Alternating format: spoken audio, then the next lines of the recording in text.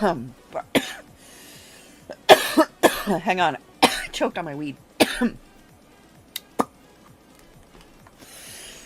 Hi friends, welcome in. Jade and Echo Variety Streamer.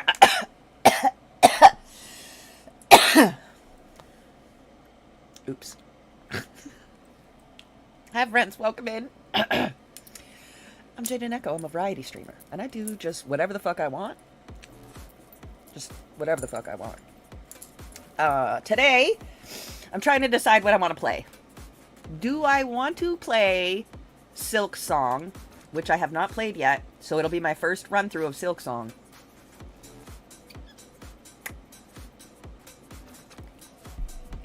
We're gonna start out with some YouTube and some regular mind-wasting stuff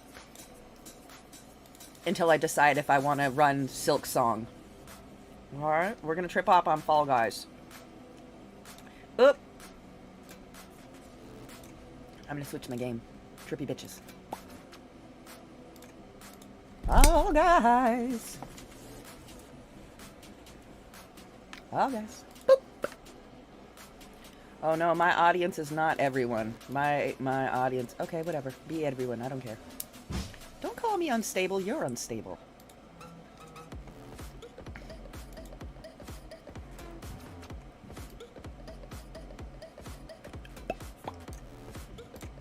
Privacy! I do not require privacy. Thanks, though.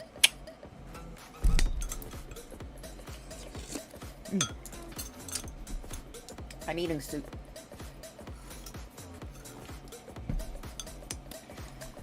Okay.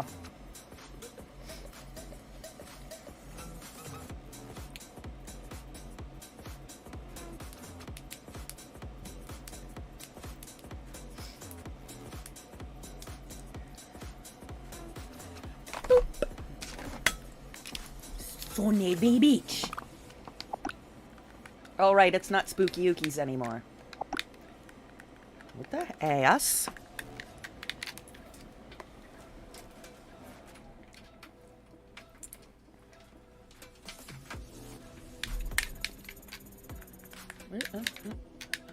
Why is my... Oh, oh, you are gonna be a whole fucking problem?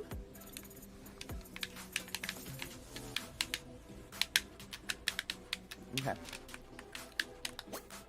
Gotcha. I fixed it! Alright, let's see. Do I want any of these? Not really. I like Venom. Maybe Anti-Venom? Do I want Anti-Venom? I don't want any of those. Oh, chicken! Chicken attack! Fucking chicken. Love that. If y'all don't know the Chicken Attack song, what are you doing with your life? Hey girl, hey! Mama. Yeah? Are there any Otakian videos? No. You want to watch Otaken? Okay. Right now? Yeah. Okay. Is there just Otakian Legend or there's more? Well, There's lots. There's lots. There's lots of videos, baby. Can I see watch the My Wing video? My Wing? Mm-hmm. Yeah. Just a second. Y'all, Alice wants to watch some Otakien, so give us a sec. Okay. Let me take you off the headphones. Don't let me down. Oh no.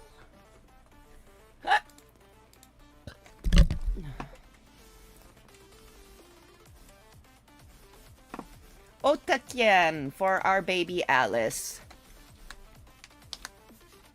Okay, ready? We're gonna sub because we love them. Okay, what do you want? My Wing. My Wing. My Wing, my Wing, my Wing. Exhibit did music with Otakien? No way. There it is. What is happening? It's me, Harvey. It's Mom. What do you think? So it's for me.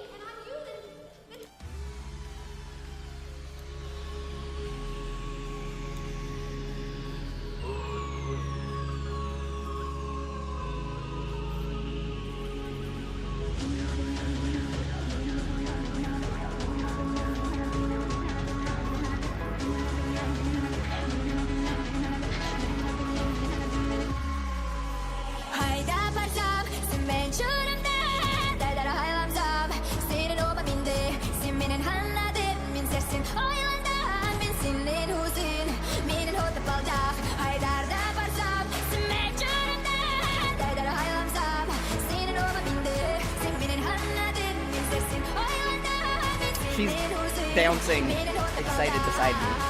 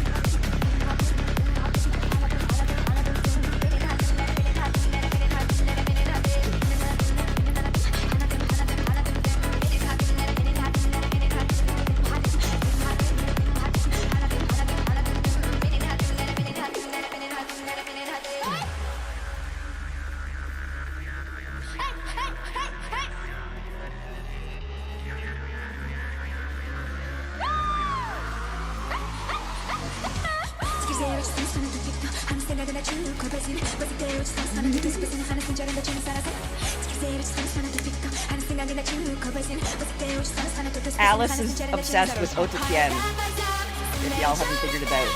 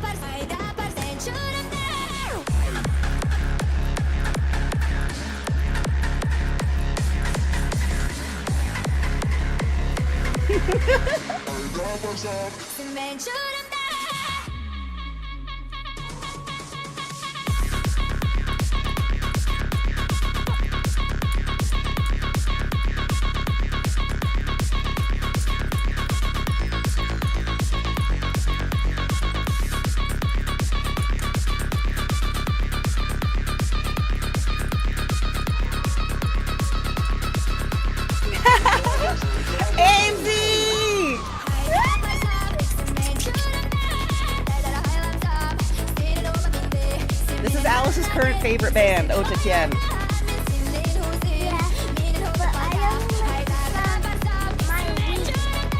You like My Wing? I thought you also liked the other one, Legend.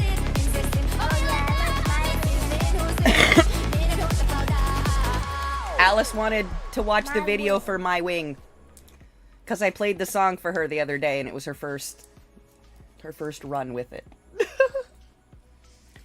All right, you good now? Yeah. Can I play my game? Yes. Bang, bang. Thanks, bro beans. Bye, love you, bye, girl! Oh, right, I was turning on some BJ.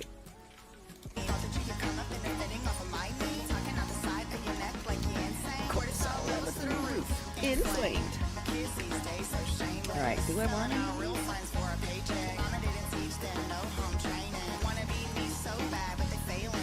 Ooh! Is this our pass?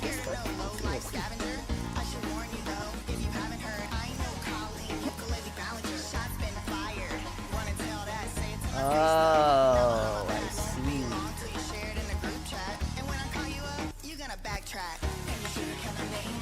Oh, I like that! That's so cute!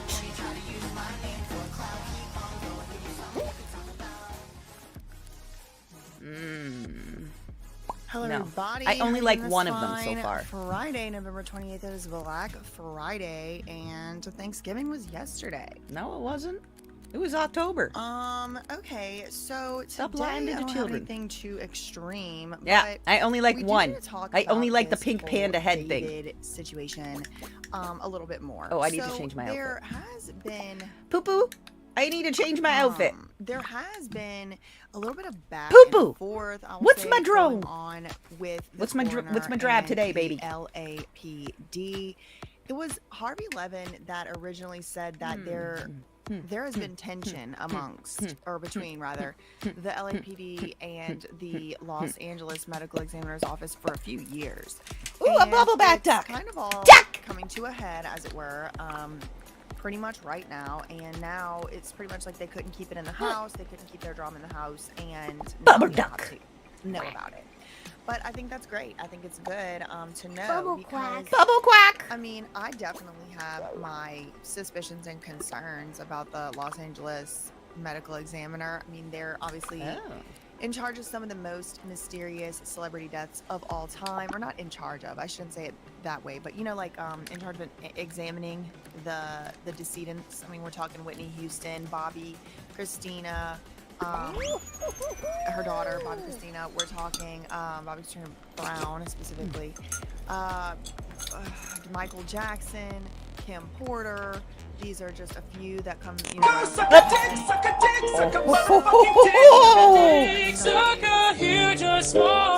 is not Fucking Silver, I almost launched my soup, you bitch!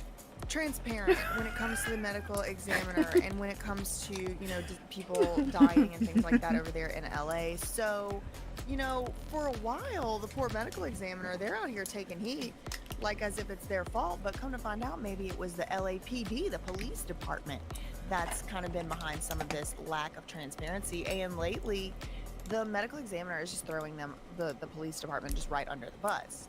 Now, I did a rabbit sent y'all. Shout out to the rabbit cousins in the chat. I did request the medical examiner, rather the autopsy report, the coroner's report, whatever you want to call it, from the medical examiner months ago, back in September. But find out there. Shout out Back. Mom was vaping. Back. Cousins in the chat. Shout out to y'all. Hello. Just talking about the David case. I think that maybe she was talking a little bit about the David case as well in her live stream that she's sending out from. So shout out to y'all. Hello. Yes, Penguin. Hello rabbit. I see a bunch of little bunny emojis and the sort. Shout out to y'all. So I did kind of mention this and talk about it a little bit in a previous live stream, but I do want to just kind of like bring it back up again because we were talking about, you know, just logically what could possibly even be possible, right? Like what could have possibly happened. You're good now. To reconcile some of these very, very disparate, different theories of the case. Now, one of the theories of the case is that Celeste Rivas Hernandez's remains were... BAM! Quail food! I started these challenges as an emotional eater who was on a weight loss journey, and it has helped me so much to be active in my life and to make Silence! It's qualified. Quail food! Interesting, Nick. Dog. Why do you think it's qualified? So one of the theories of the Quail case Listen, is that I pay Celeste taxes and I'll call it what I Rivas want. Hernandez's remains were And I frozen said or quail otherwise food! kept at a very low temperature. What? You're just if being not super frozen, silly. you know, pretty close That's to my freezing. deal, And, okay? like in general, there's the sort of decision tree there. Like yes, no, were her remains frozen or kept close to freezing? Yes, no. Now, if they were, there's another little branch off of theory from there. Like let's say they were. Then it's like when were they frozen and for how long were they frozen? And of course, where were the remains stored? Now, there is some, I guess we can kind of start with where everybody agrees, or it seems like all the different sources, they don't agree with each other on everything, but one of the things they agree with each other on is that the last time Celeste Rivas Hernandez was seen, confirmed being seen, is at the latest January 2025. That's this year. So it seems that all the different sides of the story do also agree on the fact that Celeste Rivas Hernandez likely lost her life in the spring. Now, either she was frozen or she wasn't. To me, it doesn't. And I said this on my last live stream. But for me, the timeline of her passing away in the spring, cannot be reconciled with anything else other than she was frozen at some point. She has to have been frozen at some point. And she died in the spring. Now, if she died, more recently, maybe, like in the fall or like the late summer, maybe September, July, up to the very end of July, maybe, she maybe somehow her remains could have survived long enough, because here's the thing that they all also agree on is that Celeste Rivas Hernandez's remains had on the finger a tattoo. Okay, the tattoo situation. So if you just think about and I'm not a scientist, okay, but I grew up in South Louisiana, so I have somewhat of an idea of like decomposition. There'll be stuff here and whatever, gets hit on the side of the road. You kind of see how long it takes for it, and if nobody comes to pick it up, to kind of, whatever. It's like I holding him. Keep him safe. Celeste Rivas Hernandez lost her life in spring. She possibly could have been. He blew himself up. Her remains could have been still in such a shape that you could read a tattoo. Okay. I don't know how you could have read the tattoo if she wasn't preserved in some way. Okay. 5. So one of the other 5 beans remain. Is, some people are saying that maybe she was 5 beans. frozen at some point. But there's a whole nother little bit of disagreement of like, okay, she was frozen at some point, but by the time she got to the medical examiner, her remains had unfrozen. They weren't frozen anymore. It was reported by TMZ that Celeste's remains were, quote, partially frozen, still partially frozen, whenever her remains arrived at the coroner at the LA Medical Examiner. And I don't know how long it takes them to get to a body, how long they have to keep remains frozen or refrigerated. They don't freeze them over there, from what I understand. They keep it around 40 degrees, which is like 8 degrees Fahrenheit higher than freezing, but still cold, like refrigerated, basically. So, on my last live stream, I was like, well, what if, and I like to do things where it's like, how can we make the most, where's the lowest common denominator, or the least common denominator that you can divide the whole equation by? And it's like, all right, so what if Celeste Rivas Hernandez remains were frozen at some point, for some time, at some place, but taken from this place at some point, and then at some point the remains end up in a trunk. Okay? And then by the time they get to the medical examiner, the remains are no longer frozen or partially frozen. Is that possible? Maybe they were frozen at some point, but then, no longer frozen by the time they got to the medical examiner. Maybe they were frozen and taken right out of the freezer and put straight into the trunk at the Hollywood tow yard lot thing. Maybe that's something. I'm kind of going back and forth. Bam!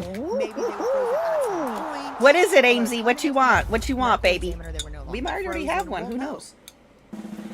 The medical examiner, or rather, a source from the medical examiner's office, has spoken out and dug the heels down in the, double down, we'll say, triple down. No, I said partially frozen when those remains got here, and that's what I meant.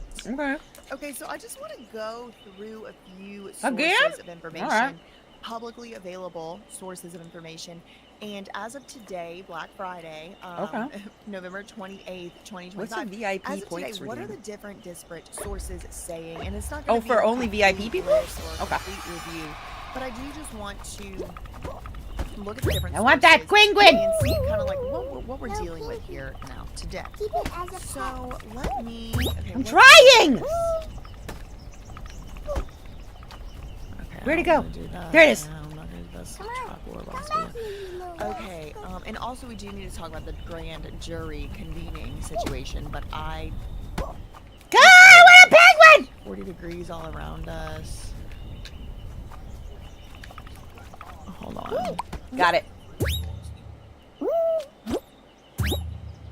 Okay.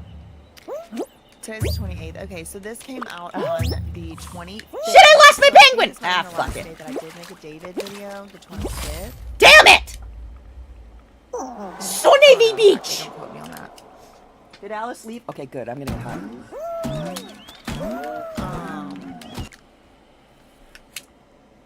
Okay. Pound me a alarm. Don't buy luxury perfume until you've tried. Don't tell me what to do. Good this smells. Don't tell me what to do with your discount bullshit. Affordable fragrances. This is Fucking supposedly choked. exclusive Ah. that TMZ Hi, Nico. got. How you doing, baby? Oh, wait. This is from 3 days ago. Medical examiner source disputes LAPD. Silver's here, and she's gonna yell at me.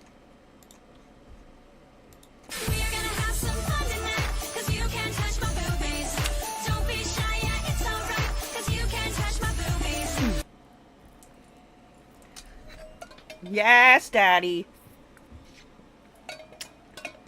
Also, I've been eating soup. I'm a good girl.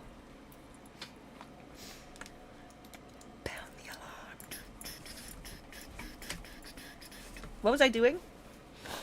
Nico made me forget what I was doing. Fucking Nico! God! What was I doing?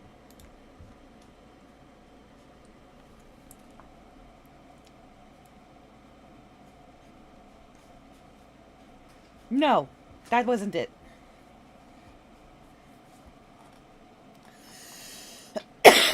It was something.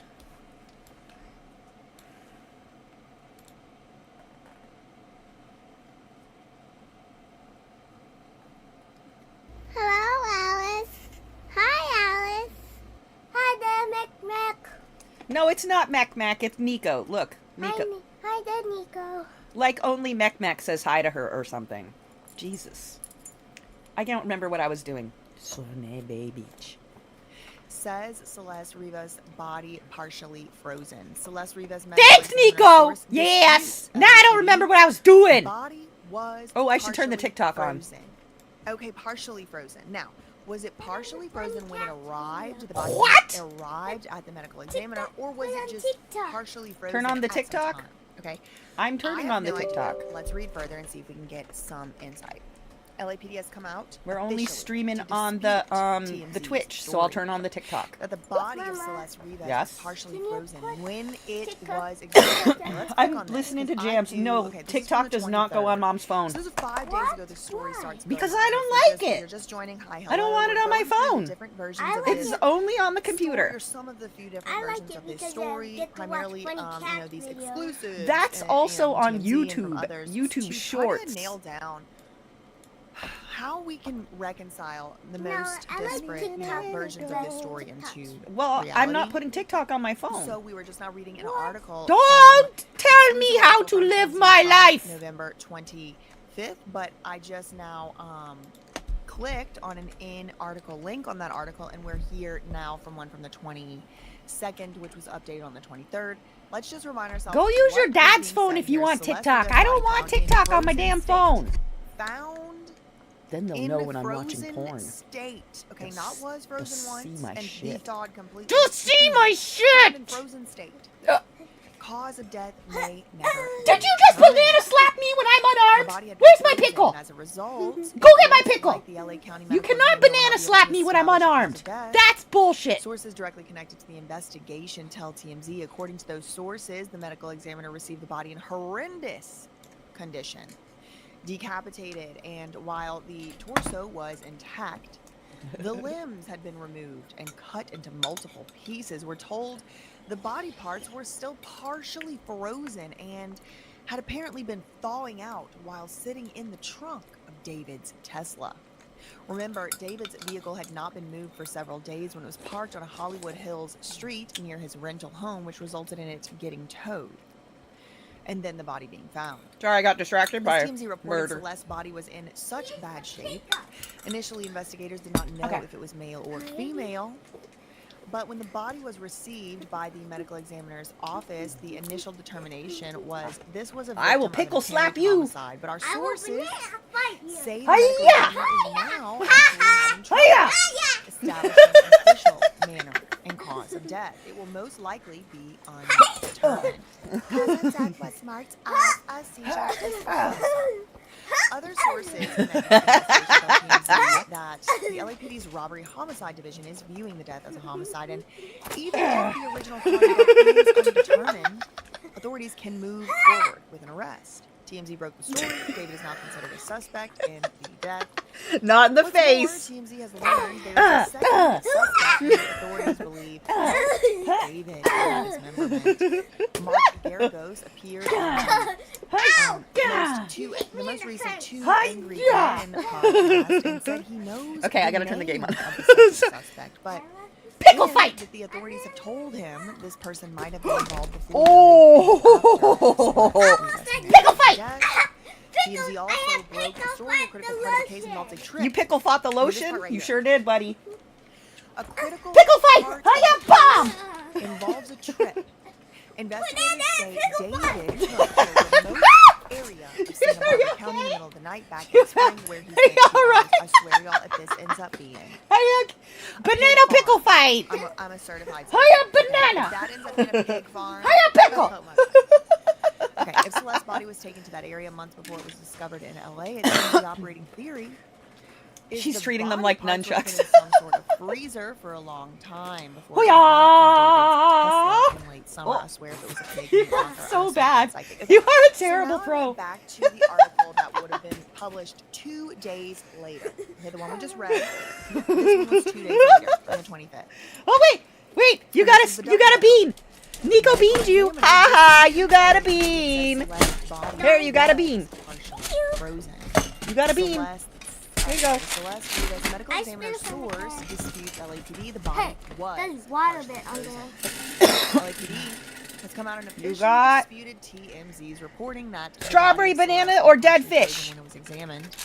Which one's One strawberry source has banana? doubled down. bleh. Source connected to the medical this one. examiner insists No, it's this one. Celeste's body was partially frozen when it was discovered. Oh, it's stinky. inside a car Oh, it's that stinky in there. Oh, it's This stinky. is in So clear stinky. It might be a contradiction to dead what LAPD fish. It is might saying be on a record. dead fish It's or a interesting. strawberry banana In one smoothie. document from the Eat it. medical examiner, It's it reads, delicious. quote, the decedent was not live scanned due to waterlogged fingers. And then TMZ's like translation. The medical Slap. examiner was unable to fingerprint Celeste's body. The medical examiner has put a security hold on the case Not as the the face. LAPD continues to investigate. But the Okay, back to the game. medical examiner has not determined No, the cause fight of you! death. Even though it hasn't, the police are still viewing the case as a homicide, and right, David play. is a suspect. We're told there is a second suspect as well, someone who helped in the dismemberment of the body. As we reported, our sources say the medical examiner may not Good bean or bad be able bean? to determine cause or manner of death It was a good because of bean. the state the body was in when it was discovered. LAPD sources tell TMZ the relationship between the medical examiner and the police have been strained over the past few years. Okay, so I had not tried that. When I first got Lingo, I was actually really excited can to eat try that. it out because I wanted to see what information it was going to give to me. You Put can it eat that. on, Connected the app, and then as you then we have something a little more recent. This next article, again, an exclusive, again from TMZ, came out the very next day. As Here, can see, it when says you wanna put it exclusive. down, I keep am your going wrapper. to turn it on to the reader view. Mark Garagos, again, that's Teeny Garagos's daddy. Teeny Garagos was one of Diddy's lawyers in the criminal trial earlier this year in the summer in the Southern District of New York. Now, this is her daddy, and he has a podcast with with Harvey Levin. That's the Two Angry Men podcast. But Mark Garagos also seems to just be getting all kind of inside sources all over Hollywood too, in his own right. So this is an exclusive. This I was ate too. posted the very next day after the one we just read. This is November 26th, 2025, 2 days ago. Mark Garagos backs medical examiner in beef with LAPD over Celeste Rivas in death info release. Okay, so we kind of covered like the previous matters of this case, except I didn't cover that the LAPD kind of dug their heels in. Excuse me. I didn't cover that the medical examiner kind of dug their heels in, doubled back around, doubled down, and said, I'm standing 11 and a half feet down. No pun intended, because it is the medical examiner. But the LAPD came out and was like, no, the body wasn't frozen and the body wasn't partially decapitated. But like, they don't seem very credible to me. Why? 2 reasons. Number one, LAPD is the one that's trying to keep the information and has successfully kept the information from coming out as of now. The medical examiner does not want the information to be kept from coming out. The medical examiner wants the public to know. Wants the public to know what happened. So that's the first reason I don't find LAPD to be the most credible right now in this story. I mean, look, listen, if they change my mind, then, you know, I reserve the right to change my mind. However, another reason why I don't find that LAPD particularly credible is that the timeline doesn't add up at all unless Celeste Rivas Hernandez's body was frozen at some point. So Quail food. All the way to one extreme, that the body was frozen when they got the body. Then the complete other extreme is where the cops are, and the cops are saying the body was never frozen ever. So it's like one of these things, like these two things cannot be true at the same time. They cannot both be true.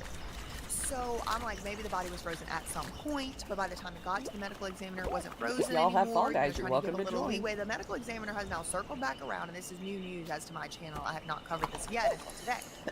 The medical examiner came back around and doubled down on their report on what they had said. Now, it's a source at the medical examiner. I don't know if it's the actual, you know, Dr. Uday Ukpo or Ode Ukpo or whatever. I don't know if it's him or it's like a different person within the medical examiner. It was a source at the medical examiners.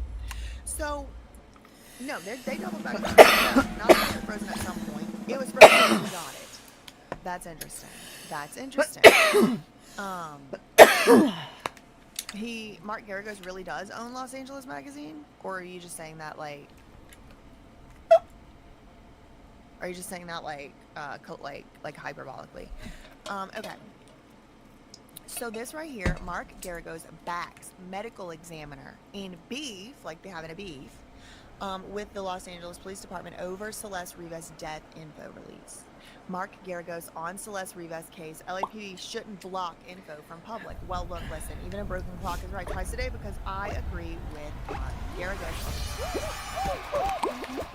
Medical examiner is right to speak out. Oh, this came out 2 days ago, the day before Thanksgiving. Mark Garagos says the Los Angeles County Medical Examiner is right to want transparency in the Celeste Rivas case. And he's commending the medical examiner for speaking out against the LAPD after cops obtained a court order blocking the medical examiner from releasing records on the 14-year-old's death. Now, I do think it's interesting. Everybody in the media is now starting to report on this as a 14-year-old's death, not a 15-year-old like they have been doing so previously. Look familiar? It's never sustainable. I've been hearing the hype about the Mediterranean lifestyle for years, but was always intimidated by it. It seemed like a ton of shopping and prepping. But Green Chef does all the work. They focus on fresh ingredients and balanced meals with whole grains, fruits, veggies, and healthy fats that taste so good it makes it easy to stick to. No more overthinking or obsessive planning. It's not a fad, cleanse, or quick fix. It's a lifestyle shift that feels natural thanks to Green Chef.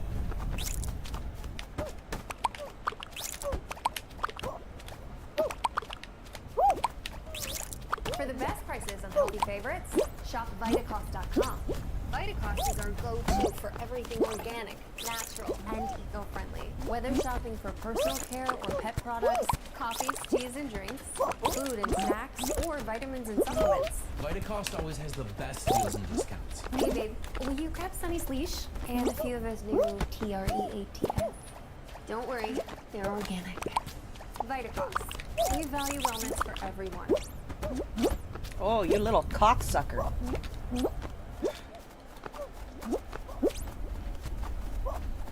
The famed defense attorney, this is Mark Garagos, joined us on TMZ Fuck Live off! on the day before Thanksgiving, and we asked him about Ah! the examiner and the LAPD. Hi, babies! The young girl whose body was Hi, babies! just Son of a went bitch! to a judge and got a security hold. I did not Information quail regarding food this Celeste's time. death, Fuck! as LAPD continues to investigate. I don't know what the rest of my goddamn The medical cream was examiner, doing. Dr. Ode Ukpo put out a statement, a press Right. release, saying they want full transparency. And False! They are questioning False, the false, false, false, purpose false! and the benefit of these supposed security holds. Mark Garagos says his Okay, you opinion know has what? changed over the years. That's enough BJ for now. She's killing my buzz. Let's watch Charlotte! These are some parents that deserve to get shamed. Welcome back to Am I The devil, where we decide if you're the devil Or an angel. Remember, we're playing a game here. I have horns on, which may mean that I might play the devil's advocate.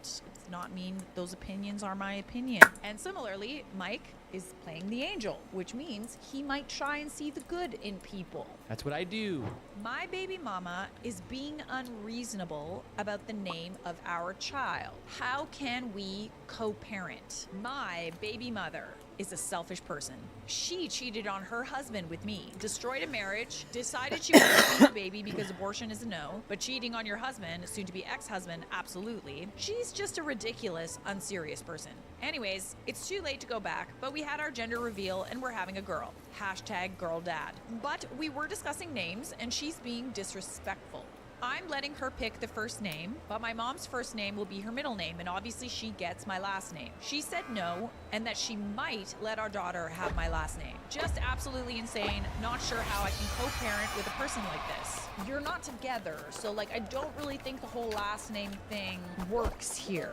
Maybe one day if you guys do get married, have that conversation. But right now, she's not your wife. I don't really think that you have too much say here. And just because your child doesn't have your last name, like I don't understand why she's trying to keep with the family tradition, why you want her to keep with the family tradition if she's not your family. Also, the disclaimer in the beginning of being like, by the way, she cheated on her husband for me, which is crazy. It's like, why was that necessary? It takes two to tango, am I right? Yeah, buddy, you knew she was married and you still wanted that forbidden fruit. No, my tail! My forbidden fruit. Don't touch me, you fuck! You're interested in marriage. God! You don't have a lot of nice things to say about her. So I think that we need to be okay with the fact that she doesn't have your last name and she's not carrying on these family traditions. I don't really see why this is like a hill that you're willing to die on, honestly. I have one rule.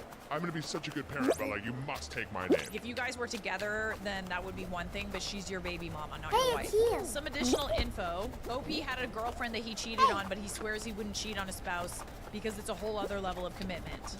Whatever that means, he also knew she was married. Important to note, it's not just her fault. Let's not just make her out to be this horrible person. Which No! is doing to Don't touch me! You got herpes! You can co-parent. You No! just need to get over this very strange hill that you're willing to die on here. Yeah. My baby. It gets my name. You understand? It doesn't really work like that, honestly. Yes! Look at all the tail I had! That's not required, but if I was in her shoes, I would not give the baby the last name of some dude that could be gone 2 weeks after she's born. Right now, deals are 50 to 60% off, and Friday only, Old Navy drops new Jingle Jammy. Pocket. OP responds, we don't need to be together to co-parent. I'm going to be in my daughter's life because it's the right thing to do. I mean, she doesn't know that, though. You can decide if you're not going to be later on. You stuck with that name. Yeah, literally. I guess you could always change your name, but like still. That's Yeah, just... but still, like, I don't know. Until you marry a person, I wouldn't give someone, my child, the man's last name. She doesn't have to worry about me leaving. That is not the type of person I am, but you also haven't had the child yet. It's difficult to know that. No one can read the future, you know? She's immature and takes zero accountability is how we ended up in this mess in the first place. Gwen! No, you are both immature and take zero accountability. Condoms have existed for a long, long, long time. Congrats on becoming a dad. Literally. OP said, you're right, I was dumb and I listened to her when she said she knows when she's ovulating. She clearly didn't. I'm taking accountability for my actions, but she isn't. No, you're not. You also participated in cheating. You also participated in an act that resulted in a child. You are equally culpable here. Yes. Stop trying to escape from accountability, okay? No. You both kind of suck, honestly. At the end of the day, if it's about the name thing, I think that Don't you hold let me. that one go, unless you're willing. You're to on the carry same her team, you to stupid the fuck! side. It's something that's We're both disgusting. blue! Going on the internet and saying mean things about your baby mama, I think that that's like goes without saying. The way that you're talking about her is not a healthy way to start a co-parenting relationship, I would think. Interesting comment. If you aren't married, the person that carries the baby for 9 months should be in charge of the surname. The baby should have hers, not yours. The most you get to ask for is to double barrel it. In general, if you're not marrying each other, I think that it's the mom's choice. That's just how I feel. How you co-parent? Stop talking badly about our baby mama. Let's take a little accountability here, and let's not die on the hill, the name hill, because at the end of the day, it's like... You're gonna love the baby regardless. Yeah. So what does it matter? Maybe there could be a time in the future where you guys work things out and she could give him the middle name. Now, it doesn't really sound like you guys have the best relationship, so I wouldn't want to name my child after anything associated with you. Yeah, penguin! I think he's a purge candidate. Yeah, purgatory. You're a bad guy. Like, you're gonna be there. You're gonna help raise the baby, allegedly. I don't like how he's talking about his baby mama. Purgatory. Am I? the 8th for going on a family trip right after without my daughter who started college. I, 52 male, just got off the phone with my daughter, 18 female, and I think I made her cry. I feel bad, but I also don't understand exactly why. Any advice would be appreciated. A few months ago, I began planning a trip for my wife's 50th this October. I thought it would be a perfect time for a little getaway as we've been raising children together for the past Holy sack! Jesus! My oldest, 20 female, has been in college for a What's few a treasure years now, box? and this year my middle child just left the nest for What's a treasure This box? leaves just my youngest, 15 male, at home, and I figured it would be okay to leave him to fend Treasure for himself box? for a bit. I don't know if that's legal. How old is he, sorry? 15? There no babysitter? Fend for himself, Oh. though. I don't think that's legal. I think like maybe for a night, but There's like, coins not on the for an TikTok. extended period of time. I think like if you're looking at a babysitting situation where the parents go out for dinner or something, then Okay, yes, okay. like 15, Just go away! like or 16 is fine, but not for an extended period of time. The issue started when I decided where we would be going. My wife has been wanting to visit Portugal for a long time, so I thought that would be the natural choice. But my middle daughter also expressed a desire to go to Portugal in the past, to the point where her and my wife discussed taking the trip together. I figured that going on a trip without my daughter would be okay, since this is just a week-long thing between my wife and I. About a week ago, I decided I couldn't keep the trip a secret anymore, so I told my youngest about it. He told me he would not be comfortable staying at home alone, and after some consideration, I decided it would be okay if he came along too. I don't want him to be left alone for so long, and I think it might be nice to get him some travel experience. I managed to convince him to keep the trip a secret from his mother, but not from my oldest. I hadn't told my oldest prior because she has a very busy schedule, but upon learning about the trip, she managed to take the entire week off work, which is practically a miracle. I, of course, said she could come along too, and this is a rare opportunity. This, unfortunately, means the only person in the family not coming is my middle daughter, who is the one who really wanted to go to Portugal. Us middle children, you know? We always get the short end of the stick. Kind of sounds like you're playing favorites a little bit. Why is that even an option? Like, it's very clear that this is a family trip now. So I called her and told her about the trip. I didn't expect her to take it well, but she took it really not well. Once I filled her in on all the details, she was really quiet, and I think she started crying before wordlessly hanging up the call. I think that when you're a parent, it's either all the kids can come as a family trip or none of them can come, unless it's a situation where it's like, oh, it's one of their birthdays or something. Afterwards, I was worried she was going to tell her mom about the incident, which I cannot have. I really want to surprise her with this. And so to remind my daughter that it's a secret, I messaged her and said, good to chat. Again, it's a surprise, so don't mention to mom. Love you. The trip is happening right before her midterms week, and she's out of the state, so there's really no way she could come along. I just hope she'll come to her senses and calm down, as at this point, there's really nothing to do. I expected more emotional maturity out of her, I guess. It's one of two things. You're not allowed to come because you have midterms, or you can't come because you have midterms. If that's the case, it's not fair to her that the rest of her siblings... Can you put this in the her. sink, please? At this point, it's like, get a babysitter for the Thank younger kid, and that's it. Just go on the trip with your wife. I don't think that it's fair to like exclude your kid. It sounds like she genuinely can't go, and she really did Fucking want to TikTok. go at some point. Maybe it's like, couldn't you have taken your wife somewhere other than the child wanted to go? I don't know. Why did you book it that week? It's their anniversary, I guess. This is a tough one, honestly. Damn I'm it! being a bit of a spoiled brat, but I also understand that something like this could really ruin our relationship, and that's the last thing I want. What should I do? I feel like she feels left out. I wouldn't necessarily call her a spoiled brat. You're going on a trip to a place where she genuinely really wanted to go, somewhere that you wouldn't even really be as excited to go to if it weren't for her because of how much she's talked about it. I lost And you're TikTok. taking Hang on. Fucking It's TikTok! right to be upset. Feel like if she can't go, she can't go. I feel like there's a way to make it up to her when she's done college or something. This is why I You could don't say, mess hey, around like, with if this you want shit. to go to Portugal or you want to go have a trip there, as a present, when you're done college, I will send you to Portugal. Yeah, next summer when you're done this year, after your exams, you can go. Yeah, and you can totally. go with a friend or something You know, like all that. expenses paid by daddy or whatever. Like, There I'll we pay for your go. flights and your hotel Fixed. or whatever, and then you'll get a chance to go to Portugal too. But All right, missing, if like, you the were watching family me trip and is had a tough. I noopsie think, like, poopsie, what you sorry should have about done that. was found a babysitter and Sorry, found a TikTok, sister. I'm back. My bad, my bad. You know what I mean? I didn't mean to do that. It was Has the right to be accident. I'm upset. sorry. I think so She's too. being a spoiled brat.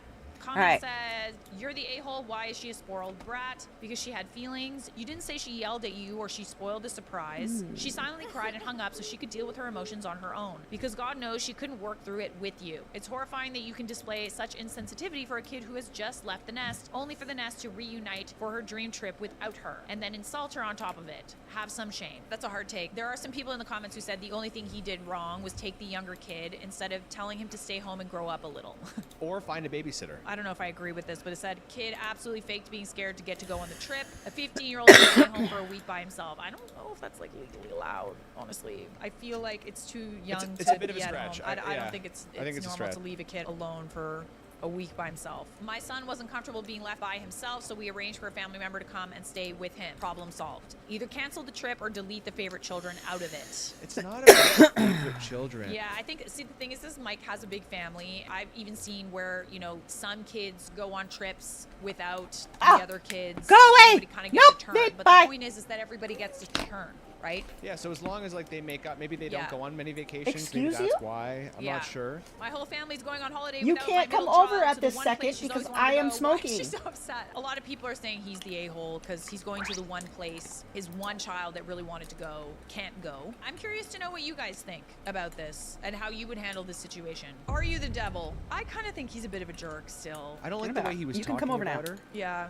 I think he's upset at the Turn the situation, and fan he's like and has this filter on. misguided anger. Your and wire gets here frustration today. because he wants everyone to be there and like plan this Oh, whole and trip. Dad got but you he these has this watermelon surprise, He forks? doesn't want her to ruin it. I just think like he's Aren't misguiding you his anger friggin' towards her, and fancy? that I don't think he deserves to be up. You Oh. know what I mean? I don't And think I he's a also bad got a person. I think you mythical gotta beat. find a babysitter. Tell your other daughter to like keep working and go on this trip with your wife. If you're gonna bring your two other kids, find a way to make it up to I her. don't think he's like the devil. Like there's ones that we read that are just like, wow, this is horrible. Did he handle the situation poorly? Yes. Is he a devil for that? No. He might be a bit of an a-hole, but not the devil. My mom has called me a We brat call a it lot. trippy bitches, Yeah. actually. And I am. It's trippy Okay, bitches. 5 minutes to look like I didn't just get off a red eye. Where's my shadow stick? Okay, Sarah, you've got this. I know that my dark circles look insane. I didn't just get my heel caught in the... When my mom says something to me, what do I say? No. He literally says that. No. That is literally the brattiest thing you could Mike, say. can you do this? No. Okay, so what did we decide? I think Purg. I feel like he has some redeeming qualities. He didn't do something overtly terrible. He's kind of a jerk, but like not the devil. Yeah, I don't think he's a devil. So that means he comes with me. It means he goes, I think. Purg. Yeah. We had a couple Purgs. A couple pergs. Am I the a-hole for wanting my daughter to share with my kids? Very long, but I'm conflicted. Yeah, I'm not 48 playing male, Fortnite. Married my wife, 43 female, 6 years ago. Elle has a daughter, S, 17 female, with her ex. No, I don't want to play And this I one. have 2 daughters, Wait, T I wanna play some Hollow and Knight. B. 16 Hollow and Knight! 15. S and I, his stepdaughter, Becky, are Beck. very close, but Elle Becky! is like a mother to my girls. S has not really gotten along with my kids, but Becky! just his wife also and got her a ex book share that's about custody, this so S spends mystical weekends being. and school See? breaks with M. There's a lot of letters and numbers. Anansi? He is Yeah. very well off. I think But almost it's 7 or 8 It's a figures. spider When from my West stepdaughter Africa turned folklore. 17, Yeah, her dad made a deal in which she cool. co-signed The and paid Anansi insurance book, and a down payment for a used tale Audi, from the as long as S Ashanti. paid He's a monthly what now? payments, There's maintenance, also and another gas. Anansi Why did I book think this had to do with that's the a car? tale As it from always the does. Ashanti. 8 figs? Come You on are now. so S has been smart. working 2 part-time jobs, and she is able to do it. Her you dad go. drew up a contract and Thank asked you. Elle and I to That's sign lots it of as good witnesses. knowledge that you She got, now Poopoo Head. has an Audi to use I as love she you. needs. My kids, T and B, Hollow have been a little Knight! unsettled since S got her car, and have been pestering me about getting a car for them because What was I T doing the last also time I has her played? license. Ooh, I was in the Her family's basin. well off, but not as rich as Alright. M. T has been asking to drive S's car just to try it out, and Give me S has such a said follow. no every time, going as far as locking her keys in a safe in her room. So she's really not okay with today. To stop the chaos, I have told S not to drive when she's visiting us unless absolutely necessary, so she doesn't flaunt her luxury in front of my daughters. What was I doing? Oh my What was I doing? lord. Audi What was first I doing? car, huh? S has been visiting Elle more during the summer because she spent more time at her father's house due to remote learning. B just got her learner's permit, and I've been teaching her because I'm working from home and have time. My family has 2 cars, and I've been teaching B in mine. Since S came home 2 weeks ago, my kids have restarted pestering to buy another car. B has also been asking if I can What teach were her we the doing? Audi because it's different. S repeatedly Oh, I gotta said go up the no. Watcher Last Spire. week, I relented and told S to Oh, give I me gotta her go over keys so I there. could teach B. Why? That's her car.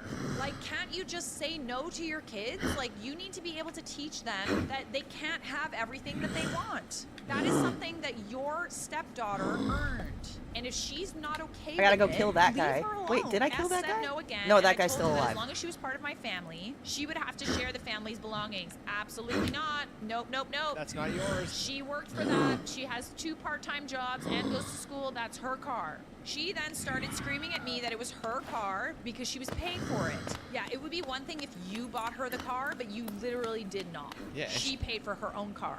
You're teaching someone how to drive on that car. Someone who doesn't know how to drive. That car is probably your stepdaughter's prized possession. Something that she worked very, very hard for.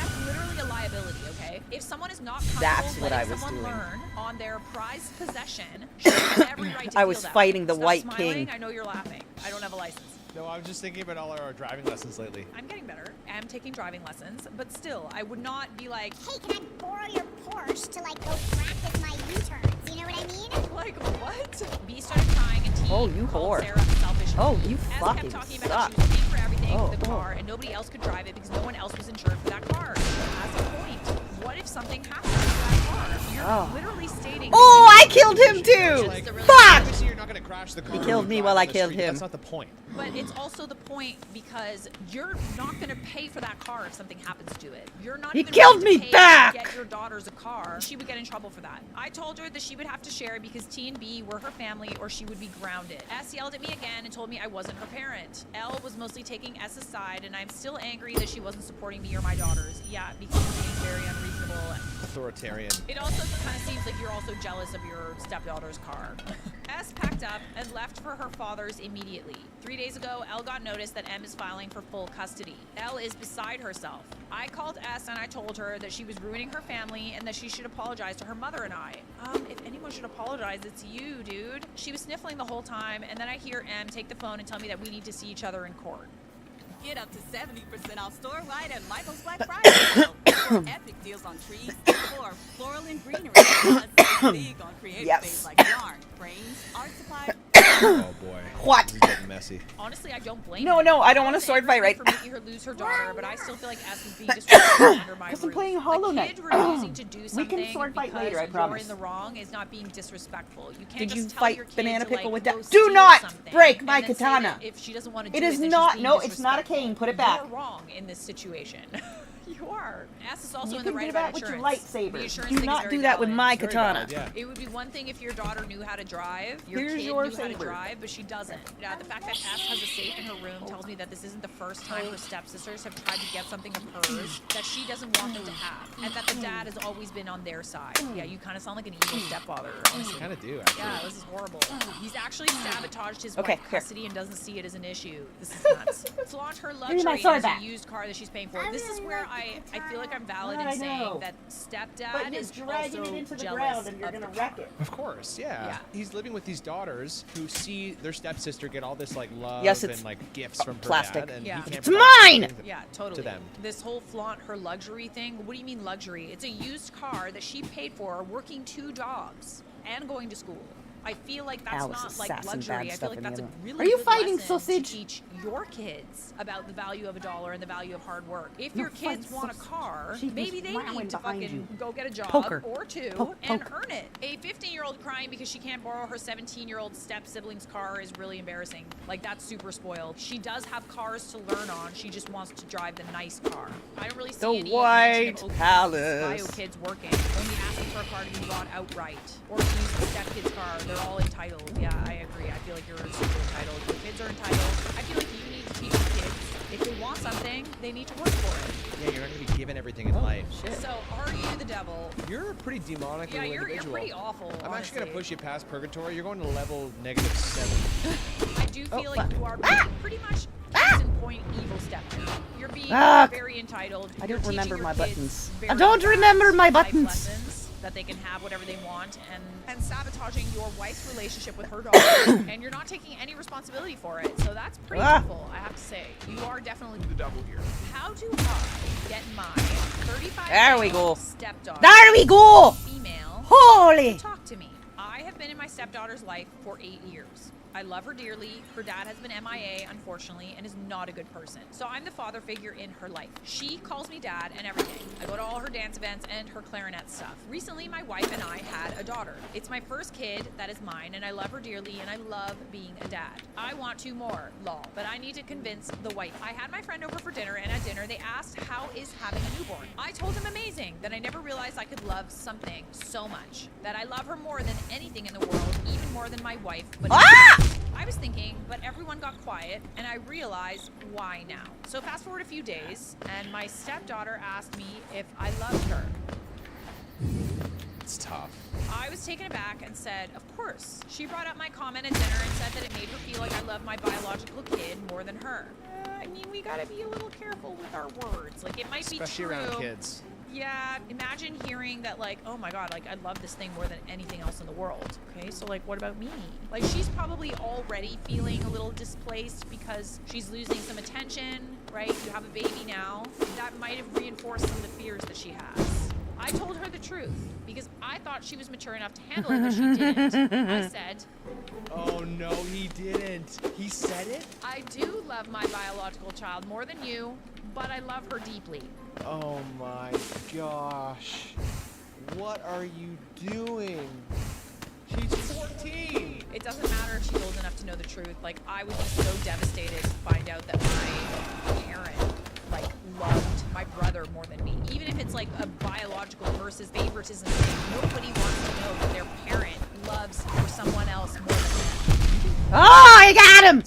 Eat my dick! I think they do, but you never say them out loud. Eat my I think dick! parents can have favorites. Obviously, you know, there's things like daddy's girl, mama's boy, stuff like that. But it's something that's kind of like, it's a little unspoken. You know what I mean? Kind of a strange thing to say. It is very strange. I really don't to think say you it at should a dinner have said that. table in front of a bunch of adults, just like as a joke. And to reaffirm that in front of her. Yeah, no, I actually do love her more than you. Also, like a kid who's growing up, going through puberty, like trying to understand emotions, adult emotions, and she hears that. And she probably had that doubt in her mind because she's being raised by a stepdad. Yeah, totally. Like, do you love me? Like, man, that's so horrible. I told her she would understand when she has her own kids, but there's something about seeing a child that's yours.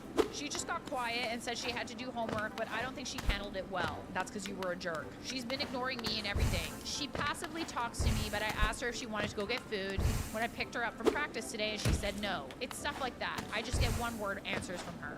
She's hurt.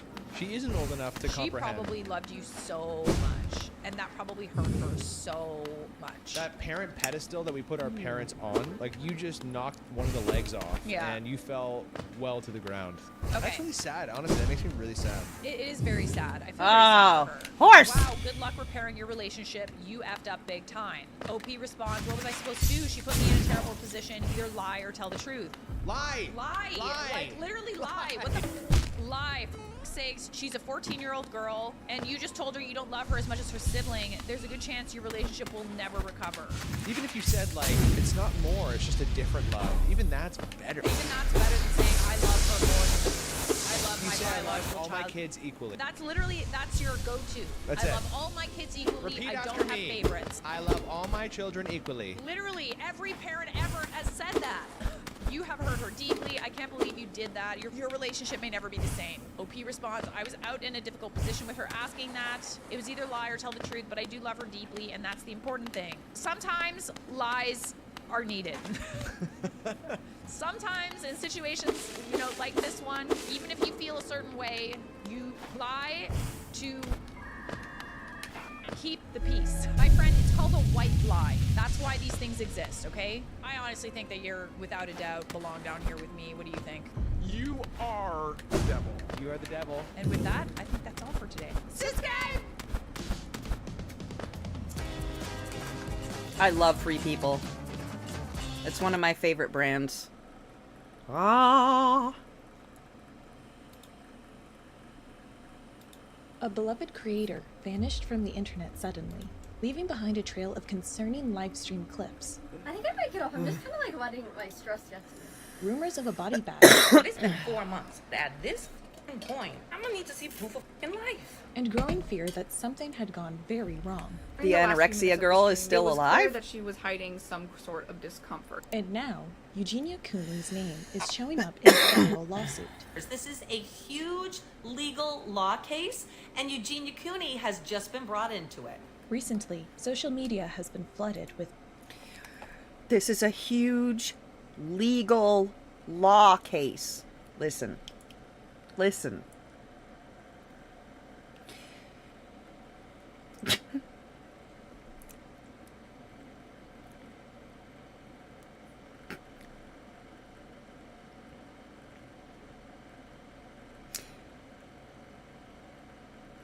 If it's a law case, it's legal. If it's a legal case, it's a law case. Please just... What the other fucking kind of legal law case... legal law case... Legal. It's... just...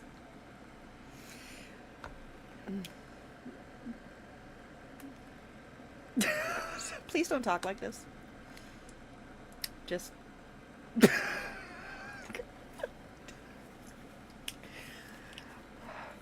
Please don't talk like this. missing persons reports concerning the whereabouts of one influencer. I'm surprised she's still alive. Honestly, a super surprised. Eugenia Cooney. Yep. I thought she was After dead a long months of time radio ago. silence on her socials, Eugenia was officially She's the MIA. anorexia girl And given from the state she was in when she MySpace disappeared, or whatever Eugenia's forever ago. absence wasn't just felt, it was feared. For Eugenia, you know, being somebody whose whole life seems like it's a live stream, this is just completely unusual. It's been 4 months. 4 months at this point. Either she's really sick or ... To understand what had the public so worried, let's rewind to Eugenia's last TikTok live stream from May 11th. Eugenia was doing a makeup routine for her viewers when she sat back and appeared to start gagging. I don't know, you're right. It's Seconds later, Eugenia abruptly excused herself from the live. I think I might get off. I'm just kind of like letting stress it. Yes, I do that all the time. I abruptly end my lives. Yet from the pained smile, she couldn't even maintain long enough to turn the camera off. I'm gonna get off for that. Viewers speculated something far more serious was going on. Online rumors Shut began up! swirling that Eugenia had suffered a serious medical episode, potentially a mini stroke or a heart attack. Oh, I don't want to exit. Medical experts began chiming in, analyzing everything from Eugenia's facial expressions earlier in the stream. Right there. She's starting to cramp up. Okay, you can see it right there in her face. She's starting to cramp. To her inability to accomplish simple tasks.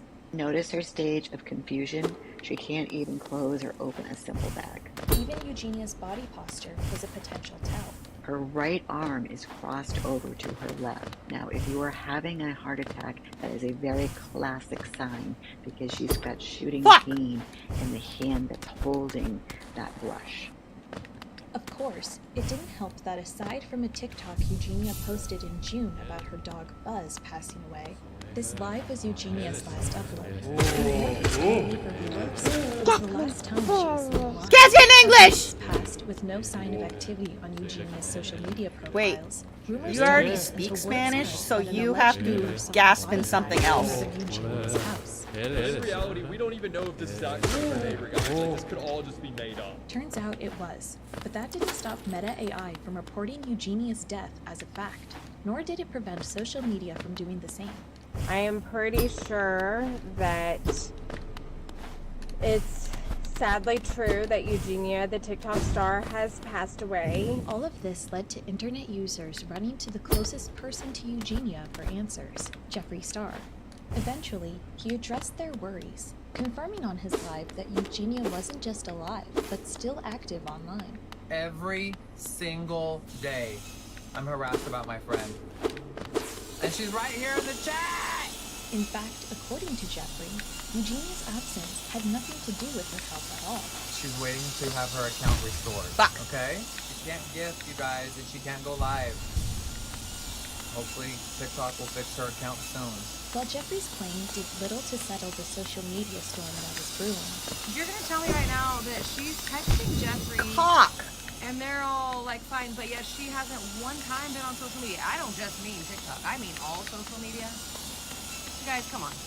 What do you guys know? Others pointed out this wouldn't have been the first time Eugenia went AWOL when the attention she received online was no longer profitable. Anytime her account has been banned, demonetized, or Cocksucker! age restricted, she has completely stopped using that account until they remonetize her. She has no interest in doing anything on these accounts unless she's getting paid for it. Eventually, Eugenia was spotted live and in the flesh at the airport and at Disney with her mother and brother. Yet her behavior in public only sparked more concern that something was deeply wrong. They scared me and failed me. Like, I did not have a good experience at a regular dentist, and so I just stopped going. And the person who took this picture said that they did not speak at all to each other. I mean, just looking at Eugenia, there seems to be an issue within the family. But perhaps it wasn't Eugenia's family that had the influencer in a mood. See, it was recently revealed that Eugenia's health, or even her greed, wasn't what was keeping her off social media. It was everything she represented. Confused? Let us explain. A lawsuit filed back in 2023 on behalf of parents, school districts, and young social media users accused Meta, YouTube, and Snapchat of using features like infinite scrolling, pushing notifications, and personalized recommendations to make their platforms addictive, a practice that has allegedly led to children developing anxiety, depression, and EDs. They knew that their platform was harming young people, and yet they failed to take the actions to protect young people because it could compromise how much money they're making on their platform. And the more the lawsuit uncovered during the discovery phase, the more alarming one platform's relationship with a certain controversial influencer became. On September 12th, a joint letter was filed on behalf of the plaintiffs with one aim: to force TikTok to hand over its internal records regarding Eugenia Cooney. At this point, TikTok had already provided 300 documents that referenced Eugenia, including the platform's relationship with the creator, user complaints, and the potential harm she posed to users with EDs. Seemingly to emphasize the danger of Eugenia's influence, the filing included photos of Eugenia, who they categorized as a controversial influencer who is widely known in the ED community for having a description provided by the head of TikTok's own trust and safety outreach team, Victoria McCullough, during her disposition in February. The filing went on to allege that even though Eugenia was clearly suffering from an ED, TikTok brought her into its inner circle, managing her, paying her, and promoting her at branded events. Why, you ask? Well, allegedly, because she made them a ton of money. Whether it was obsession or morbid curiosity, there was no question that viewers flocked to Eugenia's streams. But that didn't mean TikTok's collaboration with the influencer wasn't questioned, even inside the company.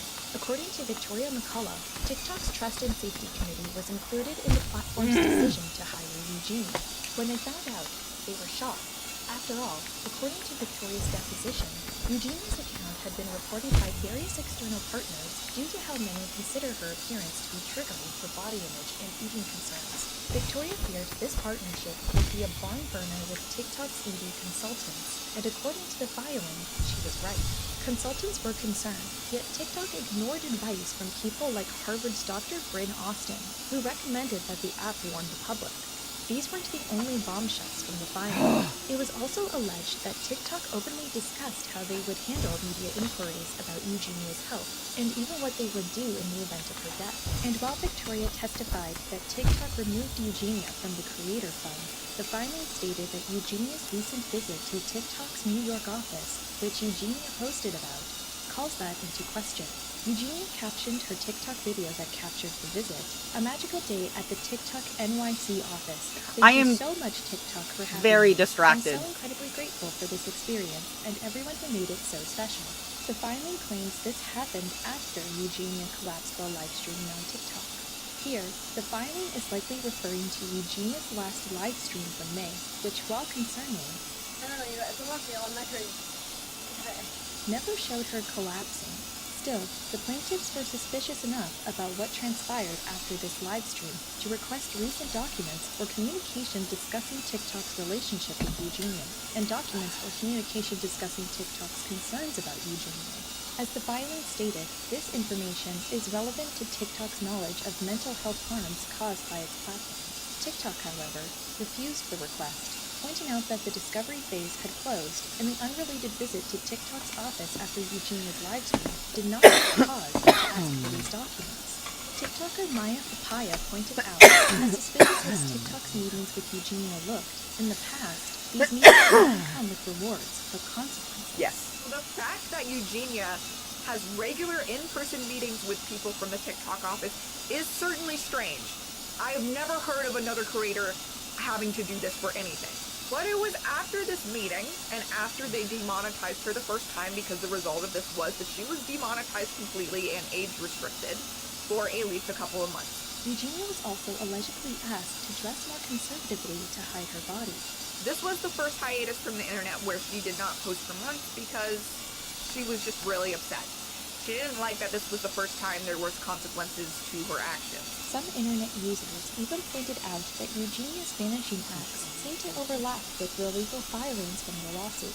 And now, to many, it seemed TikTok was again trying to do damage control.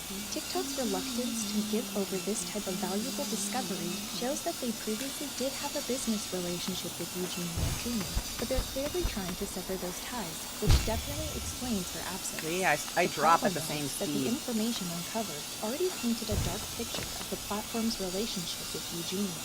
As one user commented, it's extremely morbid that they were planning a response to her death. It shows that they have been well aware of how bleak the outlook on them has been for a while now. Shame on them. Or, in the words of another user, at this point, we need to throw the whole app away.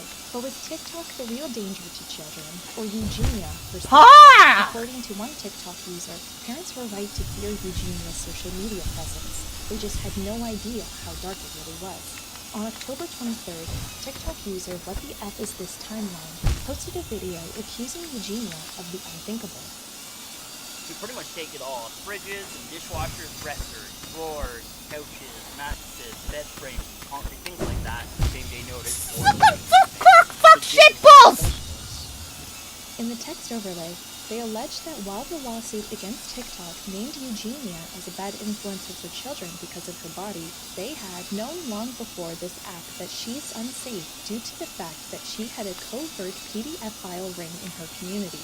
And What the F Is This Timeline claimed they had first-hand knowledge of this as a victim themselves. In the video's caption, the TikToker elaborated, claiming Eugenia would constantly defend and cover up PDF files and ignore the young girls in her Discord or YouNow or Twitch begging for help.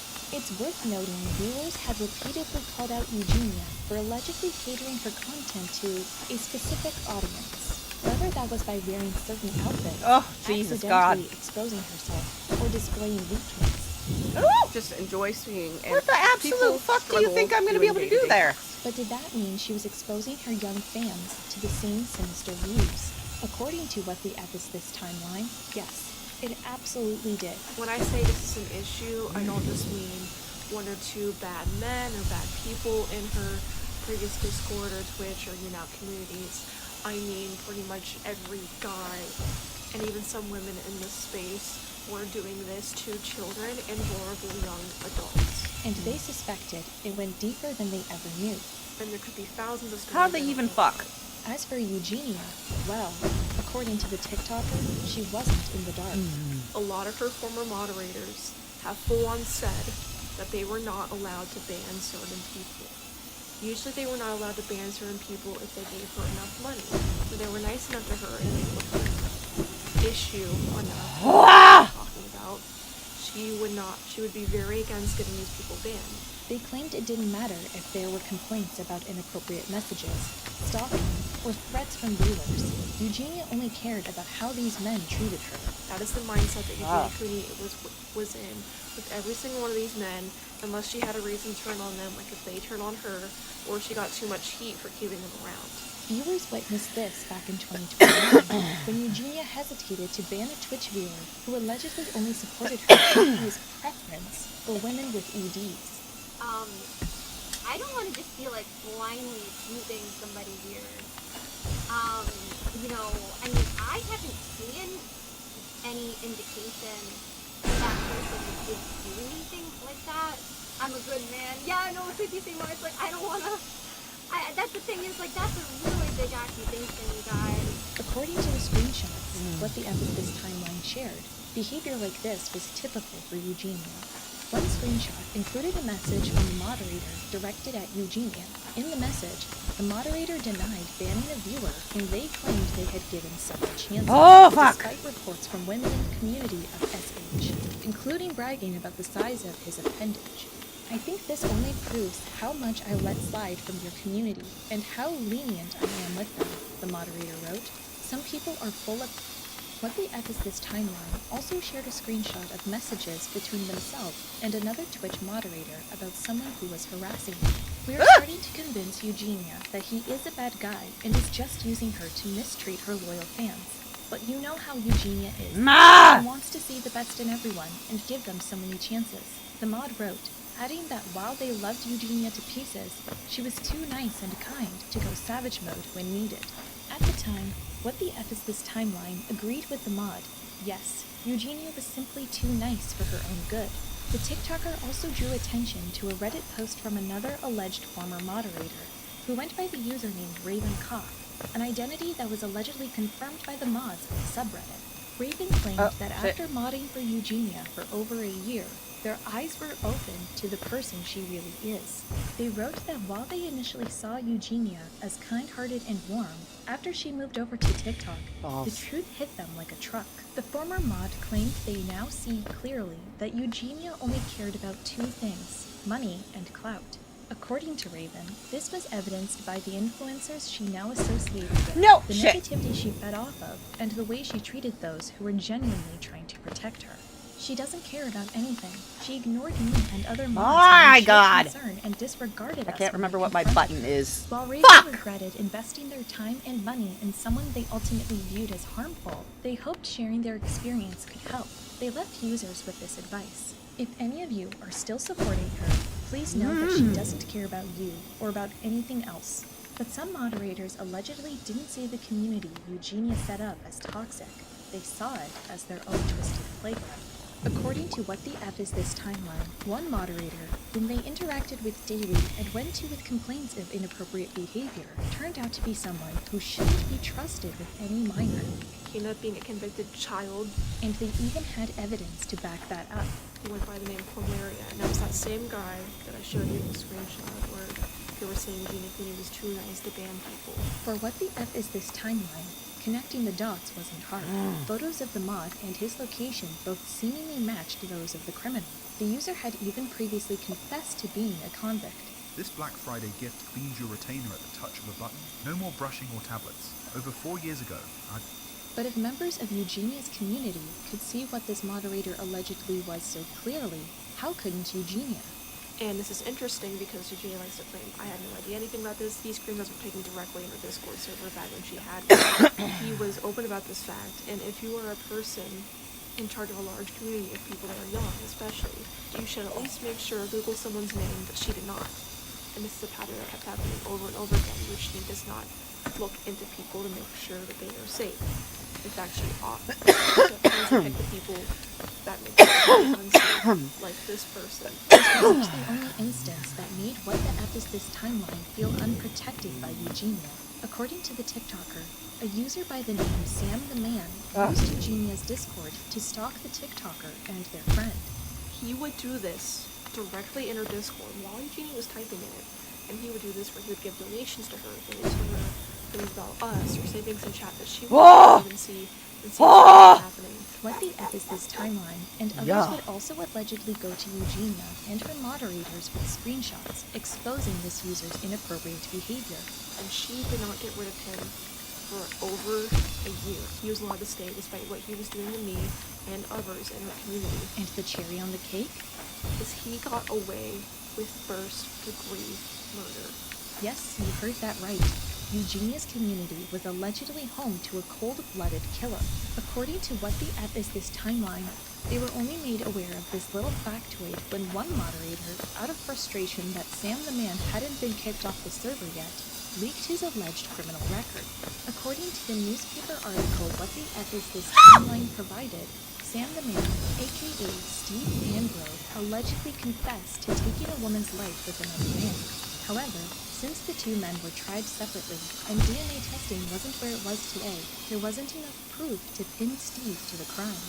But he also had 52 obscene phone calls on his record, and he had a lot of other things like dismissed cases and left, but it's just someone that was allowed in the community because the community thought he was nice. And there are more alleged proofs where that came from, including users with harmful ideology. Ball So sack! there was a community that went by the name Johnny, and he was very problematic because he was a not he was already open about that, and the community was cool with him being around. And allegedly, he apparently used to have phone calls with the community, and she was very friendly with him. Grown men who provided weight loss coaching to children. Which is notoriously a predatory thing to be in a pro-A community. And at least one user who still played with toys. He loved him. He would donate so much money and things like that. Well, turns out he got exposed for being into blow-up child-age dolls. Yet, as toxic as these people were to the community, time and time again, it allegedly took people being victimized or Eugenia being targeted herself for the influencer to take action. And according to What the F Is This timeline, Eugenia wasn't just aware of these allegations, she was aware of the TikToker. I absolutely wish her all the best. I am very sorry about, any creepy people that she's come across, like from my old Discord, from my stream, anything like that. Back in 2022, Eugenia was asked about unbanned fan cakes. The username What the F Is This timeline was known by in Eugenia's community. And the reason I was banned is I actually brought up creepy attention in our community directly in a donation. This is the moment we were referring to. Oh. Did you know this episode has threatened people violence new?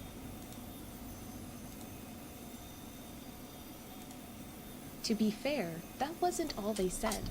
Also, please seek treatment. You don't seem to be doing well, and I am concerned. No offense to people in here, and honestly, I'm not really gonna give this, too much of a reaction or anything.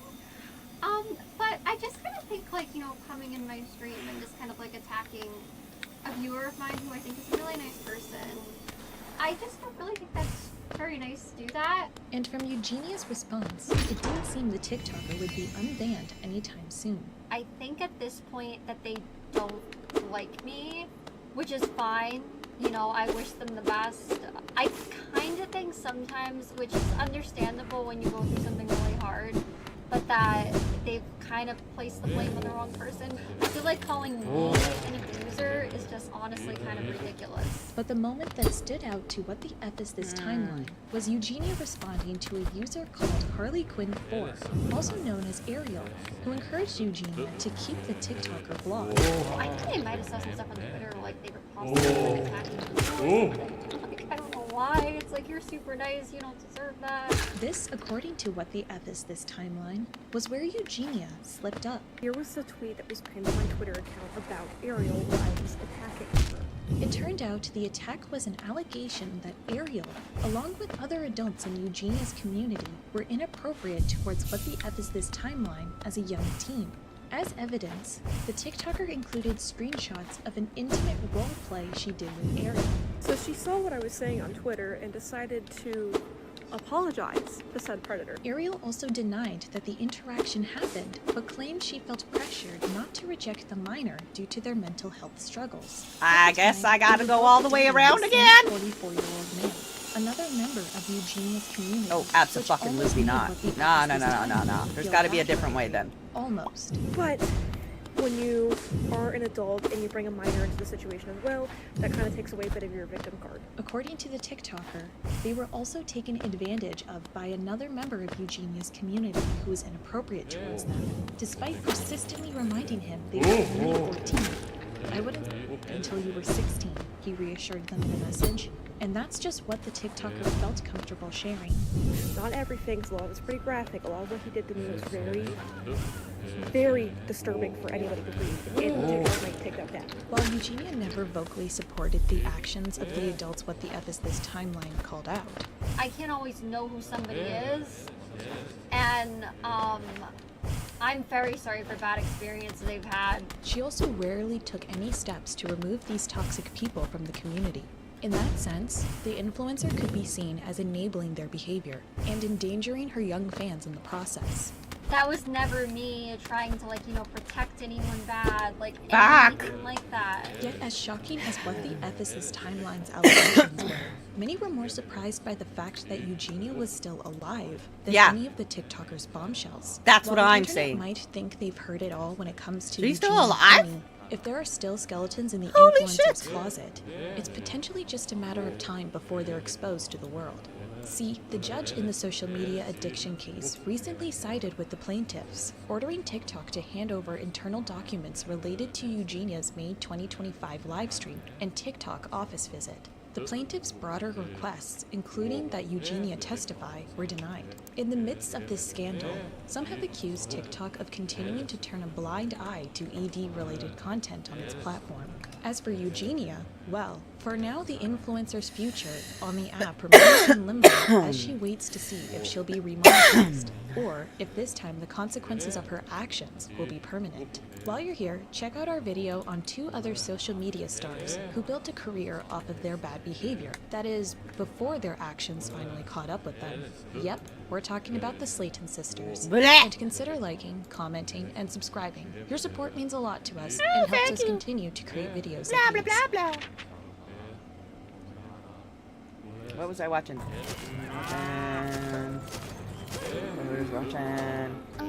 Bah.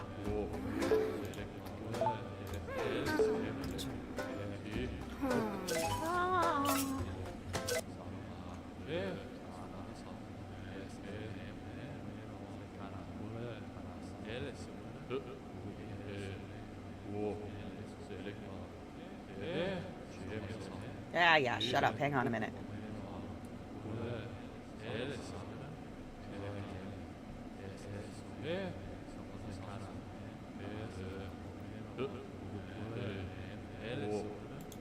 Go watch some Bailey.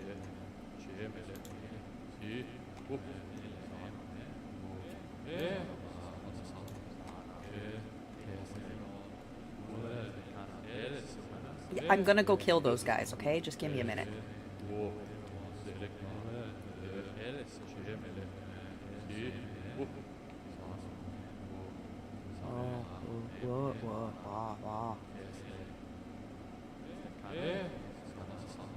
I think we were down here.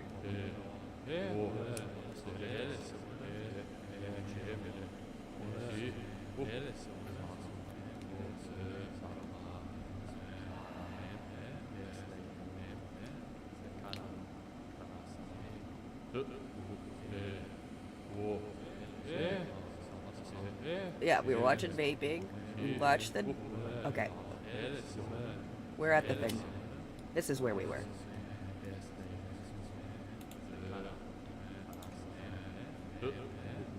He was a doctor, like... Hi friends, how are you today? I hope you're having a wonderful day so far. My name is Bailey Sarian, and today is Monday, which means it's Murder, Mystery, and Makeup Monday. Hi, if you're new here, hi, my name is Bailey Sarian, and on Mondays I sit down and I talk about a true crime story that's been heavy on my noggin. And should I change my intro? It's been like 5 years now, Bailey. Should I change it? Let me know down below. If you're interested in true crime and you like makeup, I would say subscribe, because I'm here for you on Mondays. Or don't. That's okay. Do whatever you want, you know? If you're ever curious to know what I'm using, I do list it down in the description box. But other than that, let me tell you about today's story, because terrifying. Terrifying. I've had a lot of caffeine, so I've got the shakes too. So today we're going to talk about a case that is disturbing, it's dark, and it's just honestly baffling, okay? And fair warning, everyone dies. So, sorry. Just letting you know. Disclaimer, everyone dies. Now let me ask you this. Have you ever been to the doctor and thought, wow, this doctor like really cares about me? You know, like the kind of doctor who knows your name and makes you feel important. They just remember you. Yeah, me neither. Because I've had Kaiser. Kaiser sucks ass. They're trying to fucking kill you, right?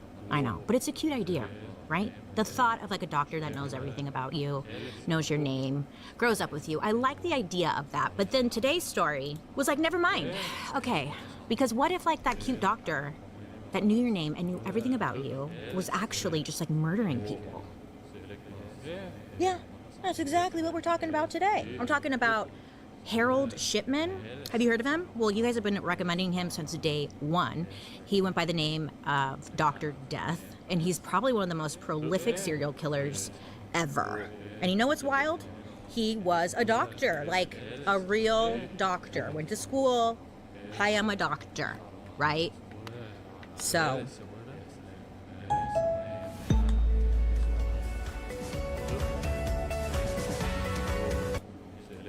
trauma. Let's get into it. So Harold Shipman was born in Nottingham, England.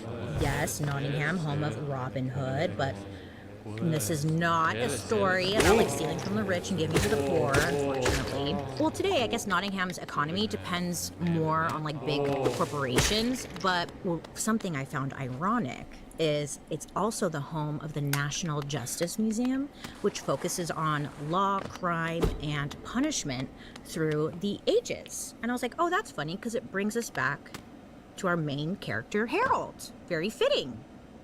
But not really. Harold was born on January 14th, 1946.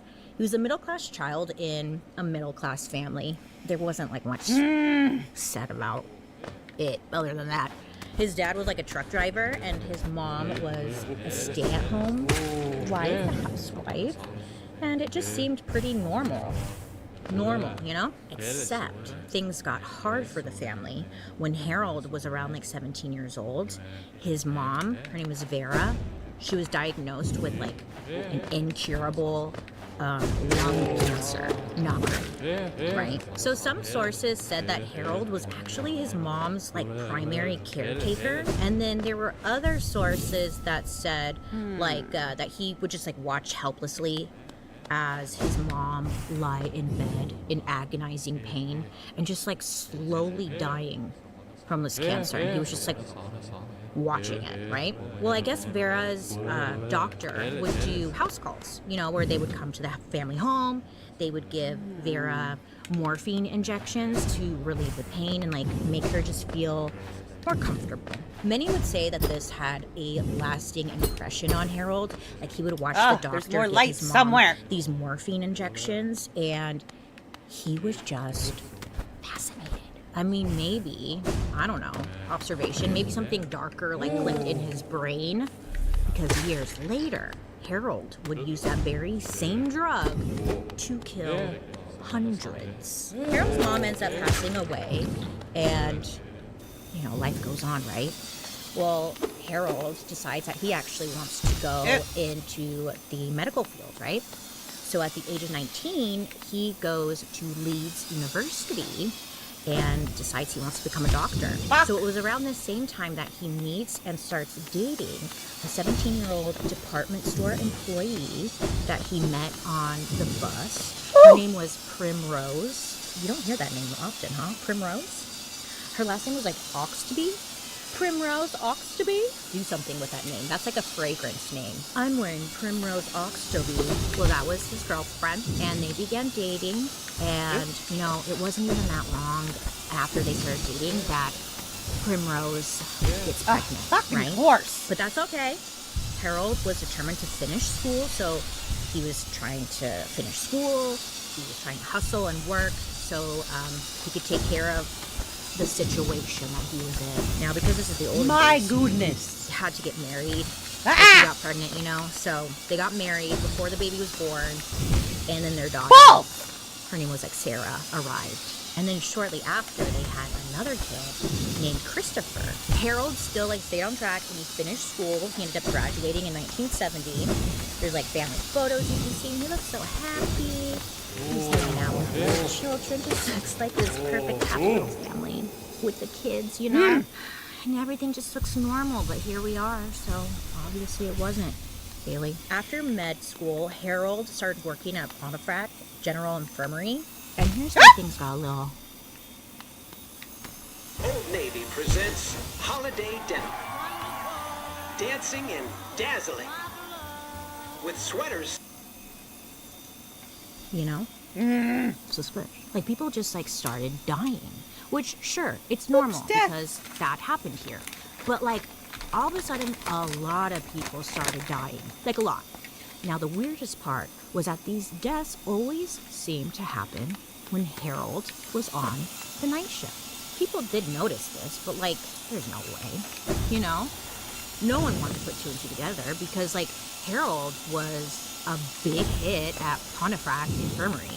I mean, the nurses, they loved him because whenever they needed help, they would call Harold and he was always there willing to help. And I mean, they always said that he was super nice and great to work with. He just really liked that. And then senior doctors, guys who were above him, were like really impressed with how enthusiastic and reliable Harold was. He was always around, always available, checking on patients. They would say that Harold would sit like in the nursery. And when he was still studying for school, like he would sit in the nursery, study, watch over like the newborns. And everyone's like, oh my God, Harold's amazing, you know? But of course, there were some people who like would give Harold a side eye. They were like, look, this Harold guy, he's only 24 at this time, fresh out of medical school. And he was coming across super cocky. A lot of people didn't like it. It was rubbing them the wrong way. Like, who are you? At times, like, he was coming across arrogant or dismissive. And people just, they knew something was up, but they didn't know what, you know? So this is a side note. But after everything came to light in 1998, a judge had conducted an inquiry into what Dr. Shipman did and, like, how he got away with it for so long. A committee had spent over 4 years going through over 270,000 pages of evidence and like gathering 3,000 statements from witnesses. And like much of today's story is based on details that I found in what became known as the Shipman Inquiry. That's how we know all this. Harold ended up extending his stay at Pontefract to earn diplomas in pediatrics, but also as an OBGYN. I don't like that. I don't like that at all. I just feel like, isn't that a conflict of interest when a man is an OBGYN? No? Okay. I just thought. But maybe it's not. I think that's sexist, Bailey. Sorry. So one thing Harold liked about this job was that an opiate called pethidine, also known as Demerol, was commonly used as like a painkiller during childbirth. And during his time on the maternity ward, it's believed, even though he confessed, but it's believed that Harold started injecting himself. It's not funny, but he was injecting himself with Demerol and became addicted. I guess this drug Demerol would give him this beautiful euphoric high, like he's walking on sunshine, and it's also just highly addictive. So he could not stop. According to the inquiry, it's believed that this was more than like just getting high. Harold Shipman had, or seemed to have, a weird fascination with drugs and the power a doctor could wield with just a needle. It's believed that he liked to push the boundaries of like dangerous narcotics, and he began experimenting on patients who were close to death anyway. So he was like, let me just try this little concoction, see what happens. Now, the judge was either convinced or like strongly suspected that Shipman, Harold, caused the deaths of 24 patients during his 3.5 years at Pontefract. It's hard to say, and I will explain why. So once he was fully certified as a doctor, Harold left the hospital to become a junior partner at a more busy practice. And this was in Todmorden. Todmorden? Did I get that right? No. Let me know, because it's like a German name. But this was at the time a struggling blue-collar town. So Harold moves there. And a little fun fact, it's not, but it's kind of, Todmorden is, in German, means death, murder. So really friendly, welcoming name. Love that. So this is where he moves.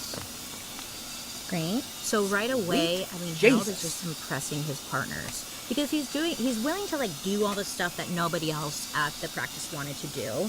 So like he would clean out the cabinets where the doctors had stored the narcotics, which now probably wasn't like really cleaning and organizing. He was probably stealing, but at the time they thought he was cleaning, you know.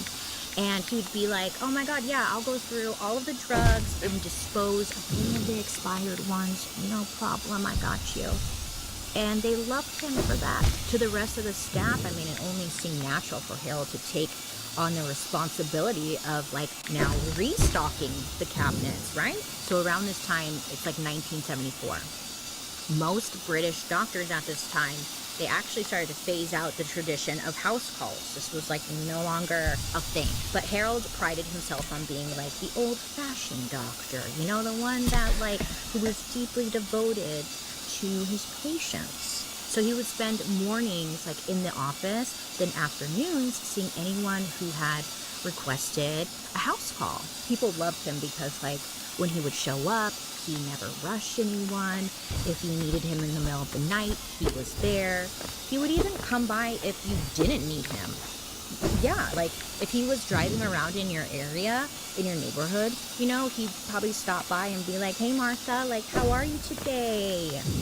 How's that infection? You know, now majority of his patients were actually elderly women, and most of them lived alone.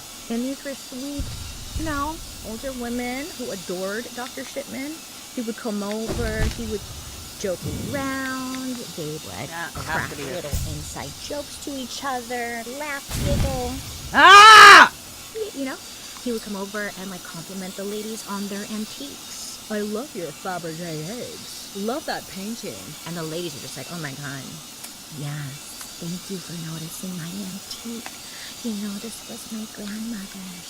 She actually made this in a cave. You know, a story for everything. But Dr. Shipman was there to listen. And the ladies loved it. They would chat over some tea. He was friendly. What I'm getting at is that Harold was just the friendly neighborhood doctor that everyone loved. And patients would even, like, give little Christmas gifts to. You know? Which, side note, Christmas? Listen, Harold seemed to develop like his own little Christmas tradition. If you look at his entire victim list, like chronologically, there's definitely a pattern of cluster murders around Christmas. Christmas Eve, Christmas Day, it's always around Christmas. This guy just wanted to ruin Christmas for everyone, for Christ's sakes. So Harold had been in toddlerdom for like about a year when authorities were actually kind of flagged that Harold was getting large quantities of Demerol from local pharmacies. When police went to the pharmacist and like asked them, the pharmacist told police like there was nothing to worry about Dr. Shipman. He was a top doctor, you know, highly regarded by patients and members of the medical community, you know, and it was like, bro, how dare you even ask that question? He would never do that. So police actually concluded that it was unlikely Harold was abusing drugs. So they made a note in their notes that they would do a follow-up, but they never did. So people were catching on, or at least paying attention. I mean, something was off with Harold, and they didn't know what, but something was up. Then, in September of 1975, the drug charade finally ended. Harold's partners figured out that the amount of alcohol coming out into Silver. You son of a bitch. Their records. So they actually confront Harold about the drugs, okay? And they're like, look, this is what's going on. Here's the data. Tell us what's going on. And Harold actually admitted to them that he was the one taking them, and that he felt like he had a problem. He was addicted. Sorry, that Pondy sounds way too dark. Let me try again. Okay, Harold actually confessed, like I said. He said, yeah, I was taking the drugs. And they ended up turning him into police. They have to, legally. He gets arrested, and he tells investigators that he had actually been addicted to Demerol for about 18 months, and he was taking up to 700 milligrams a day, which is a lot. Yeah, it's a lot.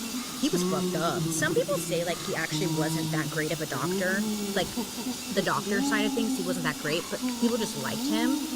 So I would imagine, like, he probably wasn't a good doctor. If he's this fucked up, right? Well, obviously he wasn't a good doctor, Bailey. He's killing people. So, you know, okay, he confesses, whatever. So, you know, like when you get in trouble with drugs, a lot of the times, your lawyer or whatever will recommend that you go to a rehab before the court hearing, because then it will prove to the court that you acknowledge you have a problem and you're trying to get help. So that's what Harold did. He admitted he had a problem, and then he went right to a rehab. And this rehab was called Retreat. So he's there for, I want to say it was 90 days. The police would come and like pay him a visit, all that stuff, question him, check up on him, whatever. Side note, that has nothing to do with the story I'm telling you. But like, I need information. And like, I'm here not finding one that I like. Look. So you look like I'm wearing foundation. Which is good, but like, let me know your favorite foundation. Yeah, I need some recommendations. Very like... Okay, Harold. So Harold goes to the rehab. When he's done, he gets like officially arrested, and now he has to like go through the court trial and all that stuff. So he gives like an official written statement. Harold does, and he writes out like everything that he give me done, 1 second. I'll go grab except for the murders up to this point. Harold stated that he had no intention of going back to work as a general practitioner or of like taking a job anywhere that would give him access to Demerol. As part of the agreement, he was advised to remain under psychiatric supervision for several years. And yeah, I don't think he actually was, but that's what was advised. Harold gets charged for this whole situation with the Demerol.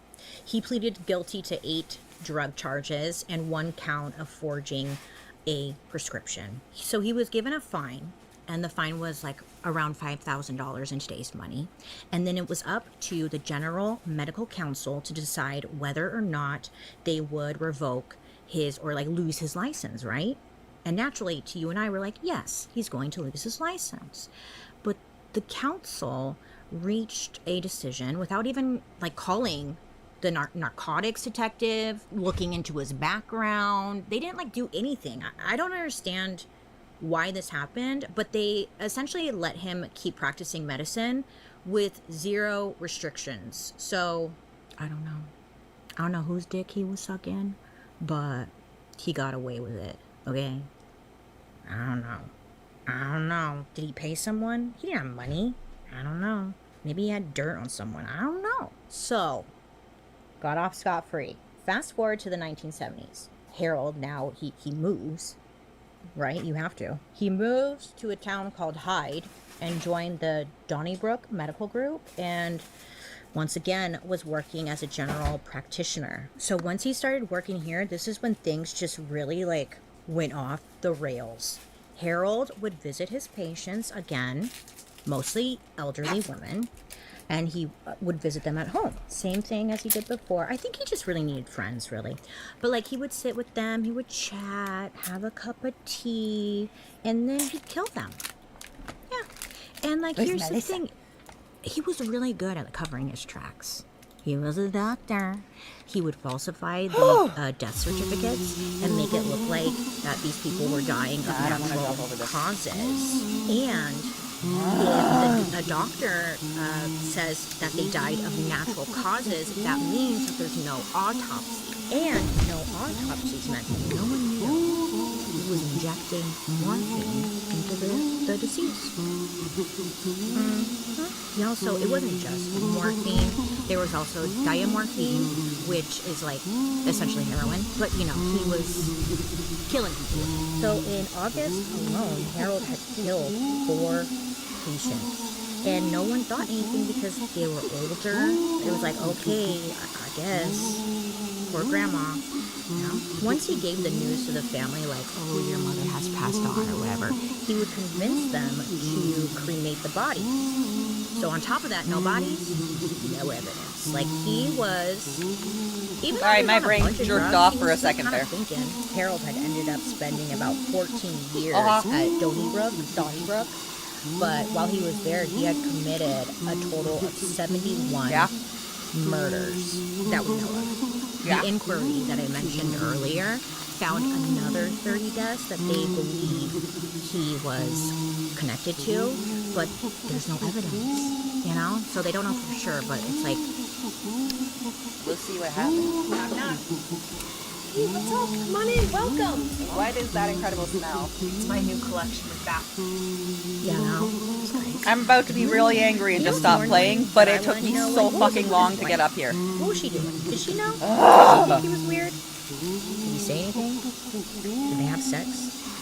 He doesn't seem very sexual. Did he have a small wiener? He'd say a lot. Was he close with his kids? Like, these are things I wanted to know. Couldn't find it. Did he beat that pussy up?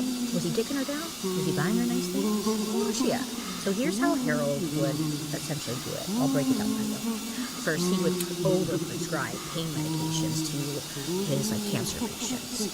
Then he would skim a supply of that morphine for his own personal stash. He also took any unused pain medications in the house after, he pronounced someone dead. So he would go through, their cabinets and stuff. I don't know. As a weird kid. You think he would steal jewelry and whatnot, but he was just stealing drugs. What about the Fabergé eggs that everyone had in the house? The antiques. What about the antiques? So he would take the medications from the house, right? And he made it look like he was doing the family a favor. Don't worry, I'll dispose of these properly for you. All that. I don't know, whatever. Harold would then use the drugs that he took, right, to kill patients who were either in good health or terminally ill, but technically nowhere near death. He often targeted, again, elderly women living alone, but none of the murders had, sexual overtones. He never messed with the bodies. As a matter of fact, families of his victims told investigators that Dr. Shipman seemed to avoid touching or even going near the deceased after they were pronounced dead. He didn't even want to look at him. Kind of weird, huh? What a weird guy. That's so unfortunate. unfortunate. Harold would usually visit a victim at home twice on the days that he murdered them. So he'd show up the first time. I feel and like he would give them some kind of deadly let me injection. put my drugs away. Oh, then shit. he would Let come me back take my minutes drugs. or sometimes Whoops. even hours later, and he would pretend that he discovered them dead. Oh no! He's like, oh, I just got here. It's crazy. I just showed up. I was So let's say if a family member happened to discover the body, then Harold would be notified because he was the family doctor. So he would rush over because he wanted to take charge of the paperwork. He didn't want anyone else doing that shit, because the most important part to Harold was making sure that there were no autopsies ever, period. Again, we don't want autopsies, because if they did an autopsy, they'd find drugs in the system. So he would make sure to be on top of that, kind of fake the death certificate, bada bing, bada boom, baby.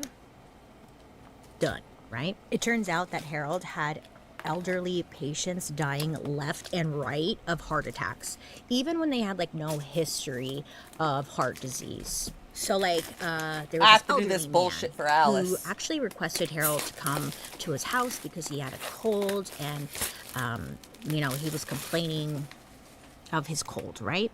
And then there was a woman who was complaining of a post-nasal drip. Both of them gone without warning. Simple little things.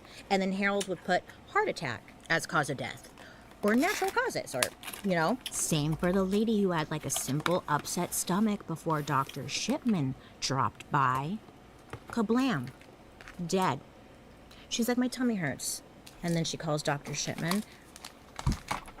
Dead. Could you imagine? No, because you're dead. Yeah, I know. It's just bizarre to me that, no one really caught on. Eventually someone does, but, this went on for a little too long. Over the years, Harold's body count had climbed into the hundreds, okay?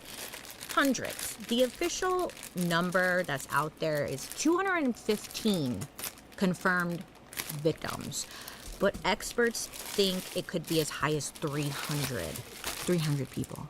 215? Alone?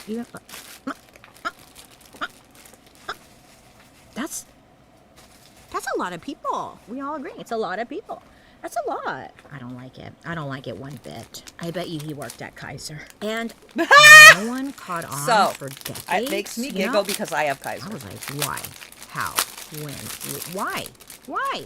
I mean, first of all, it's got to be hard to question a doctor, right? It's like, who the frick are you? If you're like, but my mom had a stomach ache and now she's dead. But a doctor's telling you like, oh, no. Like, she died of old age. I would believe them because, like, I'm not a doctor. Oh, okay. Right? I don't know. Again, I mean, the only answer I could find as to, like, why nobody, like, suspected Harold was because he was charming, meticulous, and, well, again, a doctor, and people just trusted him. Of course, like I mentioned, some people did kind of have some questions. There was a local funeral director, again, paying attention a little bit, and they noticed that Harold, you know, his patients were dying at a very unusually high rate. And he kind of raised a flag to some guy, like, isn't it kind of weird, right? You know, isn't that kind of weird to see if they agree with you?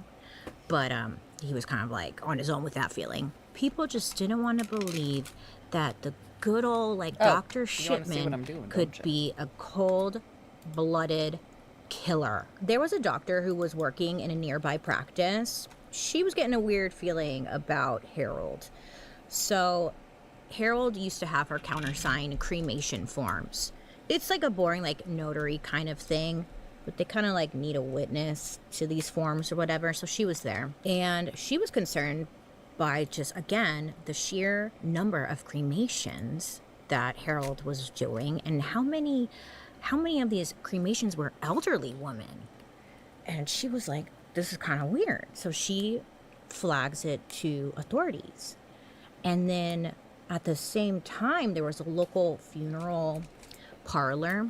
So one of the funeral directors, he had flagged Harold's patient death rate as nearly 10 times higher than what seemed to be like the norm for the area. Now, with these two concerns, the authorities thought, okay, like, this is enough information for us to do, like, an investigation, right? Okay, so police, they do some investigating, they do some questioning, and I was like, okay, great, this is it. They're gonna find everything they need to know. But police, they spent barely like a month on the case before closing it because they had lack of evidence. They didn't check his criminal records or, like, contact the General Medical Council, so they knew nothing of Harold's previous record, which is unfortunate because they probably could have found out a lot, huh? It wasn't until 1998 that Harold's reign of terror finally would come to an end. Thank God. I was like, does this story ever end? Because it was going on forever and ever and ever when I was researching it. I was like, oh my God. I mean, he killed so many people. He's up there with, what's his name? Goofball. What was his name? Jonestown. He's giving Jim Jones. Jim Jones obviously killed a lot more people. He killed like 900 and something. I did an episode on it, remember? I know you saw it. Anyway, but he's up there with that. Like, he killed a lot of people. I couldn't get over it. How did he sleep at night? Like, I had so many questions. Anywho, so 1998, 81-year-old Kathleen Grundy was actually once the mayor of Hyde. She was in such good health that her daughter, Kathleen's daughter, said that she would walk 5 miles like almost every day. She would come inside, ask like, okay, what kind of like housework needs to be done, ironing, whatever. Like, she was a healthy, busy woman. Kathleen had a busy social life, and yeah. So Dr. Shipman actually approached her, went up to her home when she was alone, you know, and asked her to participate in a research study. And this study was focusing on aging and how to age like gracefully and healthy and all that stuff. Kathleen, I guess she was like, sure, I would love to be a part of this. So she agrees. So Harold even had Kathleen sign a permission form with 2 patients that he called in from his waiting room to like countersign as witnesses.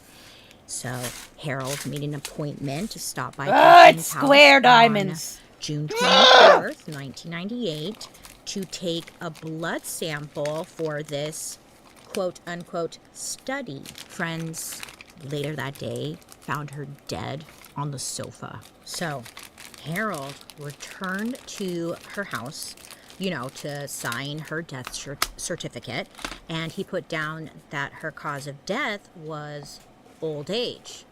He made no mention to anyone about his visit earlier that day. Her family, you know, super sad, obviously, but they held a funeral and they ended up burying her. They did not have her cremated. Start like from the kitty or Harold start from the ice cream? Suggested.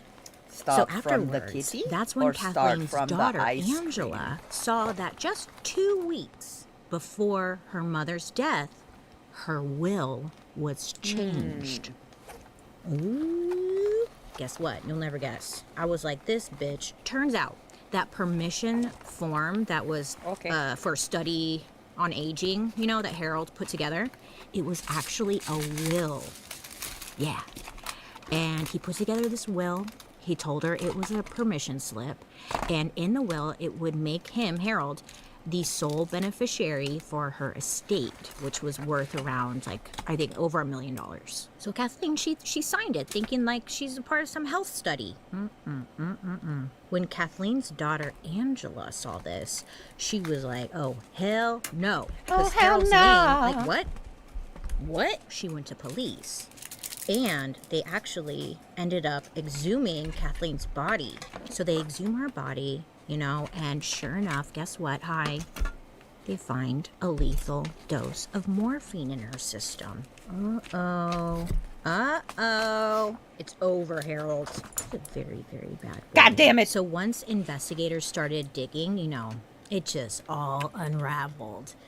They raided Harold's office and they found medical records that he tampered with, a stockpile of morphine, and like plenty of other red flags. I guess he had stolen enough morphine off of patients, both dead and alive, to build a stockpile authorities say was large enough to kill 360 people. He had plans, it seems. Harold was arrested and being charged for 15 murders. Now, you can actually watch videos of Harold being questioned by police on YouTube. Hi. And some people are like, oh, it's fascinating. And I was like, it's kind of frustrating to watch. He denies everything, of course. He's very calm.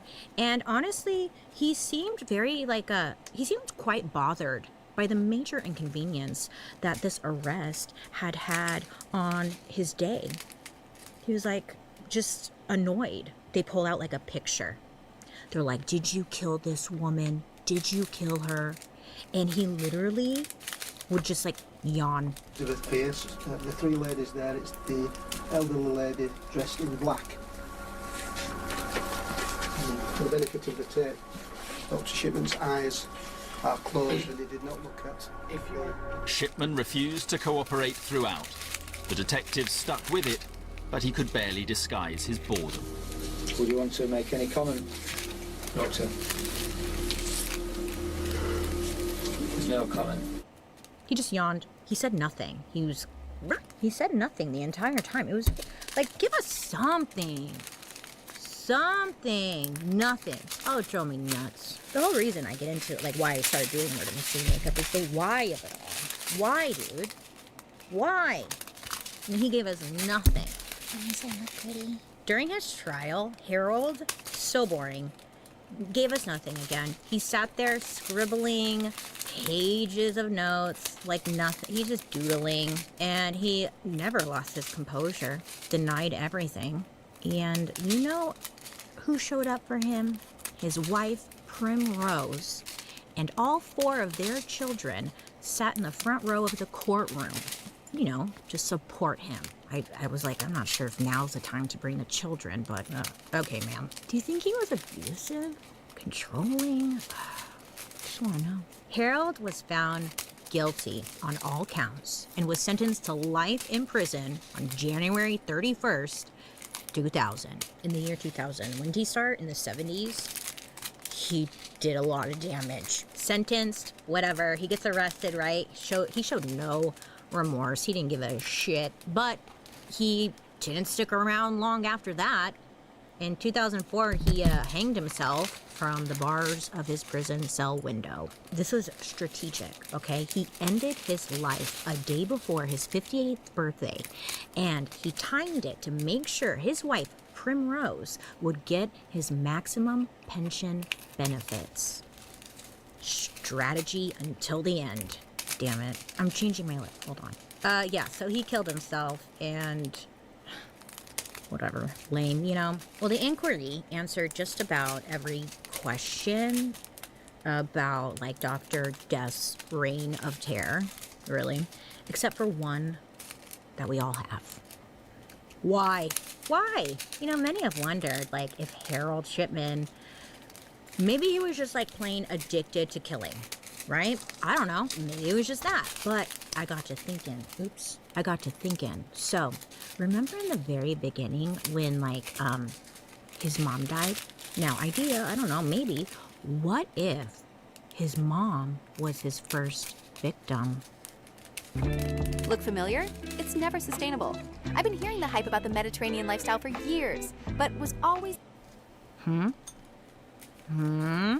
mean, there were references of him being her caregiver, and the fact that he was fascinated by this drug called morphine at the same time. Maybe he saw, like, the relief it gave them and kind of got off on that, and then one day he pushed it too far and, like, killed his mom.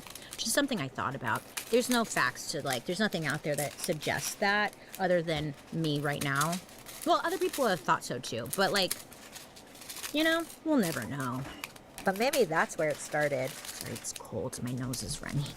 And if he didn't kill her, maybe he saw something, learned something, did something at that time, you know? Because it always starts when you're younger. Tater Bray followed your channel. Very lasting impression on his life. Shit! Thank We'll you for the never really follow. know, just a thought. The Shipman inquiry was led by Dame Janet Smith. They identified Let's change a total what we're of doing. 218 confirmed victims.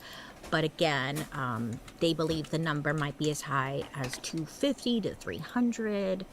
They don't know. Most of his victims were Thank you for elderly the women, love. and he killed them by administering lethal doses of drugs like morphine. And he killed a lot of people, okay? I couldn't find anything about, like, where's Primrose now? You know, like, I wanted to know about, I couldn't find anything about the family. Not that it's our, I just want to know, though, you know? This Harold guy, he didn't talk, he was a big mystery, and he killed a lot of people. I wanted to know if maybe, did he think he was doing good? In a way? Do you think maybe he convinced himself that, like, he was putting them out of pain and misery? No, because he was killing healthy people, Bailey. I don't know. I think he just liked to watch people die. There must have been something there. Well, thanks for hanging out with me today. Let me know your thoughts down below on Harold Shipman, Dr. Death. You know, it's kind of funny. It's not funny, but, like, when all the news came to light and, like, the media was, like, interviewing people in town, are you familiar with Dr. Shipman? Whatever. And people in town said that Dr. Shipman actually had a nickname in town. His nickname was Dr. Death because everyone that saw him ended up dying, but it was like a joke between the community. Like, oh, good luck with Dr. Death. But then when everything came out, it was like, oh, that was actually kind of spot on, you guys. Kind of nailed it. Kind of nailed it, yeah. How many other doctors are there out there like this? I don't know. They're probably... I don't know. Anywho, healthcare, huh? Great. Let me know your thoughts down below. Who you guys want me to talk about next time. But other than that, I hope you have a good rest of your day. You be safe out there. I wish I could give you some life advice on what to look out for from bad doctors, but it's let me know if you have any advice in the comment section. Have a good day, make good choices, and I'll be seeing you guys later. You like this look? It's cute. It's cute. Wasn't what I was going for, but it works. Yeah. Okay, bye guys. Have a good day. Love you. Bye.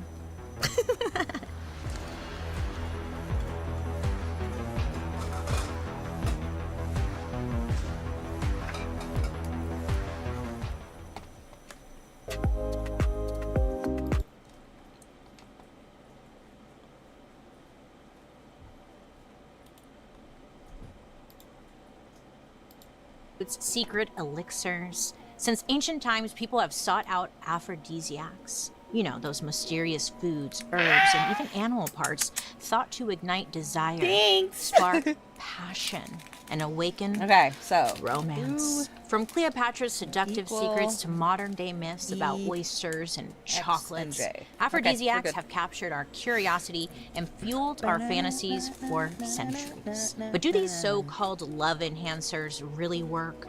Are they based on science or just like, I don't know, rumors? And what's the strangest aphrodisiac ever used? That can stay in Today, we're diving deep into the fascinating world of aphrodisiacs, exploring the wild, the weird, and surprisingly real effects behind these tantalizing tales of romance. Welcome to the dark history of aphrodisiacs. Ooh, which one do I want? Ooh. This one might do it for me.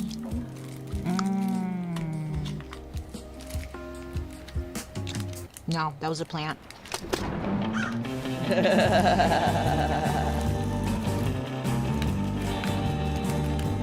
She meant coconut. Hi friends, I hope you're having a wonderful day today. My name is Bailey Sarian, and I'd like to welcome you to my podcast, Dark History. Here we believe history does not have to be boring. It might be tragic. Sometimes, a lot of the times it is.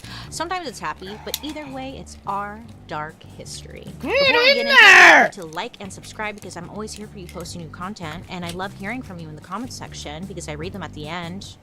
Do you stick around for that? Well, you should. Now let's get into today's topic, huh? Aphrodisiac, huh? What is it? What is that? What is that? What is that? What is that? Let me tell you, what exactly is an aphrodisiac, you may be thinking. A very simple definition is a food, drink, or drug that stimulates sexual desire. Early Western aphrodisiacs were usually just foods and plants that looked like sex organs. I guess the logic was that if it looks like a penis and / or vagina, it would be good for your penis and / or vagina. Oh, it was pretty simple. These were phallic or penis-shaped things like math. Math is math. Parsnips? Parsnips. How do you say that? Parsnips. What the Parsnips. is that? These were phallic or penis-shaped things like parsnips and carrots. You know. Yeah, like a. They also ate foods shaped root like vegetable. testes, things like eggs and beets. And for the ladies, we got to eat artichokes, figs, apples, and oysters. Oysters creep me out because they really are a little like, you know, they look a little wet. You know what I'm saying? And to this day, oysters honestly have the same reputation. And I've always wondered, like, is there actual science behind the whole oyster makes you want to, like, do it or something, right? Because there has to be a story. Well, what if I told you the whole reason we associate oysters with sex is because they of look severed like a penis. wisp. Ah, yes, you heard me correctly. Severed penis. Several penises, you say? Have you seen that painting of Aphrodite coming out of the clamshell? I don't know how she looks. Well, I don't know. It's iconic. Everyone knows her. Her hair's everywhere. She is. Why a is that your goddess. reference? And then you immediately say, "I have no idea what she looks like." But she's covering herself up still. She's very like, oh, don't look at me, but like, still look at me. One time, side note, I went to a psychic, and the psychic told me that I'm Aphrodite. That's really all he said, and I was like, okay, here's your money. Have a great day. Isn't that funny? I don't know. Okay, that's my story. Have a good day. So, Aphrodite. Let's get back to that, Bailey. So, this painting has a backstory, okay? Aphrodite didn't just wake up that way in a clamshell, you know? No. The goddess of love, Aphrodite, was actually born from sea foam, according to mythology. So I guess her dad was in a physical fight with his son, Cronus. Cronus must have been pretty mad because he went straight for his dad's balls. Literally, Cronus cut off his penis, and then he tossed it right into the ocean, okay? He was pulling a Lorena Bobbitt before the Bobbitt, you know what I'm saying? Through the penis. Very romantic. Sorry, I'm just like so cute. All of this white foam had appeared. Ugh. But no, not ew, because out of that white foam appeared Aphrodite. Oh. Now, because Aphrodite is the goddess of love, and because she was born from the ocean, it's believed that many things in the sea are infused with her powers of love, including oysters. And because of their shape and consistency, it reminded people of the vagina. But oysters were hard to get your hands on, just like the vagina, unless you lived like on the coast, which is probably why oysters weren't the most popular aphrodisiac back in the day. But there was one especially notorious aphrodisiac that was used by both men and women all over the world. From ancient times in Greece all the way up to the 18th century, this magical aphrodisiac was known for giving you all kinds of sexual power and stamina. Goddamn red!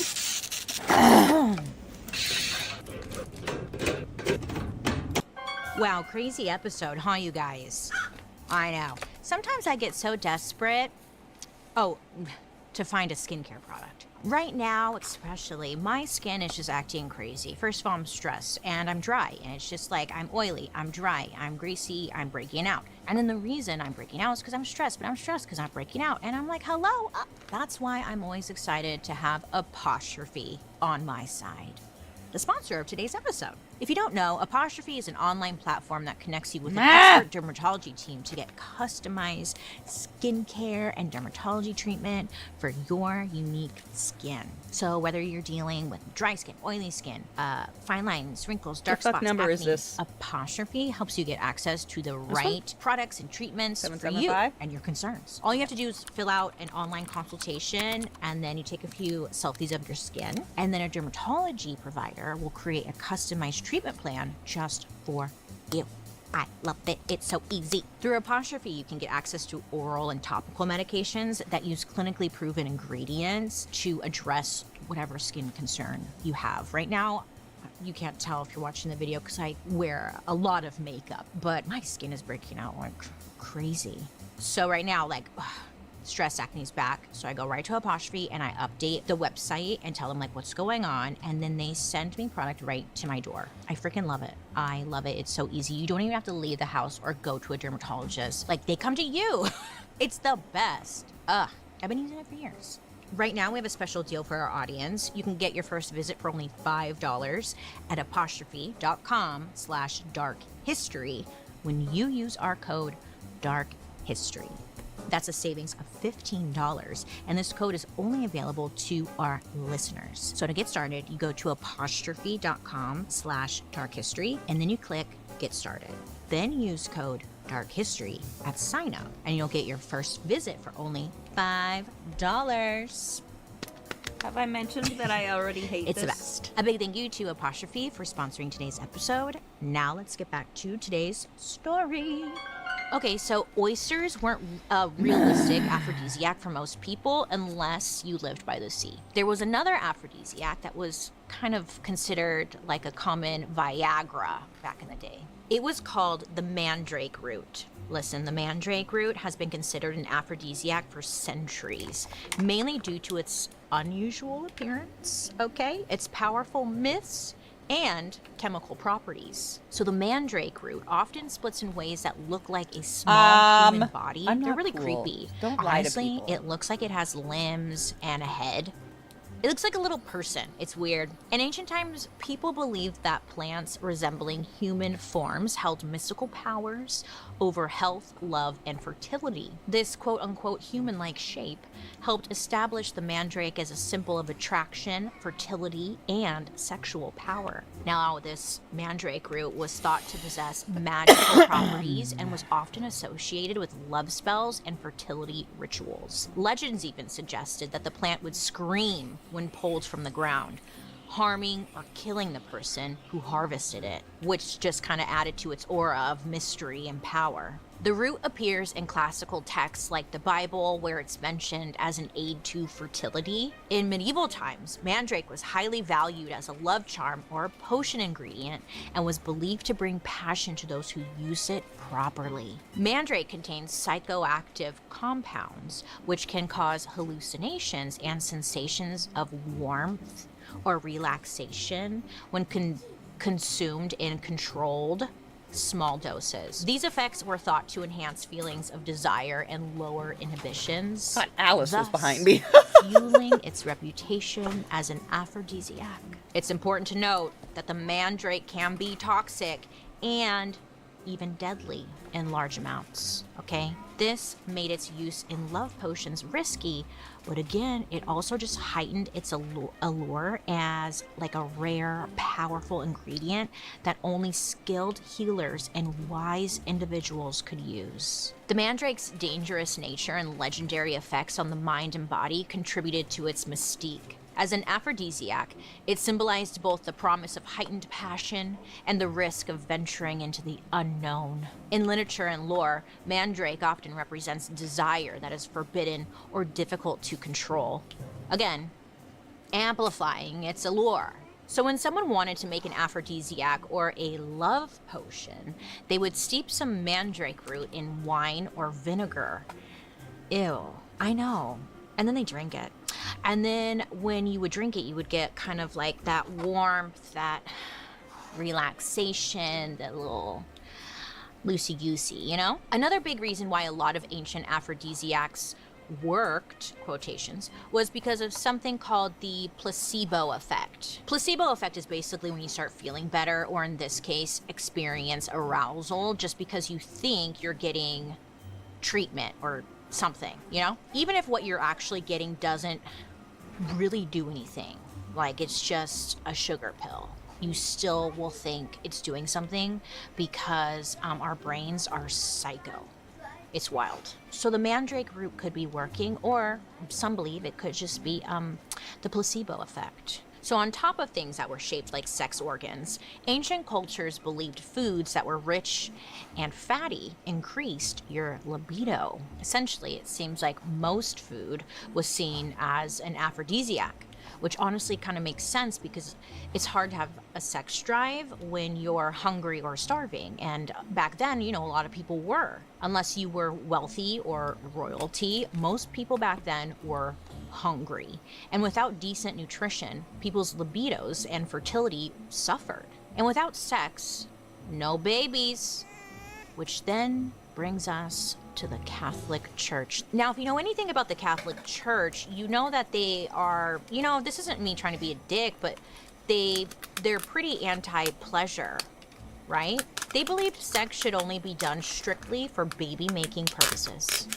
But thanks to plagues and famine and diseases that didn't have cures yet, the population, specifically in the Middle Ages, was taking a real hit. At the same time, the Catholic Church was very worried about women practicing herbal medicine and casting spells. This was because they truly believed that witches were the ones responsible for men losing their erections and women not getting pregnant.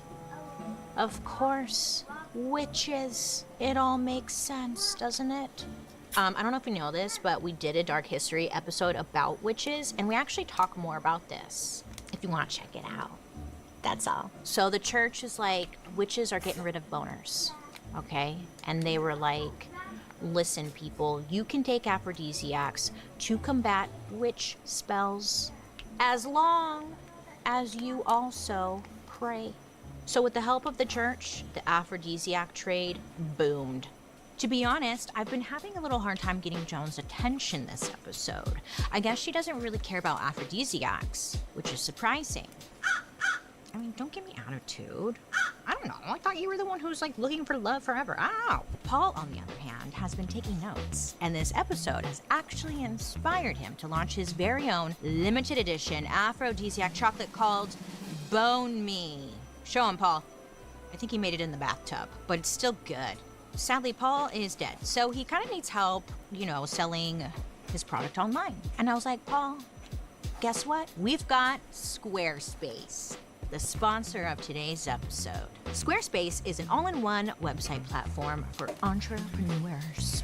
Whether you're just starting out or managing your growing brand, Squarespace makes it easy to create a beautiful website and sell anything all in one place, all on your terms. The best part about Squarespace is all of their features. They have something called Design Intelligence, which uses AI technology to help you build a website that's personalized to you and your brand. So it makes sense, you know? They offer something called Squarespace Payments, which helps manage payments all in one place. Great. And there's a really cool feature, Squarespace's analytics tool. It helps you understand your website traffic, how your website's reach is growing, and even pinpoints where to focus new engagement. So it'd be great for you, Paul, to know who to target with your chocolate bone me. Hey, check out squarespace.com for a free trial, and when you're ready to launch, go to squarespace.com/darkhistory to save 10% off your first purchase of a website or domain. Thanks to the spice trade, the European market was flooded with all these new foreign spices. It was like a whole new world, a dazzling place with spices and stuff. I was trying to think of the next line. It wasn't coming to me. So, spices everywhere. You could season your food. Wow. Mind-blowing. You could buy perfume and smell nice. You could even get your hands on the latest trend in aphrodisiacs. Ambergris. Okay, so what is ambergris, Bailey? Whale vomit. Ambergris is this waxy gunk that kept washing up on the beach, and no one really knew where it was coming from at first. But what they did know was that it had this really potent smell. So even though no one knew exactly what it Whale barf! was, this is where people get weird. They were buying it, they were mixing it with perfumes, they were Whale barf. spraying it on themselves, Whale they were barf. chopping it up and mixing it into their wine. Whale barf. It was sold in all kinds of forms, and it was very expensive. It was known as the treasure of the sea, and also floating gold. Whale barf. Floating gold. Whale barf. Apparently, King Louis XV used it to add spice to his food, and I guess give him a little after dinner dessert, maybe? This substance, called ambergris, it comes from Whale the barf. intestines of whales, specifically sperm whales, which actually kind of makes sense. If you're looking for an aphrodisiac, something that's going to get you hot and heavy, I would go towards the whale that is specifically named sperm whale. So that connection makes sense to me. But here's what happens when a it's the sperm whale- whale it's a swallows. beak. Who named it the sperm whale? When Really? when you it think swallows about it, you something know what sharp I'm or saying? irritating, which is 'Cause usually we the all- beak from a squid, Sperm whale? Like, what a lousy name. it All right. coats that. When a sperm whale swallows something sharp and hard to digest, usually like a squid beak. Squid beak. What's a squid? What's a squid? I know. This was new news to me. Breaking news, everyone. Breaking news. Squids have beaks. The not Inside octopus. there somewhere, there's this hard, sharp piece. I'm not a fishologist. But basically, okay, it's hard to digest. You get it. It basically, when a sperm whale eats it, it marinates in their intestines. Eventually, it gets wrapped up in this white-gray goo, which becomes ambergris. I guess there's some debate about how the ambergris comes out of the whale. Some believe that the whale regurgitates it, earning it a less fancy nickname, whale vomit. But some experts believe that ambergris, quote, eventually passes along with fecal matter, forming an obstruction in the rectum, end quote. Sometimes, if it's not too big, the whale can pass the ambergris. Yes, this is what we are talking about. But other times the ambergris gets so big, it eventually fatally ruptures the whale's rectum. Oh my god. Blow his ass Either out. way, it's poop or vomit. Fun fact though, this whale vomit or whale poop is still available in some expensive perfumes today, but not a lot of companies will admit it because it's not technically vegan. Isn't it though? Because Whatever. I don't know. Now, listen, there are actually laws in place that make it illegal in some countries. In the United States, the possession and trade of ambergris is actually prohibited by the Endangered Species Act of 1973. So good luck trying to get that stuff, huh? Even though this was very popular in the Middle Ages, another less smelly and much more fun aphrodisiac shows up in the market around the same time. I'm talking opium, which kinda right off the bat feels kinda ironic because opium also had a reputation for making men impotent. They couldn't get boners. But one chemist in the 1500s swore by opium. His name was Paracelsus, and he called it, quote, the stone of immortality.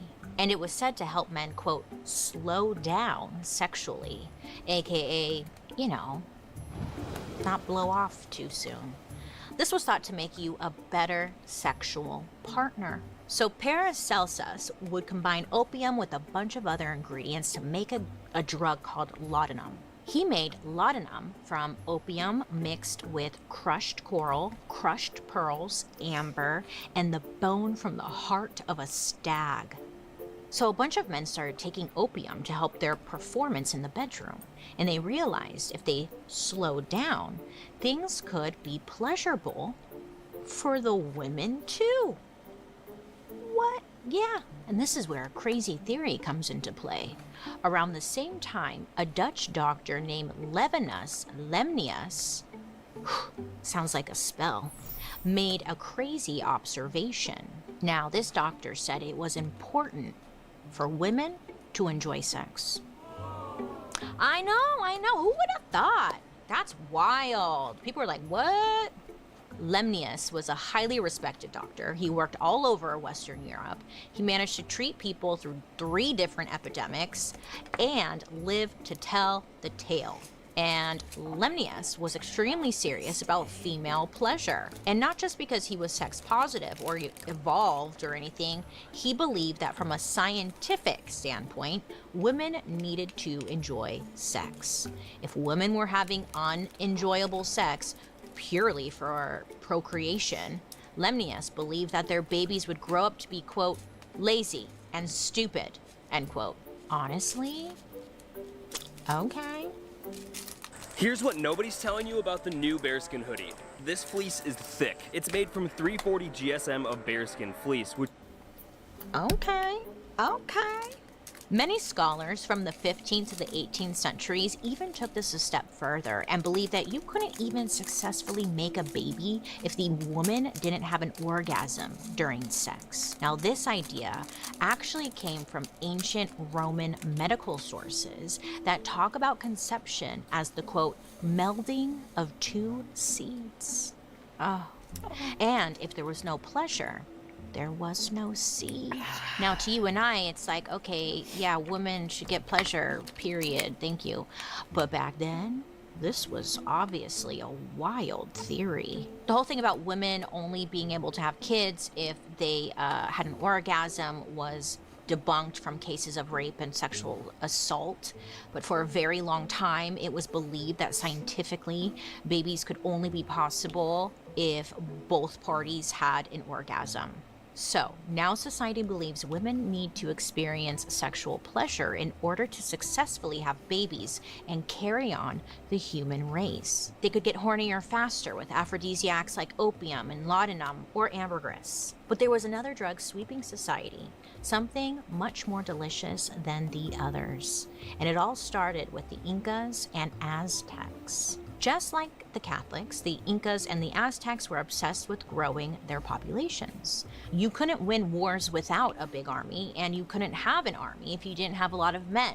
So they considered having children to be pretty essential. Naturally, this meant they used aphrodisiacs constantly.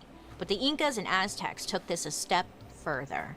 They believed you could use them for magic, essentially like a love spell, to change a person's mind if they weren't interested in you sexually. And they believed one of the most powerful ingredients for this was chocolate. But it wasn't chocolate like we think of today. Then it was a drink called a textli. This was made from cacao beans, which were linked to the Aztec goddess of fertility. And this is what gave the chocolate its magical properties. A textli was very expensive, so not everyone could afford to drink it. At the time, you had to be in the ruling class to access chocolate. The emperor of the Aztecs, Montezuma II, was apparently obsessed with chocolate. Montezuma? I'm having a random flashback right now. You guys ever go to Knott's Berry Farm? They have this ride there called Montezuma. I puked on it. I puked on Montezuma. I am so sorry. But it just goes in circles. They had to close it down for me because I puked and I ruined some of it. Yep, Montezuma. Thanks for that memory. All right. If you look it up, it's still closed. Hi, Mac. So I know we're talking about aphrodisiacs right now, but Hi, Montezuma triggered Nico did that ride. Hi to Alice up with that earlier, ride. and They she have, says, this "Hi, whole, Mac Aztec Mac." section. Have you been I on was like, "No, that's Jaguar? Nico." It's like so slow. It doesn't matter.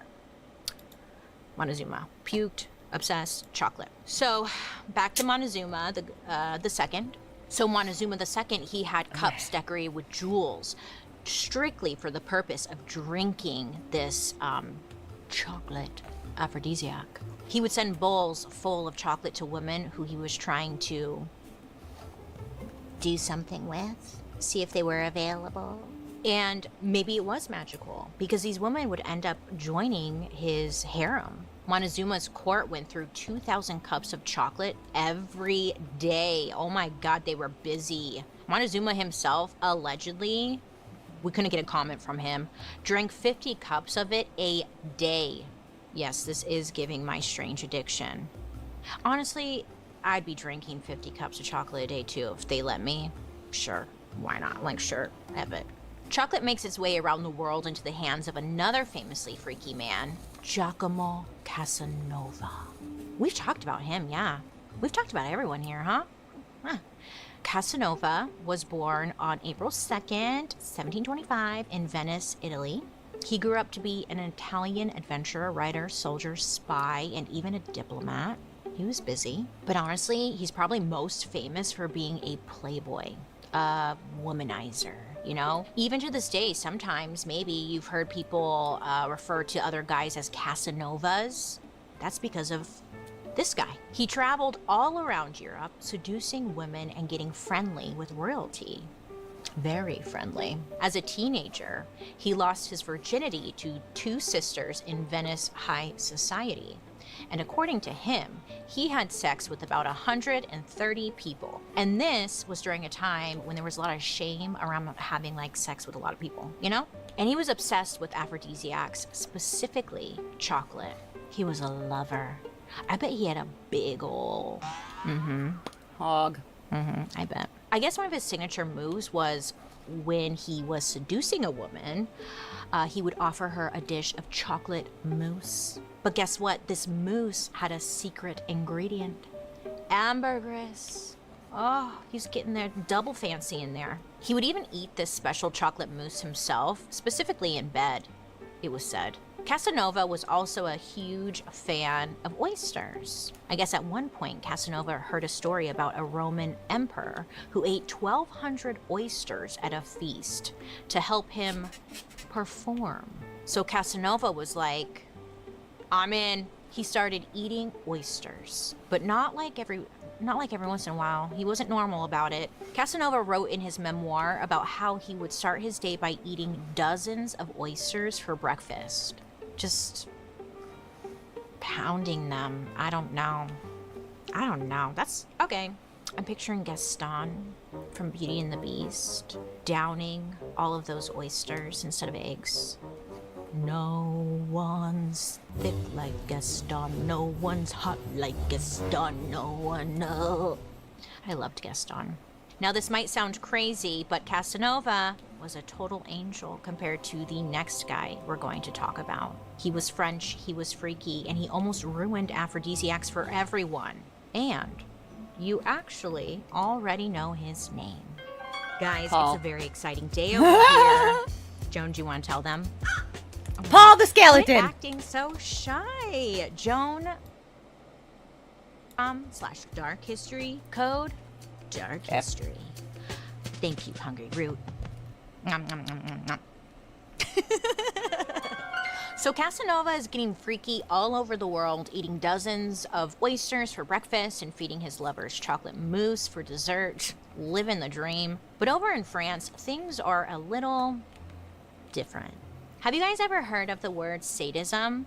You probably have if you watched Murder, Mystery, Makeup, huh? Sure do. Well, if you haven't, sadism is a word that describes certain types of people who get off on causing pain. It can range from enjoying seeing others in pain to actively causing it. The main thing you want, though, is for both parties to be consenting. Just throwing that out there. A lot of people think the word sadism comes from sadistic, but sadism and sadistic, and all versions of that word, were actually named after someone. The Marquis de Sade. That's his name. I know. I'm not just shouting something random. This guy was like Casanova, but on steroids. He was born in Paris just 15 years after Casanova. His real first name was Donation. That was his name. Or maybe it could have been like Donation. But listen, he was born into one of the oldest aristocratic families in France. But, of course, with great wealth comes great dysfunction, huh? His dad was pretty MIA. I guess he was having affairs and like running around all over the country. His mom was a lady in waiting to the princess at Versailles, and she was all about keeping up appearances. By the time he was only 4, the Marquis was known as a very naughty boy. He beat up the French prince so bad that his mom ended up sending him away to live with his uncle. The Marquis's uncle and his servants ended up spoiling him rotten. I mean, these servants basically couldn't say no to this kid, so he got everything he wanted. And his uncle wasn't a very good influence. Rumor has it, he even introduced his nephew to some pretty scandalous literature at a very young age. Basically like our version of porn when he was only 6 years old. When he was 10, the Marquis was sent to school, but he misbehaved so badly that he was subjected to intense physical punishment by beating. They would beat him a lot. And he spent the rest of his adult life obsessed with flagellation and violence, and it became like his kink, meaning he came to associate pain with sex. Keep in mind, this is 18th century France. People are wearing really big wigs, corsets, they're extremely buttoned up. Everything is like very covered, you know? It was not exactly a time when BDSM was in the conversation, okay? So when he was a teenager, the Marquis was having dozens of affairs, most of them with sex workers. And the first time he got in real trouble was when he forced a prostitute to use crucifixes during sex, which was considered completely blasphemous. He's like, hold this. I don't know what he wanted them to do with it. We can use our imagination. Or maybe he just wanted them to hold it. We don't really know, but you know, it was scandalous. He did get in a small amount of trouble, but the Marquis, he didn't care. He was used to getting whatever he wanted and doing whatever he pleased. And honestly, getting him in trouble kind of I think he liked it. He liked it. He wanted to turn things up a notch. When he was 23, he locked a woman in a house and ordered her to whip him while he masturbated into a holy chalice. Should we go to church after this? Okay. The holy chalice is like essentially the communion cup where they put the blood of Jesus. Yeah. He liked mixing religion with sex. I'm not judging. On Easter Sunday in 1768, he invited one of his servants into his room. He seduced her, cut her with a knife, and dripped hot wax into her wounds. Nutcracker Magical Christmas Ballet returns to Los Angeles. The holidays are about family, tradition, and memories. This year, make yours unforgettable. Now, many said this is pretty sadistic, but I am intrigued. It's very Ricky Martin, but kind of like not. But what? Okay. The family ended up paying this woman off to keep her from testifying and, like, you know, telling everyone. But the story spread like wildfire, and the damage was done. The family was totally humiliated.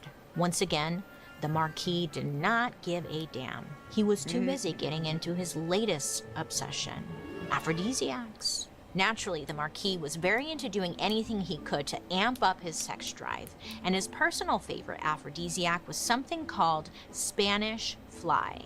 Spanish fly is the stuff that comes from a specific kind of beetle called blister beetles. Apparently, when two blister beetles mate, the male gives the female this juice, literal beetle juice, to help protect her eggs. The beetle juice has a chemical in it called cantheridin, and it causes really painful blisters. But somehow, at some point, someone discovered that in human men, cantheridin causes erections. So it was believed to be a very powerful aphrodisiac. Apparently, this was used all the way back in Roman times. Julius Caesar's wife, Livia, would blackmail men by slipping this beetle juice into their food. These men would get boners, and then she could easily entice them into situations, and then boom, baby, you've got blackmail. You've got mail. Nice. Spanish fly can also cause a burning feeling in the urinary tract, but this is just in small doses. In bigger doses, Spanish fly can actually be deadly. It was allegedly even one of the ingredients in the aqua tofana poison. Aqua tofana. I mean, all roads lead back to aqua tofana, do they not? Do they not? Aqua tofana. We could use some now. But the Marquis either didn't know about this or he didn't really care, because he would lace candies and sweets with Spanish fly and offer them to girls that he was trying to sleep with. Oh, but guess what? Products that give men erections and urinary tract burning don't necessarily turn women on when they take them. In July of 1772, the Marquis threw a little party in Marseille, France, and he decides to invite a group of his favorite sex workers over, hoping to have an orgy, you know? For the occasion, he made a special batch of chocolate that was laced with a ton of Spanish fly. And we don't know if he knew how dangerous this was, but either way, he wasn't exactly known for playing it safe. Maybe Hey, the side note, Hollywood but isn't one? it kind of wild when you think about it, how for centuries and years and years and years and years and years, men have been lacing our foods and drinks to have sex with us forever? Isn't that nuts? Wow. I mean, look at him. He's putting Spanish fly and shit, not telling anyone. Dick. When will it end? Huh? Anywho, so he gave these women a ton of this Spanish fly beetle juice chocolate, and I guess things went south real quick. Instead of sparking a passionate evening of love-making and tongues, the women started feeling violently ill. Okay? They're like, I don't feel so hot. Projectile vomit everywhere. Stomach pain. Oh, it's coming out both ends now. Oh my God, what did you give me? Did he apologize or get help? Well, of course not. I guess he literally ran away. Once the woman started spilling the tea about what happened, this was all over the news, and the police were happy for any excuse to arrest this guy because he was just one of those creepy rich guys who thought that he was above the rules. So they got him and they charged him for poisoning and sodomy, and they sentenced him to the death penalty. Ooh. But somehow, the Marquis managed to escape. Instead of being executed, he continued to go in and out of prison and even wrote some steamy novels while he was in there. His most popular I'll have to talk to novel, Alice that it's not close. Justine, has a scene where a perverted priest defiles a girl with a strategically inserted communion wafer. Use your imagination. It completely scandalized French society for centuries. How can someone think of this? Before the Marquis, aphrodisiacs were seen as, you know, innocent, normal, kind of like mythological. There was like lore. It was kind of cute. After the Marquis, they started being associated with risk, moral outrage, and literally criminal behavior. Around this same time, there were tons of advancements in the world of science, which great news for us, but bad news for aphrodisiacs because science started to debunk most of them. Joan and I are going to celebrate Valentine's Day this year, and she wants to go on a hike. I know. I was like, outside? The hikes are uncomfortable. I mean, sweaty, moving. Skims just launched their best Valentine's shop ever. Available in sizes for women, men, and kids. So the bad press around the marquee, plus people not believing in witch spells anymore, plus people realizing that most aphrodisiacs didn't do anything, meant that less people were now using them. But a lot of aphrodisiacs had grown on people and had been incorporated into everyday life, like perfume. Smelling nice is part of the science of attraction, after all, and two of the most powerful and expensive ingredients in the perfume trade were ambergris and deer musk. Ambergris had this extremely strong odor that basically smelled like poop. Honestly, it did. On top of ambergris, people in the 18th century were very much obsessed with deer musk. Deer musk on its own has a very sharp, unpleasant smell, kind of like ammonia. But when it gets mixed in with perfume ingredients, people went crazy over it. For centuries, it was said that deer musk's sensual, animalistic scent enhanced intimacy. So it was like the ultimate aphrodisiac. The science behind what we call pheromones hadn't come out yet, but they essentially believed it acted as a pheromone, and if you wore it, you could maybe attract a mate or a deer. And look, they weren't exactly wrong, because that's exactly what deer musk did in nature, but for other deers, you know? Deer musk actually comes from this innocent-looking creature called the musk deer. They really got creative with that name. Let's call it deer musk. Where do you get it? From the musk deer? All right. Okay. So this deer is like, it's cute, it's small, no antlers, okay? They do have creepy little fangs poking out like vampire teeth, but for the most part, they're cute. Little Bambis, you know? Only the male deer, though, they're the ones that make the musk, which is stored in a gland right by their wiener. It's like a private little pouch of funky cologne, which they use to attract mates. For thousands of years, people in places like Tibet, Nepal, Siberia, and even India were hunting down these deer for their musk glands. Unfortunately, to get this musk, the deer had to die. It wasn't like you could just you can't milk this little vampire deer and like send him on his merry way. They had to kill it, cut it open, get the gland, and get the fuck out of there. So once they got this like sack of hormonal goo, it would be dried out, and you'd be left with this dried up little pouch that looks like a furry beanbag, and it was be filled with like stinky brown powder. This would be ground up and added to perfumes, aphrodisiac potions, even some traditional medicines. But this stuff was, again, top dollar. Deer musk was literally worth more than its weight in gold at times. And because of this, the musk deer population really took a hit. Musk hunting was wiping out the deer, and they almost became extinct. And then finally in the 70s, most of the deer musk trade was banned. A lot of perfumes use synthetic musk now, but there are still a few that use musk from the deer. Some people claim that despite the ethical issues, the gland extraction and the horrible natural smell, it is still the ultimate perfume VIP. You know, they make all these synthetic options, but like, there's nothing better than the natural, unfortunately. Am I saying go buy the natural version? No, because animals have to die for that. And if one of your fragrances has real musk in it, you're basically wearing a badge that says, I am desire. I am deer musk. I am wanted.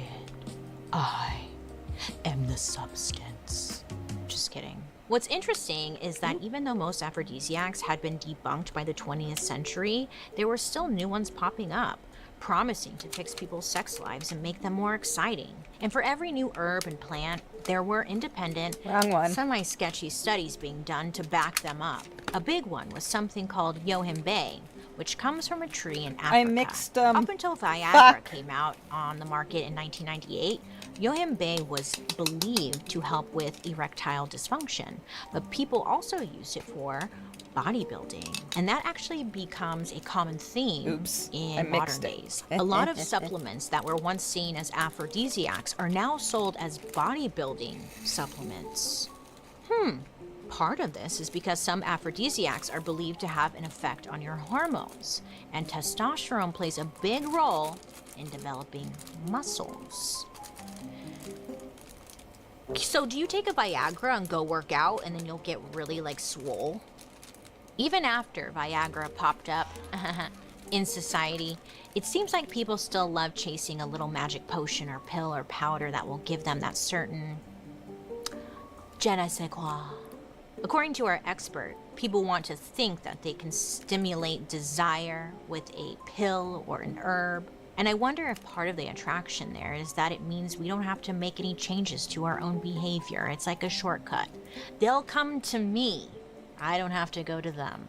But instead of popping a pill or eating spiked chocolate mousse, maybe we should just go back to the old way of doing things, like killing deer and getting their nutsack area. Thank you. I'm just kidding. Well, friends, aphrodisiacs. Do we believe it? Do we not? I don't know. But one time, many years ago, I worked at Sephora. I worked there for like 5 years. And there was this one perfume specifically that swore it had aphrodisiacs in it. And every day I would go in and I would just douse myself in it. And it smelled so good. I loved it. And I loved the idea of like, oh, it's going to make people like be attracted to you. No, it never happened. But maybe it's just the idea. Who cares if it's a placebo? Look, moral of the story is do whatever you want. If you think it's an aphrodisiac and it's working for you and you love it and you're not hurting anyone else, keep doing it. Who gives a shit? But if someone is trying to sell you something like this is an aphrodisiac and it's going to change your life and get you laid every single day, maybe save your money and just go on a walk. I don't know. Anywho, I hope you have a really great day today. I hope you have a very special Valentine's Day. If you get laid tonight and you get pregnant, that means you will have a Sagittarius baby, and I welcome that. So, get busy, okay? Happy Valentine's Day. Speaking of holidays, this time of year just makes me want to rewind and go back to one of my favorite holidays, Christmas. Santa baby, a shooby dooby dooba doo boo. The original was written by one of my favorite celebrities. She was once described as the most exciting woman in the world. And despite being canceled by the literal White House, she stayed true to herself and gave us iconic moments for over 60 years. So join us on our next episode where we will be talking about Eartha Kitt. This is how you can uncover all the secrets of your family that no one ever told you. There is a platform where you can search billions of historical records, uncovering hidden stories of your ancestors. You start by entering a name, and the platform scans newspapers, birth notices, military documents, obituaries, everything. I found this newspaper from 1898, reporting on a daring rescue my great-grandmother performed during a flood. She saved lives, and nobody in my family ever talked about it. You can explore African American newspapers from 1827 onwards. See military records, obituaries, slave records. It's all there. I had been searching on other websites, but I couldn't find the stories or the records I was really looking for. Luckily, a friend told me about Genealogy Bank, and when I tried it, I was able to confirm that I actually have Native... Well, friends, thank you for hanging out with me today. Did you know...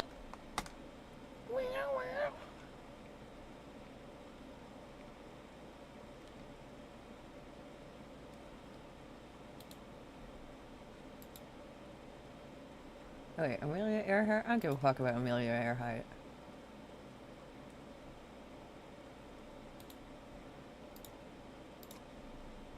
And it's been fentanyl. Last year, I had surgery on my nose so I could breathe again.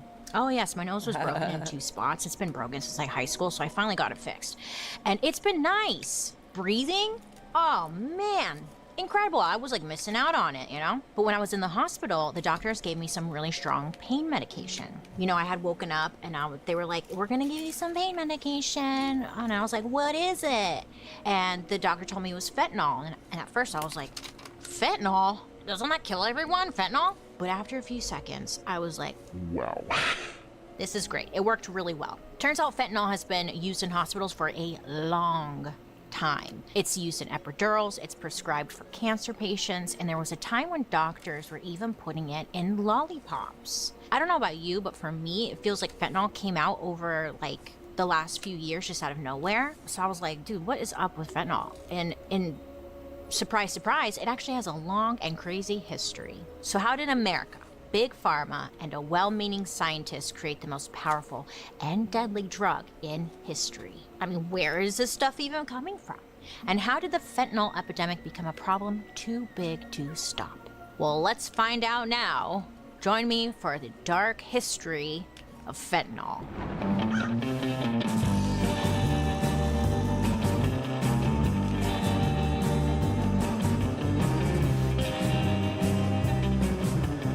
Hi friends, I hope you're having a wonderful day today. My name is Bailey Sarian and I'd like to welcome you to my podcast, Dark History. Hi. Here, we believe history does not have to be boring. It might be tragic.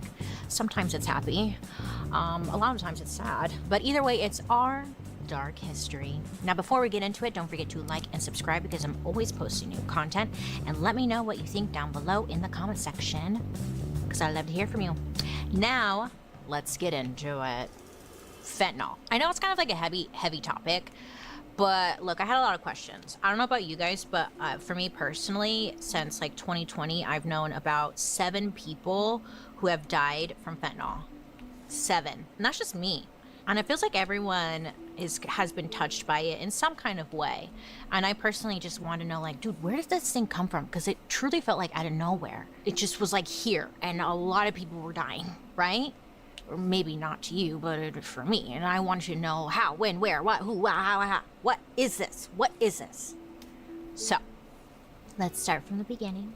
What we do know is that fentanyl is what's known as a synthetic opioid. Now, synthetic means it is manufactured rather than like found in nature. Like, think of like poppies in The Wizard of Oz. That's like found in nature, you know? So, who made it and why has been my question. Now, it all started with a man from Belgium named Paul. I know, what are the odds of that, Paul, huh? I know. His name was Paul Jansen. Now, Paul was born in September of 1926 in the city of Turnhout in Belgium. Now, when Paul was a kid, his younger sister, she was like 4, she sadly died of tuberculosis. That's a hard one for me. But, you know, that was like a death sentence. And this tragedy made Paul passionate about going into medicine. Maybe he thought, like, with the right medication or the medicine, like, he could have helped or saved his sister. Or he wanted to, like, make sure no other children would go through what his sister did. But despite, like, not having much money, Paul worked hard to start his own research lab by the time he was 27. He called it Janssen Pharmaceutica. Paul was specifically interested in pain management. Now, at this time, there were 2 main pain relief drugs being used by doctors. There was morphine and meperidine. Now, these 2 were fine. They did the job. People would have to take high doses, and eventually they would be in less pain. Like, it worked. But Paul wanted to find a stronger and quicker solution for pain. So Paul's lab made an important discovery about pain relief drugs. Not to get all chemistry on you, keep it simple, but they realized that both morphine and meperidine had a chemical structure called a piperidine ring. Just go with me. Like, they had this same thing to it. They had the same feature, okay? And this piperidine ring, whatever it's called, was the magical ingredient that was making the pain go away. So Paul's like, okay, let's take that little magic and put it in a pill that will work faster and better.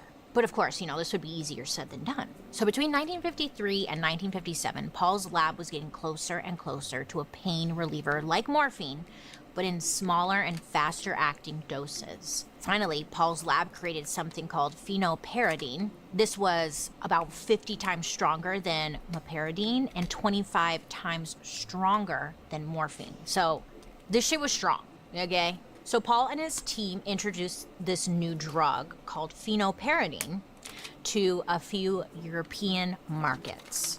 Now, people liked it.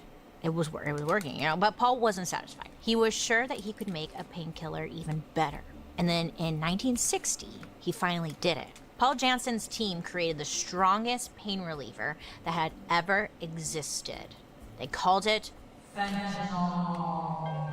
The body scanner reveals the brutal truth about your body that your regular scale will never tell you. For weeks, my scale showed I wasn't losing weight despite diet and exercise. I was about to give up. One of my New Year's resolutions this year is to travel more. I mean, every year I say I'm gonna do it, then I get overwhelmed. But I swear, okay, look, this year I'm gonna do it, okay? I'm gonna do it. I'm gonna pick a place and then I'm gonna go. Naturally, because I'm a go-getter, I wanna learn the language. I know, it's ambitious, but that's me, baby. I'm all in, you know? And this year, I know I can do it with the help of Rosetta Stone. Rosetta Stone is the most trusted language learning program available on desktop or as an app, and it truly immerses you in the language that you want to learn. Plus, they've been, a trusted expert for freaking, 30 years? Yeah, 30 years. They have millions of users, and they offer 25 languages, like Spanish, Korean, Arabic, Polish. It's all right. Rosetta Stone offers something called the True Accent feature, which gives you feedback on your pronunciation. Alice so you can spent feel confident in whatever you're saying. and it's got funny because I need that in 3. English.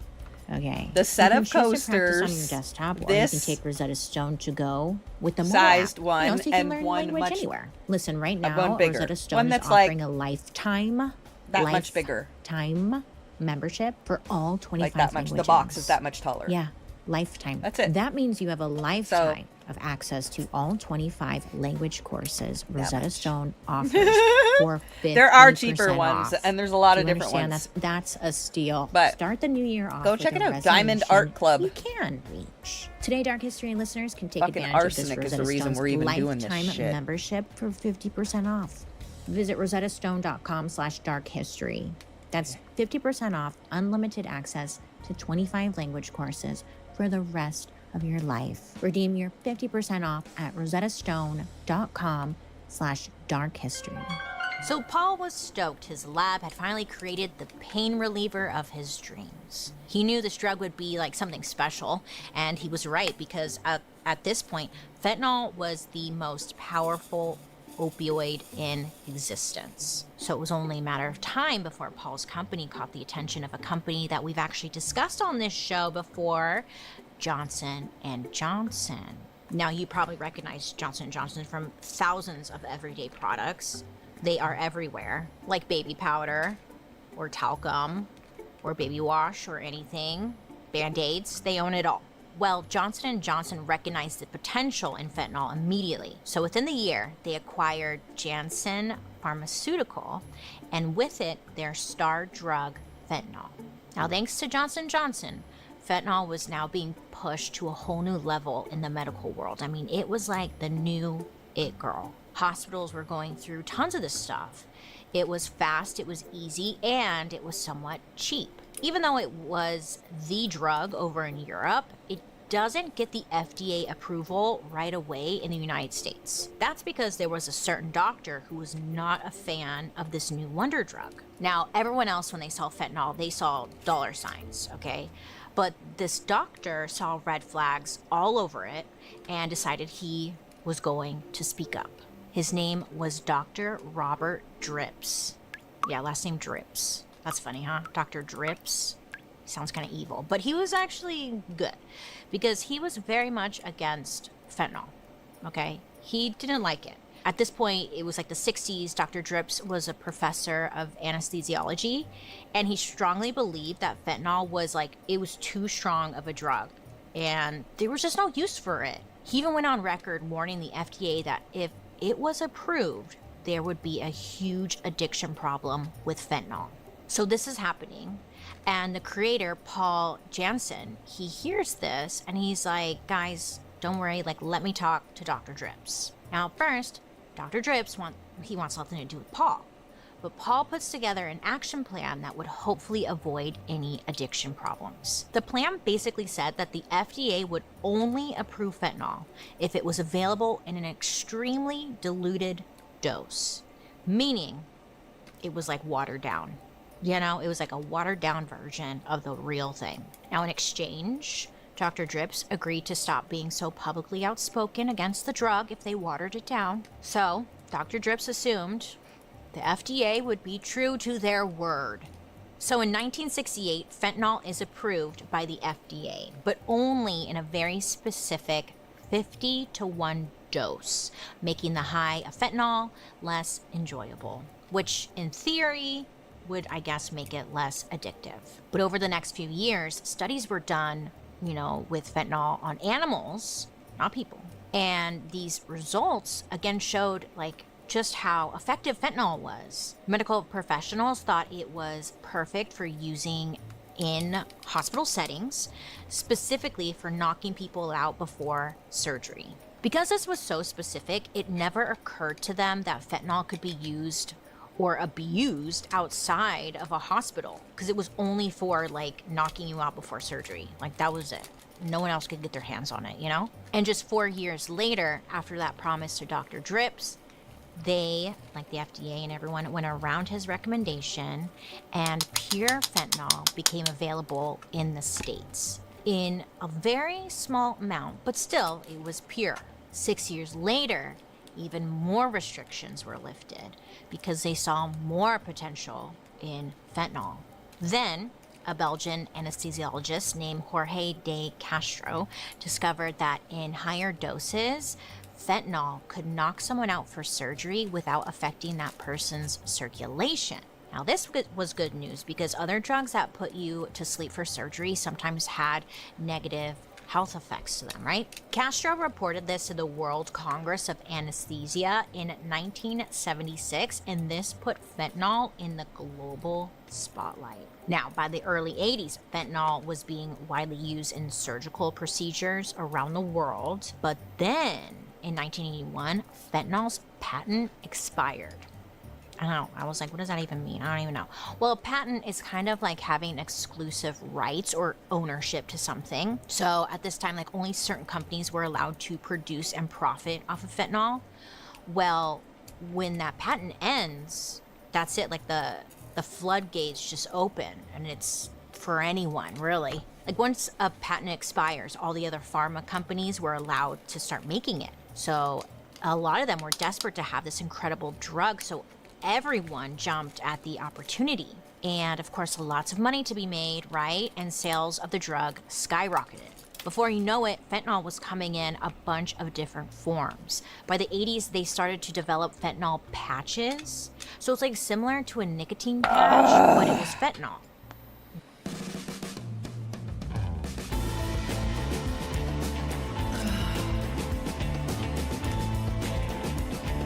Doctors were using these patches on cancer patients who were in major pain. And what happened was I handed Alice the phone because I bought one from there for Auntie Snack because she wanted a seasonal collectible one that was part of a set or whatever fucking thing. I don't know, but I bought them for Snack, and now I get emails from them. Well, they let me know they were having a big Black Friday sale or what the hell ever it was. I don't remember. Some sort of sale.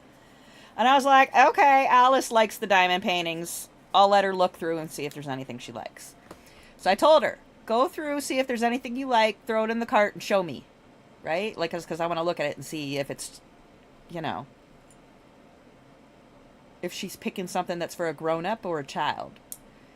Well, when she was done looking, she says, Mama, I'm done! And she hands me my phone, and it said, transaction complete, and I was like, what the fuck? I have 2-factor minimum transaction on my phone. How the absolute fuck did you... Son of a bitch. That it was too late. And I was like, fuck! And I kept trying to cancel it, and it doesn't have an easy to cancel fix. So I was just like, whatever. I'll eat this oopsie poopsie. And then when they got here, they were really advanced for her. Like, she did some of the flower ones. These guys, the coasters that we did. She did a bunch of these flower ones. Because they're not that bad.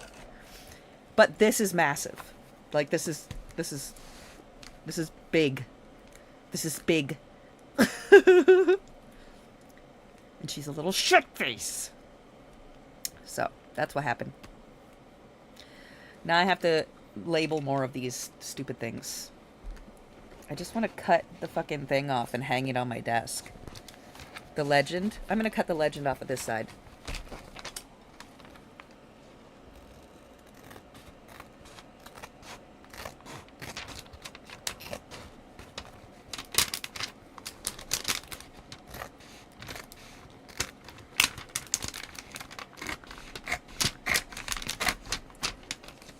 Sweet.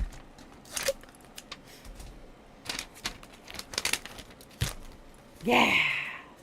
See? The legend. La la la la la la. Sweet. Oh, yeah. Alright. I'm gonna go across the top. So now I gotta do browns.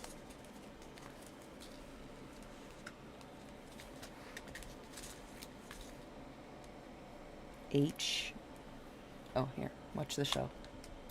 You know, it was said to be very helpful to them. But then scientists start to notice a problematic pattern. If the patient had never been on opiates before, that's when things got dangerous. Like the patch would slow down the user's breathing to the point of almost killing them. But in patients who already had experience with opioids, the fentanyl patch, it worked, and it worked really well. It didn't disturb their breathing. It didn't kill them. You know, it worked. And this is great, but like if you don't know which one you are, you don't know what kind of effect you're gonna get. But like this was all the FDA needed to hear, really. They wanted good news on the patch, and they got it. So they were like, approved. Great. Sell it to the masses. By the late 90s, Janssen Pharmaceuticals was a huge moneymaker for Johnson & Johnson. Anything they marketed or sold was bound to take off. It's at this point where creator Paul was looking to expand the market. I mean, adults clearly loving fentanyl. It was working for them, you know, great. But hey, what about the kids? Kids need fentanyl. You know, it's at this point when someone gets the wild idea to invent a kid-friendly version in the form of lollipops. Uh-oh. It's the start of a new year, which means all the stuff I put off for the last month, I'm now like, oh, darn it. I have to like face all that stuff I put off. Because, you know, holidays. I'm like, well, it's the holidays. I'll do it next year. Anywho, so of course, like, that's everything. Cleaning my closet, getting a haircut, scheduling doctor's appointments. That's the one I put off the longest. I got this, like, cough, and it just wouldn't go away, blah, blah, blah. Anyways, look, period, stop, calm down. Because ZocDoc is here for us all. Okay. Look, I love ZocDoc. They make it so easy to find and book a doctor who's right for you and whatever you're looking for. I mean, if you don't know, ZocDoc is a free app and website where you can search and compare high-quality in-network doctors and click to instantly book an appointment. And you don't need to, like, panic scroll through a confusing website. With ZocDoc, you can filter for doctors who take your insurance, who are located near you, and who are just a good fit for whatever doctor you're looking for. You know what I mean? Also, you can look up verified patient reviews, which I love, because then you can see what's really going up. What are people saying about this doctor, you know? Then, once you find the right doctor, you can see right there on the app their actual appointment openings. You can choose a time slot that works for you, and then you can click and instantly book a visit. You don't even have to talk to anyone. Do you understand? Oh man, it makes it so much easier. Plus, appointments made through ZocDoc also happen fast. I mean, typically within 24 to 72 hours of booking. Plus, you can even score same-day appointments. Yeah, that's the best. So stop putting off those doctor's appointments and go to ZocDoc.com/darkhistory to find and instantly book a top-rated doctor today. That's ZocDoc.com/darkhistory. ZocDoc.com/darkhistory. These are Vessies, the world's most versatile, fully waterproof shoes. That's cool, but I need shoes I can wear rain or shine, work and play. Paul Jansen really wanted to tap into a market that wasn't getting fentanyl exposure just yet. I mean, the children, which is why the lollipops came into play. In 1984, a fentanyl lollipop called Orlet was introduced. It was made for kids and adults, again, before surgery. You know, you just suck on it, and I guess it would knock them out in under 15 minutes, which was faster than any drug. Then, in 1998, the FDA approved something called Actic.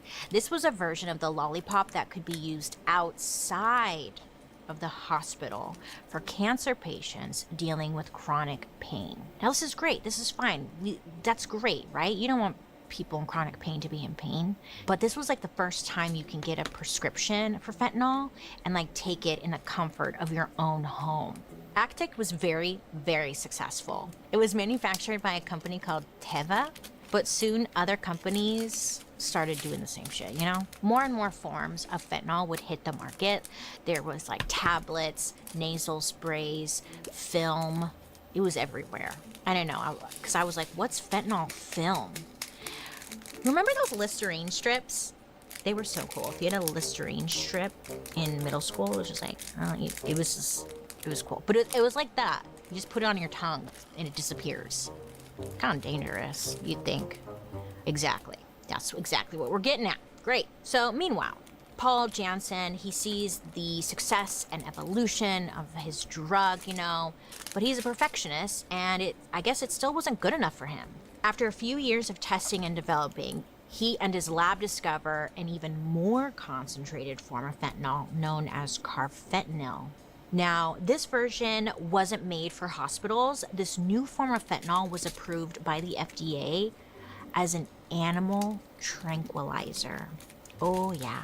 It was specifically made to take out huge animals like hippos, rhinos, and elephants. So use your thinking cap. It's gotta be a strong drug to take out a freaking elephant, right? Yeah, it took them out. Now, the lethal dose of regular fentanyl is measured in milligrams. Many sources say 2 milligrams are enough to kill an adult man. Now, I know you're out there like, what the hell is a milligram? Well, I'm here to explain it to you, because me too. 2 milligrams, barely covers Abraham Lincoln's chin on a penny. Yeah, so it's tiny. That's 2 milligrams, okay? So, unless you were a first-time user of fentanyl or an accidental user of fentanyl, it's unlikely 2 milligrams could lead to a lethal overdose. But you're playing a very dicey game. And I know, you're like, Bailey, how could anyone be like an accidental user of fentanyl? Well, once fentanyl left the hospital and was able to be picked up at the pharmacy and used at home, that's when a black market popped up around the drug. And this is when things start to take a deadly turn. So now it's called illicit fentanyl. In other words, it's illegal fentanyl, okay? Illicit, illegal. So illicit fentanyl is the name for any fentanyl being used outside of a prescription from your doctor. And in the early 2000s, illicit fentanyl started to become a very big problem, partly because of the potential for addiction that Dr. Drips had warned about. On top of that, this drug was cheap and it gave users a really intense high. Fentanyl is often used as a cheap quote-unquote filler drug that gets mixed into pressed pills and powders to make it look like you have more product, but really they fluffed it up with some fentanyl. Does that make sense? These pills and powders then get sold under the name of other, drugs that people are using, like MDMA and cocaine, but you don't know what's mixed in there. It's like a fluffer. The idea is that the user won't know the difference between a fentanyl high and the high of the drug that they think they're buying, unless it's like too late, More and more fatal overdoses start happening. It happened so much that in 2005, the FDA put out a warning against fentanyl, trying to tell people like, hey, this shit is strong. Just want to let you know. Okay. But unfortunately, I think when you start to tell people, like, this shit is strong, people are like, oh, cool, it's strong, I want to try it, you know? Because that didn't, like, slow anything down. Over the next 2 years, over 1,000 U.S. deaths were caused by illicit fentanyl. So in 2007, there was another public health advisory that was put out about fentanyl again. Hey, you guys, we, you know, it's real strong. Just don't do that. Okay. I mean, essentially, it was a nationwide alert saying, like, hey, not only are some patients misusing this drug, but a lot of doctors aren't prescribing it correctly. Yeah, so doctors were getting really shady with this because doctors were prescribing Actic, the take-home, like, lozenge, the take-home version of fentanyl. They were prescribing this all the time. And between 2005 to 2006, more than 80% of patients who got a prescription for it did not have cancer. And that's who it was for. So in other words, they should not have been prescribed it in the first place. So it's like, dude, what are these doctors doing? You're gonna kill people. But it wasn't just doctors overprescribing. This is when drug cartels start to get a little inspired.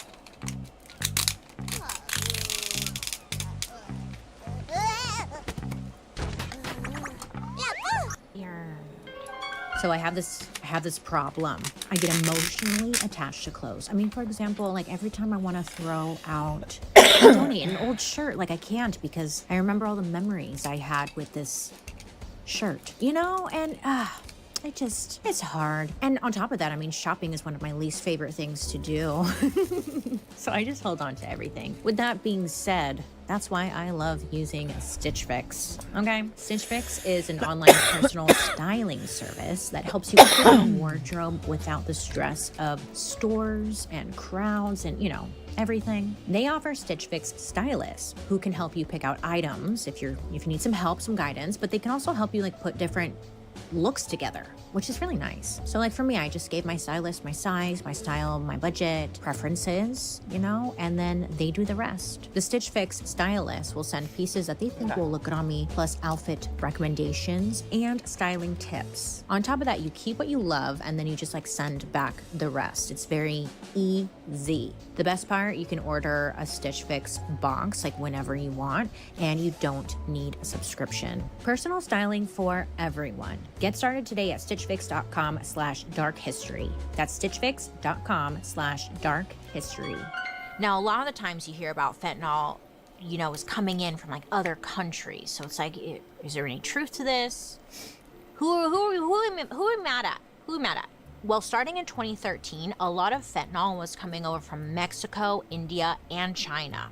These countries specifically started supplying what was called, quote, precursor chemicals for fentanyl production. Precursor chemicals are essentially like basic ingredients used to make drugs. So think like flour, sugar, baking powder, you know, the basics, right? It's like that. And these basic ingredients can be both legal and illegal. For example, to make meth, a common precursor chemical or basic ingredient is found in Sudafed.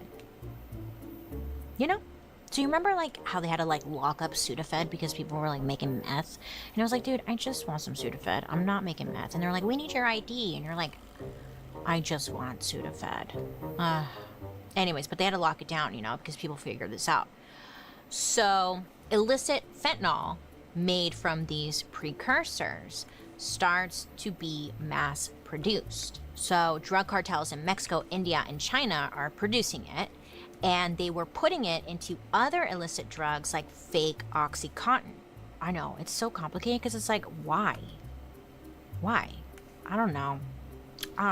Then like these drugs get smuggled into countries like the United States, and it's even made into pills that resemble other prescription opioids, as well as being put in nasal sprays, eye drops, and even candy. Yeah, I wish I had more information for you there as to like why. I don't know. They just were fucking trying. I don't know, dude. Essentially, when in doubt, do not trust any pill Okay, you find or you get unless you got it at the pharmacy or you got it over the counter. I know, you're just trying to have a good time. I get it. You found a cute pill on the floor. Maybe it could be fun. Suddenly, the DEA, the Drug Enforcement Agency, sees an explosion of people just using fentanyl. At this point, it's still being used in hospitals, right? But it is rapidly moving out of the doctor's office and just into the streets, into everyone's lives. And this is when things really start to snowball. Throughout the 2010s, reports of deadly fentanyl overdoses skyrocket. Starting around 2013, there were countless reports of thousands of young people unintentionally overdosing on fentanyl. Public awareness really ramps up in like 2016, partly because that year one of the first high-profile overdoses from fentanyl is like all over the news. You know how it goes. They really only start talking about the problem when someone famous or important dies. And that's kind of like what happened here. But sadly, not to like overshadow his death, but like, you know, sadly, Prince, the iconic musician, hopefully you know, thank you, passed away on April 21st, 2016. He was found unresponsive at his Paisley Park estate in Chanhassen, Minnesota. I don't know if I said Chanhassen right. I think it's fine. He was, you know. Anyways, the cause of death was later determined to be an accidental overdose of fentanyl.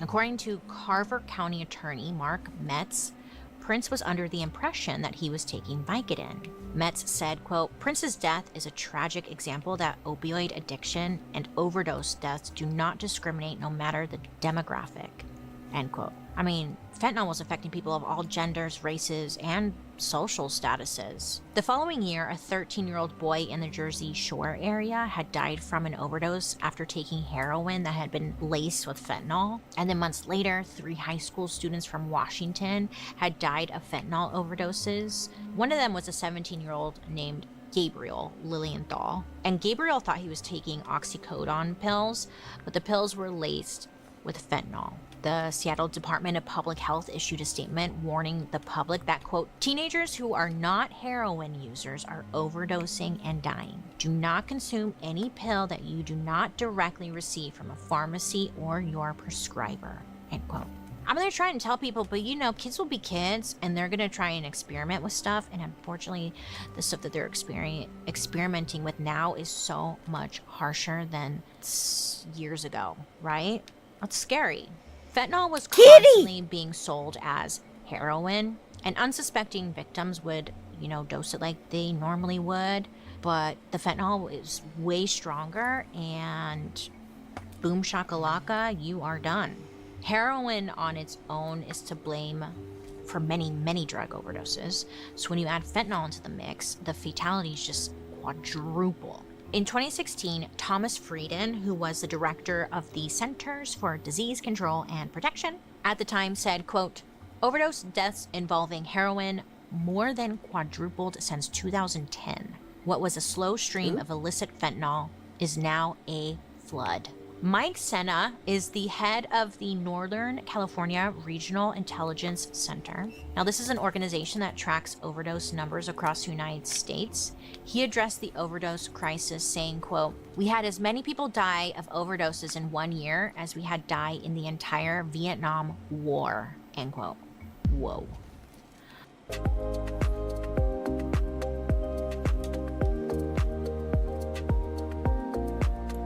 So, we have doctors overprescribing it, people abusing it, people getting hooked, pills that are laced, pills coming in from God knows where. People just looking to have a good time, dying. It's cheap, it's deadly, it's a perfect storm.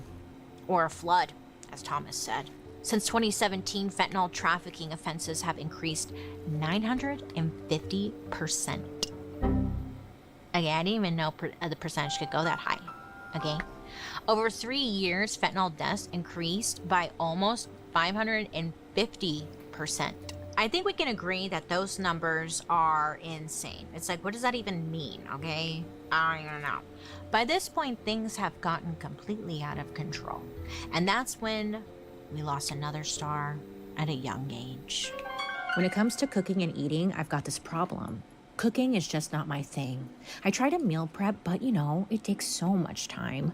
Plus, by day 3, I am sick of everything I made. So I usually just cave and then bada bing, bada boom, I order takeout. Hi, thank you. And scene, you know? Anyhow, so it's always a struggle with me. I never know who I'm gonna be. So yes, I was struggling over here for a while, but that all changed thanks to Hungry Root. It's the easiest way to eat healthy. Hungry Root is like having a personal nutritionist. They take the stress of meal planning by recommending delicious recipes based on your taste, your nutrition preferences, and health goals. You just go to their website and you tell them about your goals and your preferences. Then they fill your cart with personalized recommendations. They have recipes for every lifestyle. So I'm talking everything from like dairy-free to gluten-free, high protein. Hungry Root's food is high quality and nutritious, and it's made without high fructose corn syrup, artificial sweeteners, or preservatives. They only source top quality meat and seafood free of hormones and antibiotics. And the best part, all of Hungry Root's recipes could be made in just 15 minutes or less. I loved their zesty ground beef quesadilla. You know, it reminds me of like those fast food quesadillas that I would have as a kid, but better because like it's healthy. You are going to love Hungry Root as much as I do. Take advantage of this exclusive offer. For a limited time, get 40% off your first box, plus get a free item in every box for life.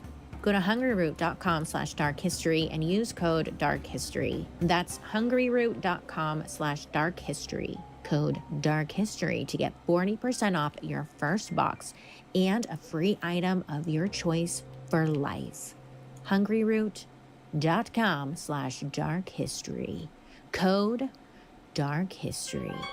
If you hadn't heard of fentanyl by 2018, it might have first reached your ears when rapper and producer Malcolm James Mac Miller, had died. He was sadly the victim of an accidental fentanyl overdose at 26. Miller was sold counterfeit oxy pills laced with fentanyl. In 2019, the man who sold him the pills and his suppliers were charged with conspiracy and distribution of drugs resulting in death. But like, what's that gonna do?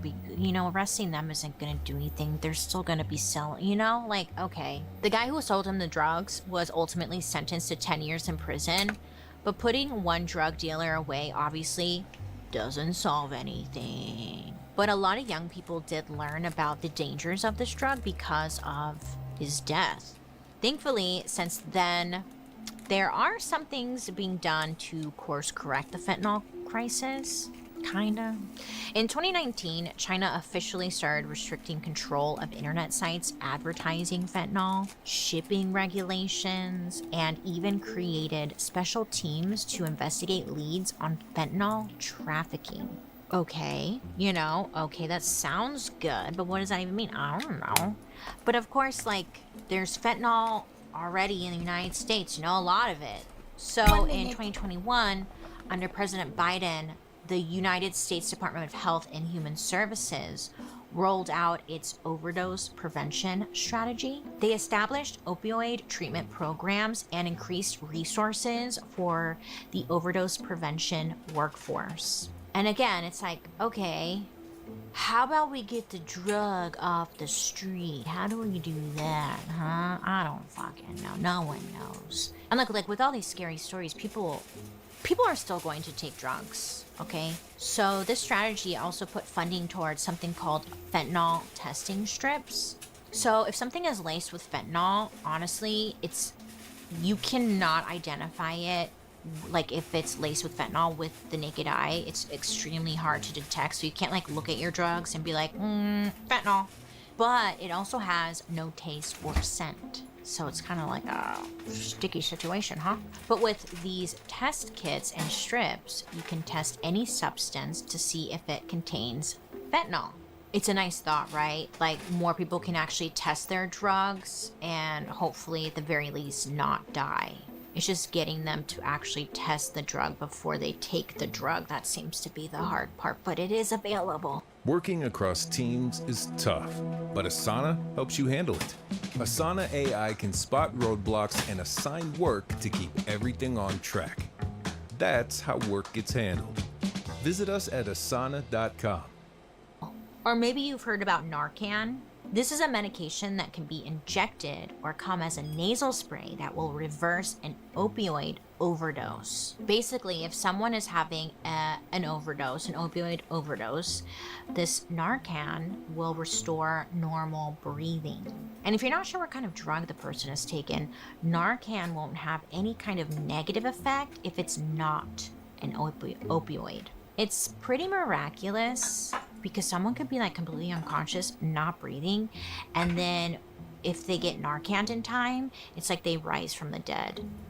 It's a life-saving drug, and I highly recommend if you work in a, like, I have Narcan in my house. I don't do drugs or anything, but I'm not judging. And if someone comes over and I just want to have it just in case. Like, I don't know. I just have it. Just have it, okay? In most states, Narcan is available at pharmacies with no prescription. You can just like walk right in there. You can ask for it. Sometimes your insurance might cover it. Certain places have community programs, local public health groups, or local health departments that will hand out Narcan for free. Over at endoverdose.net, I'll link it below. You can even order Narcan or buy test strips. I'm not like saying you should be doing drugs or anything, but I'm coming from a place of no judgment, and I think it's nice to have these just in case, because you never know what you're gonna get out there, okay? And you can save someone's life if they need it, you know? Now, to this day, obviously, fentanyl is still used in hospitals and still manufactured legally. So if you get a fentanyl drip after surgery, for example, like I did when I got my nose fixed, it wasn't a drip, was it? It doesn't matter. I got fentanyl. There's no need to freak out. Like, for the most part, you should be fine. Most of us don't realize that fentanyl started off in a medical setting, and no one except Dr. Drips could have predicted that things would go this far south. I mean, especially not with a drug that was so promising. I mean, Paul Jansen created a monster, like a Frankenstein. No, that was like Dr. Frankenstein. Whatever. But he started out wanting to just like relieve people's pain, not cause more of it. Allegedly. Well, I don't know. In total, nearly 645,000 people have died from overdoses, including any opioid, prescription, and illicit fentanyl from 1999 to 2021. That's a lot of people. Yeah. And as of 2021, the rate of death from fentanyl alone was 21.8 per 100,000 people. Yeah, that's a lot, huh? It might not sound like a lot, but it's more than double the rate of deaths from meth, quadruple the rate of deaths from heroin, and more than 7 times the rate of death from prescription opioids. It's deadly, is what I'm getting at. In 2023, the DEA seized nearly 80 million fentanyl pills, which is beep bop boop boop beep boop, 386 million deadly doses. Ooh, that's enough to kill like every single American. Oh my god, is that how we're gonna go out? Is that how the world ends? I have been having the hardest time finding a good bra. It's challenging. If you have boobs, it's never ending, huh? My drawer is like filled to the brim with restock bras. the fridge. You know, with water. It's, So before I I took leave the the water door, I out usually and just then grab a restock random the sports fridge, bra. 'cause I am not an and asshole.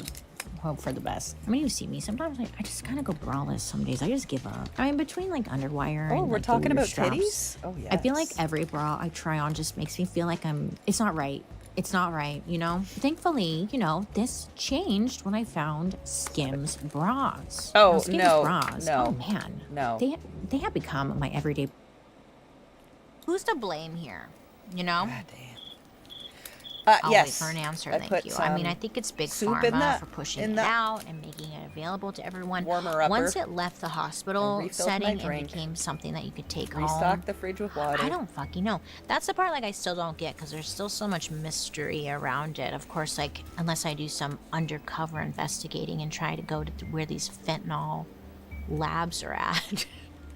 Could you imagine if I turned dark history into like investigative journalism? I'm gonna go find where they're making this fentanyl and be like, what the fuck are you guys doing? You're killing everyone. But the weird problem, I thought it was odd. Fentanyl, like this whole fentanyl problem, seems to be a unique problem to the United States. Like other countries don't have this problem as big as us. So what is it? Big Pharma? Hey, guy. Johnson & Johnson? Is it our state of mind?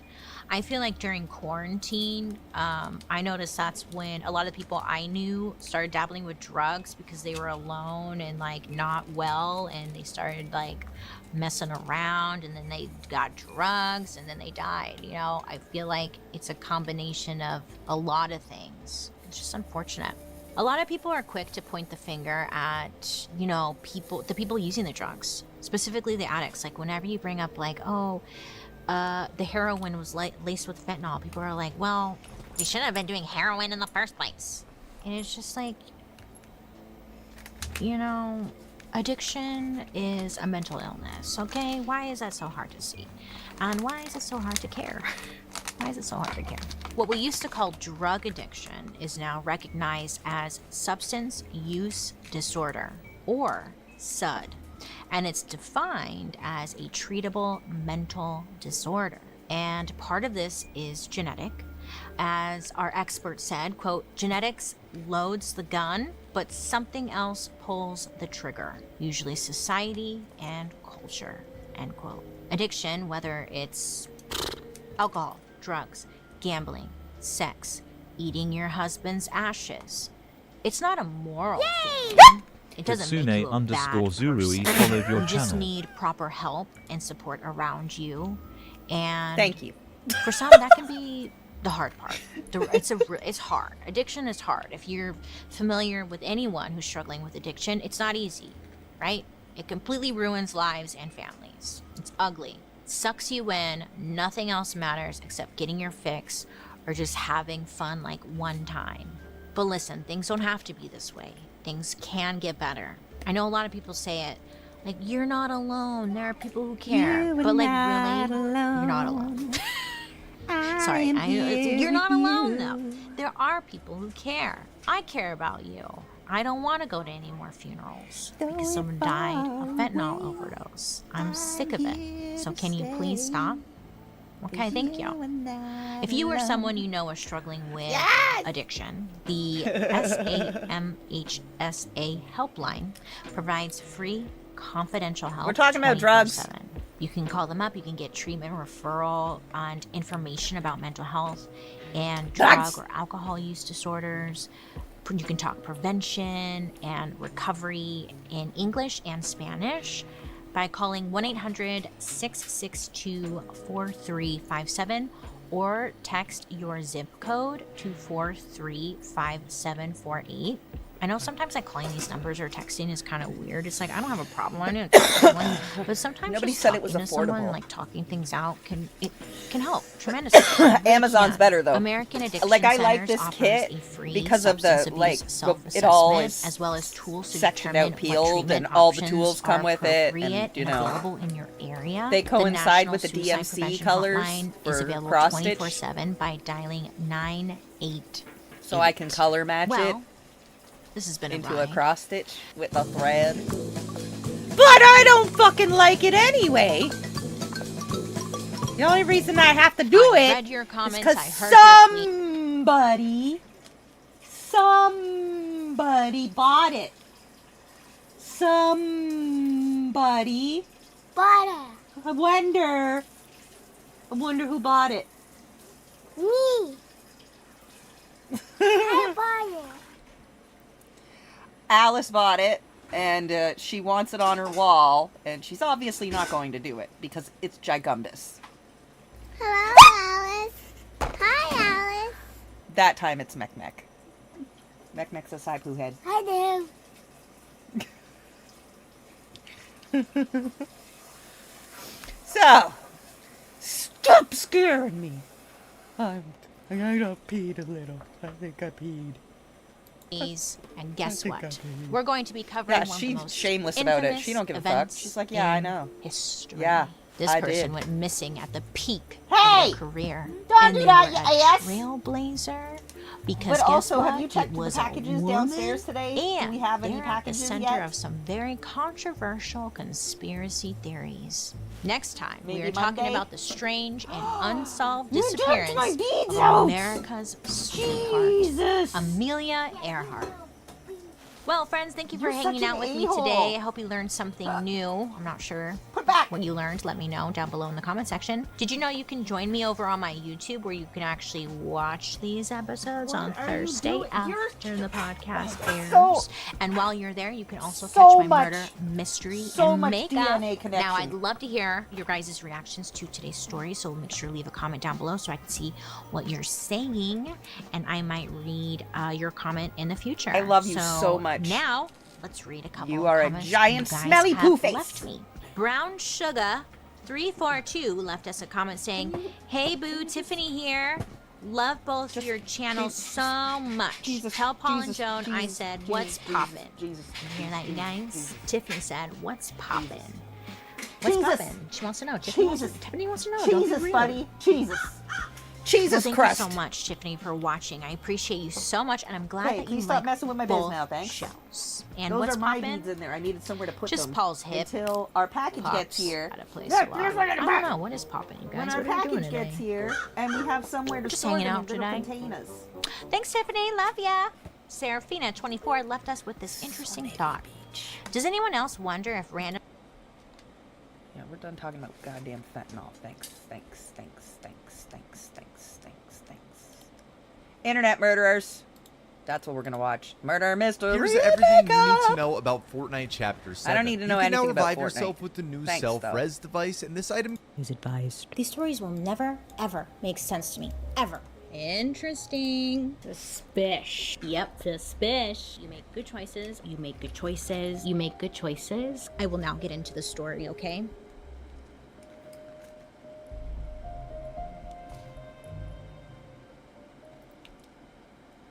The World Wide Web. We're on it, baby, right? And today's story is considered to be, like, by most sources, to be the very first internet-based murder. And I think most of us here, we know what the World Wide Web is capable of.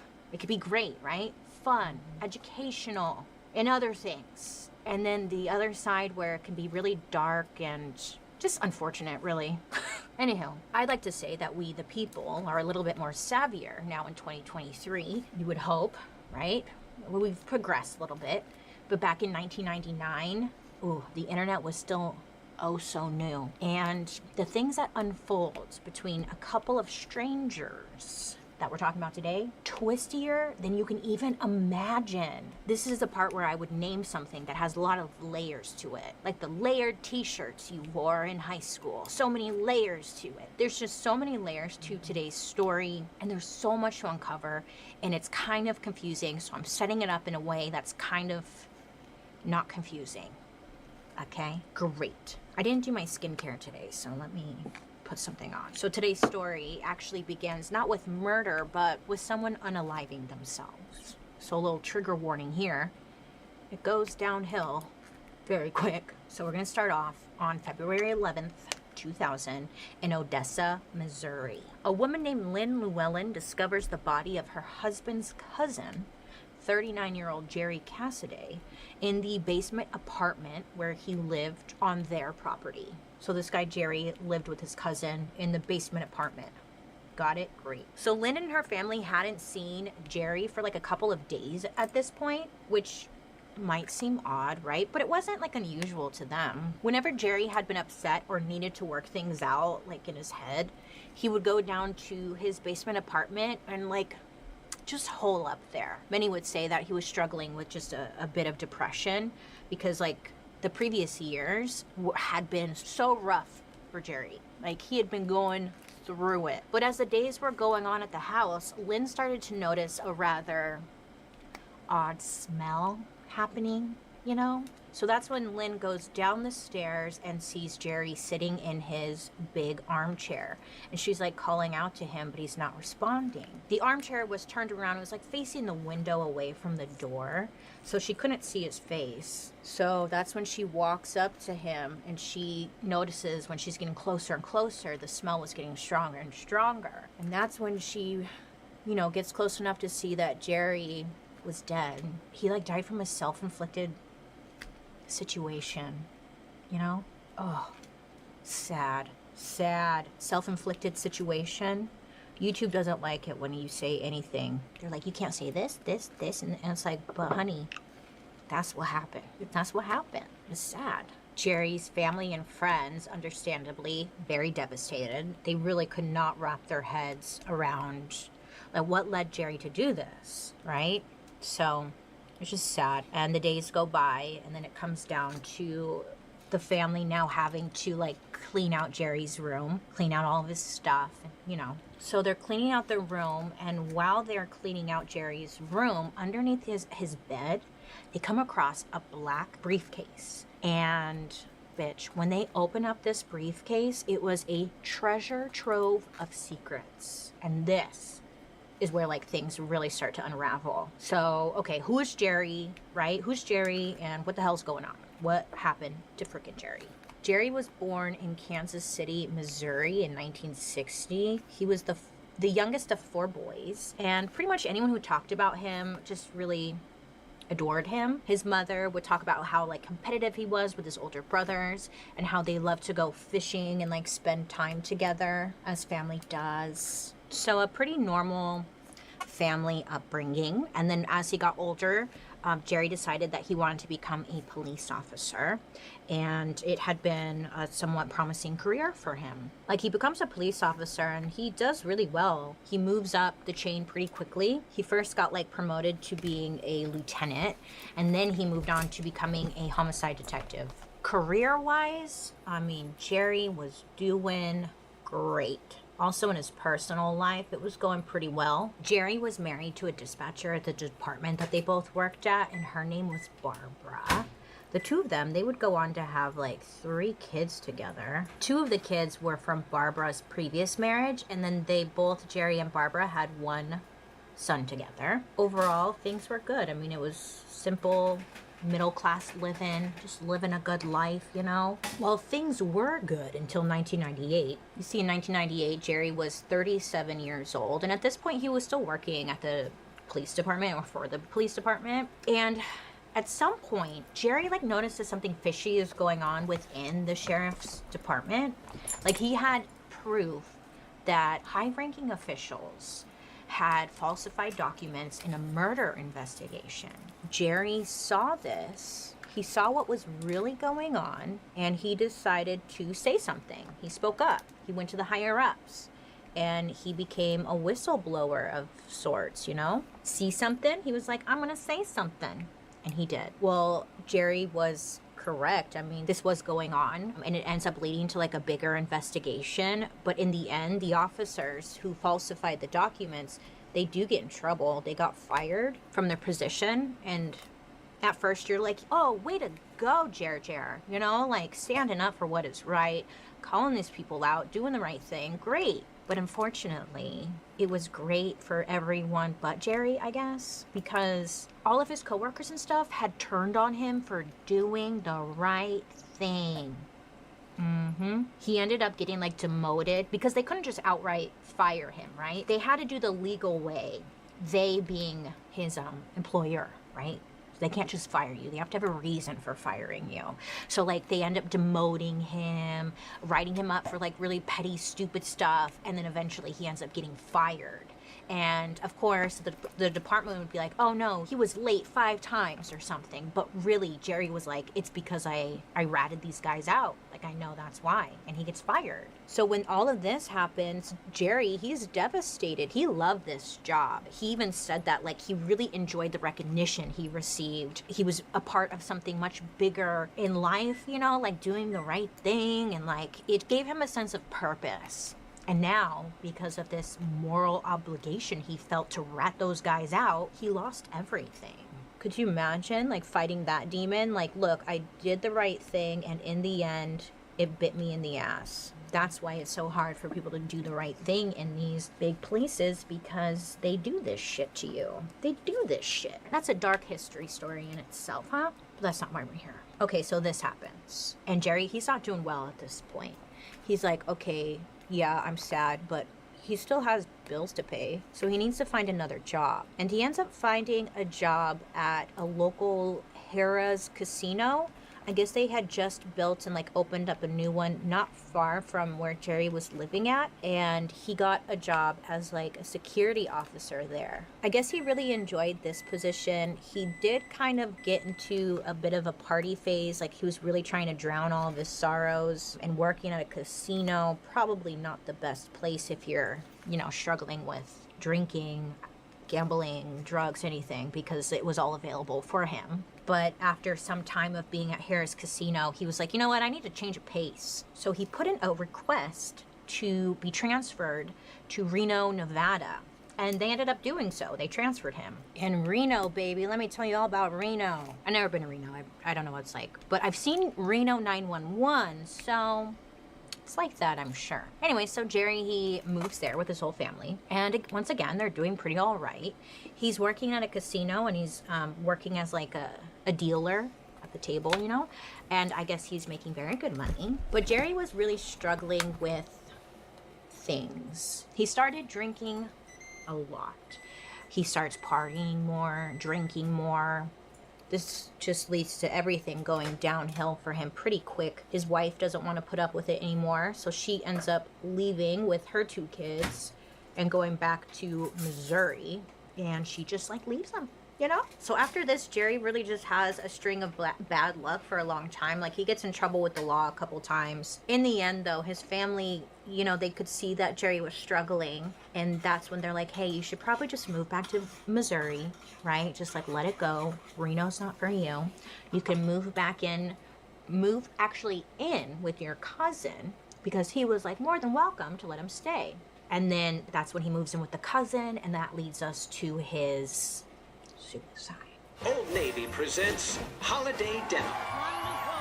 Dancing and dazzling. With sweaters so merry and bright. Join the party.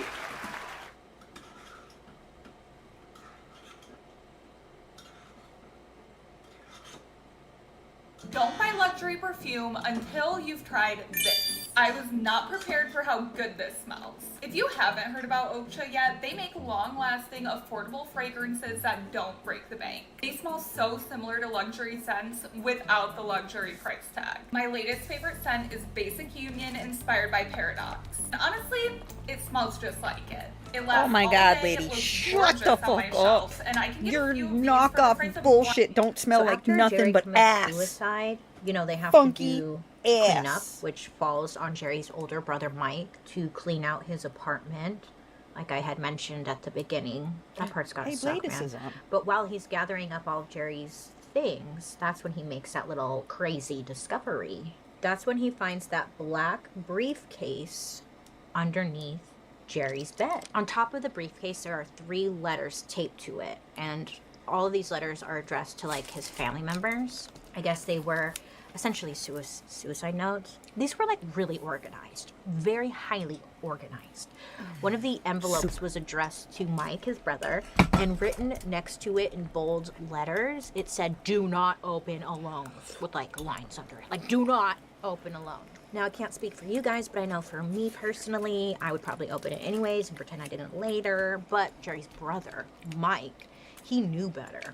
Jerry, again, former homicide detective, if it said, or if he said, "Do not open this alone," Mike would be like, you know, hands up, all right, I won't do it, I'll follow the rules, you convinced me. So Jerry's family gets an attorney to make sure, you know, they're all protected no matter what they find in there. There are those 3 letters that are addressed to 3 different people. In them are his confessions. Through the letters, Jerry is able to explain why he ended his life, but also confess his ultimate sin. His ultimate sin being that 3 months prior to Jerry dying, Jerry had actually committed a murder. He killed a man in Michigan by the name of Bruce Miller. Our Jer? Like, this is what? He would never. So this was like, just, what? He killed somebody? Yeah, so we'll come back to this. But now we're gonna hop, skip, doodle right on over to Flint, Michigan on the night of November 8th, 1999. Bruce Miller, he worked in the General Motors plant in Flint, Michigan, and he worked there for like ever until all of them closed down, you know? But he also had a passion for just like tinkering with stuff, working on cars, building and taking apart machinery. You know those people. They're very handsy. They're very handsy people. They like to tinker. They like to do. He was one of those. So Bruce, he actually owned his own like junkyard, which was like his own personal Disney World. Well, he was working over at the yard on the night of November 8th when he gets a phone call. Oh yes, he gets a phone call. Bring, bring, bring. Hello. It's his wife, Cherie. So she's calling him. It's like the end of the night. She's like, hey, can you bring home a pizza for dinner? You know? Great, I'll do that. Click. So that you end up hanging up the phone. And then someone comes out of frickin' nowhere, shoots Bruce, leaving no evidence, no trace, no footprint, no fingerprint, no little piece of hair, nothing in sight. Well, this case had been ongoing, but now, 3 months later, and a ton of miles apart, Jerry's suicide note on his briefcase said that Bruce Miller's murder had been staged, that Jerry had traveled to Michigan with the sole purpose of executing Bruce. What? I know. Just go with me on this. It's a journey, not a race. Now we're going to do one more jump to Bruce's wife, Cherie Kitley. So Cherie was at home, obviously, just got off the phone with Bruce while she was waiting for him to come home with some pizza, when instead the police officers show up to the door to deliver the really bad news that her husband had been shot and murdered. And Cherie, obviously, devastated. She was on the floor in hysterics. You know, who would do this? Who would kill her husband in cold blood? She didn't know it was this Jerry guy yet. So Cherie, which is such a cute name. Cherie, I love that name. It's a bummer she's an awful bitch. She ruined it. Anyway, Cherie, she was born and raised in Flint, Michigan in 1971. She was born kind of like everybody in this freaking story, born into just a very typical suburban like home life situation, you know? Of course, on the outside it looked perfect, happy, blah blue, but on the inside, I guess it was also not the greatest. Cherie's mom was not around a lot. She was pretty absent, and when she was around, like, there would be different men coming and going. She always had to have a man in her life, you know? One of those. But sadly, a lot of times when you're growing up in this situation, there are people coming and going all of the time. A lot of the times it can lead to some form of abuse. So it's safe to say that her upbringing was not ideal, right? Pretty rough. As she got older, she started to seek love in all the wrong places, which led Miss Cherie with 3 kids by her mid-20s, which is a pretty rough start. So she has 3 kids, she's in her mid-20s, she's living in Flint. There are not a lot of different like job opportunities for her out there. Oh, also, she was going through a divorce. I couldn't really find that much information about this divorce, but she seemed to get married a lot and divorced pretty quickly. I think this was like her 3rd or 2nd, not even sure, whatever. It's not part of the story, really. So what we do know is that Cherie needs money, and she's working like some little jobs here and there. For a time, she was like working at a nursing home, and then also on top of that, she was selling Mary Kay products. You know, Mary Kay. But at the end of the day, she needed like a steady income, okay? So that's when she ends up getting a job as a bookkeeper at Bruce. Remember Bruce? Bruce's junkyard. When Bruce and Cherie first met, Bruce was like 47 and Cherie was like 27. I think there was a 20-year age difference. But despite their age gap, the two of them just really hit it off and became close friends. But Cherie seemed to be very infatuated with this man. She would go around and tell different people that she really liked how Bruce was nothing like the men she had dated in the past, you know? He had his stuff together. Hello, he was a business owner. she was impressed. Cherie said in like a later interview that she was the one who actually pursued Bruce, and it worked because Cherie, like shortly after they met, like I think it was maybe like a month, 2 months, Cherie was moving in with Bruce. She moved quick.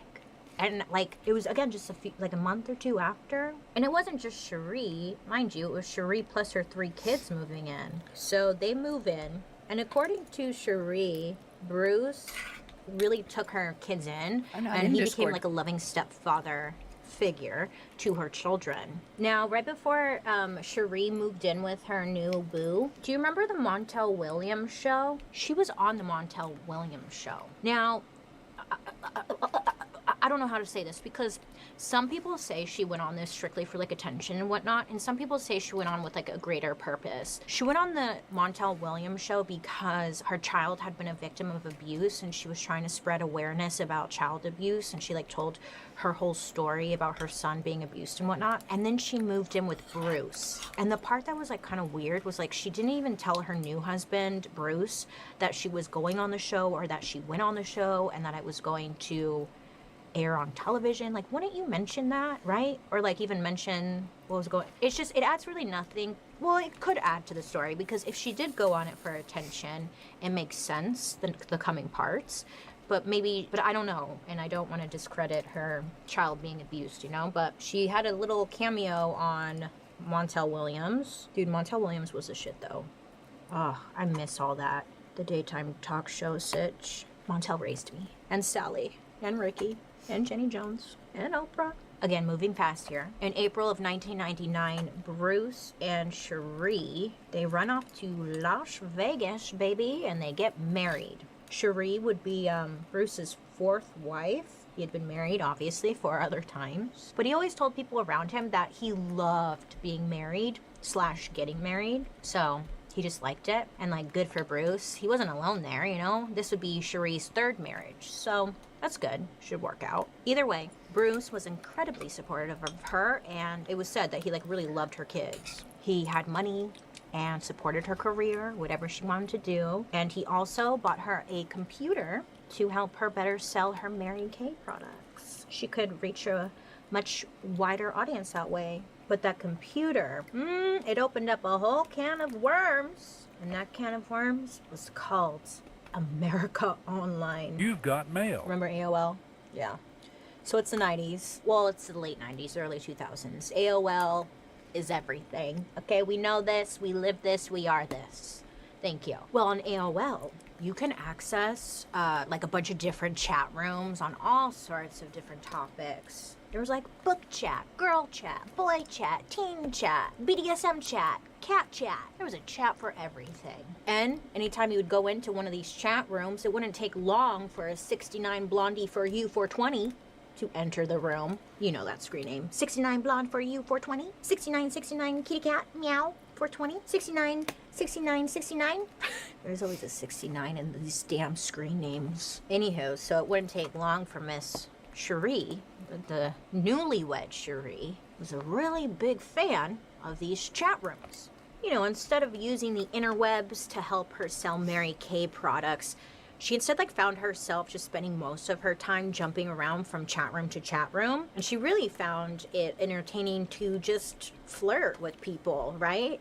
And chat rooms really gave people the opportunity to just kind of be whoever they wanted to be, act completely different, and live a completely different internet life. Well, Cherie, she had a ton of different screen names, like a ton. They were all described as quote-unquote sexy, but when you look at them, they're really quite silly. Like one of her screen names was, quote, I want to be laid, end quote. It was just right to the point, you know? So, I want to be laid. So, just cutting straight to the chase. Well, she would end up spending most of her time flirting with randoms on the computer, even at the work computer. Which, to be fair, I was really unclear if it was the same computer, like if they had one at home and in the office, or if it was just the one in the office. Either way, she was using the computer to just really have dirty talk with a lot of different people. I know you're like, well, what about her husband, Bruce? No offense, he was a much older gentleman, you know, so he had really no idea what was going on. He thought she was doing bookkeeping and selling her products, you know? She's over there doing numbers stuff. So it was easy for her to keep this from him. But this whole new internet world was just a total freedom for Miss Cherie. You know, she could be whoever she wanted to be. And to her, it was just an addicting, erotic free-for-all. She would flirt with just about anyone who sent her a message in the chat, and she was having fun while doing it. So as these relationships online progressed, she started sending like photos of herself in lingerie or just doing sexual things to herself to different people she was talking to. She also recorded herself on a camcorder doing, you know, things to herself. Cole's mom? Giannis! I tried building my kids a dollhouse, and well... You know, and she would record this on VHS tapes, and then she would mail these off to different people she was talking to with this footage of herself. Which, there's no shame, like, do what you want, right? But then again, she's married, so I'm not trying to shame, but at the same time, I'm judging because of where we are today, obviously. It doesn't go right. In later interviews, Cherie would say that having these chats and whatnot was freeing, but it was very addicting. The attention she was getting was like a high. It was never enough. She wanted more. She wanted more. She wanted someone new. It was just it's never enough. So while Cherie is going through these chat rooms doing her thing, that's when she comes across Jerry. Oh, circling back to Jer. Jerry and Cherie, they meet in a chat room. They're messaging back and forth, and they are talking a lot. I'm talking hundreds of thousands of messages and emails were sent between the two of them. But the two just really connected. They really liked each other. Jerry seemed to be comfortable enough to open up to Cherie about his recent struggles in life, like his divorce, his job, just everything.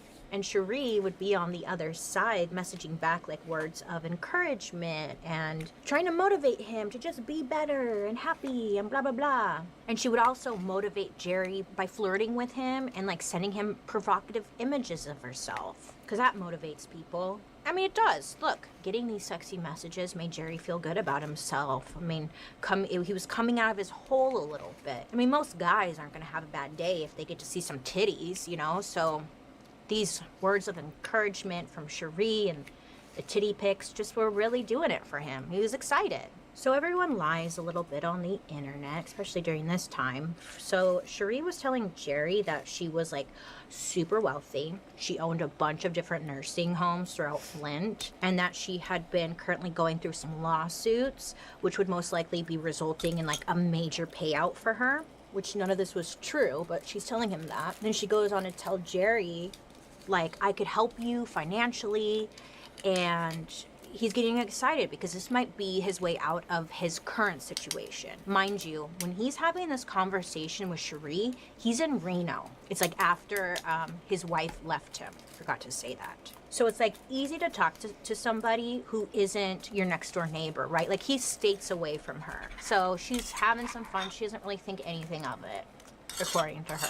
I'm in the process of growing out my eyebrows, so just don't judge, okay? So after telling Jerry that she's wealthy and all that, I mean, Jerry's hooked. He's in.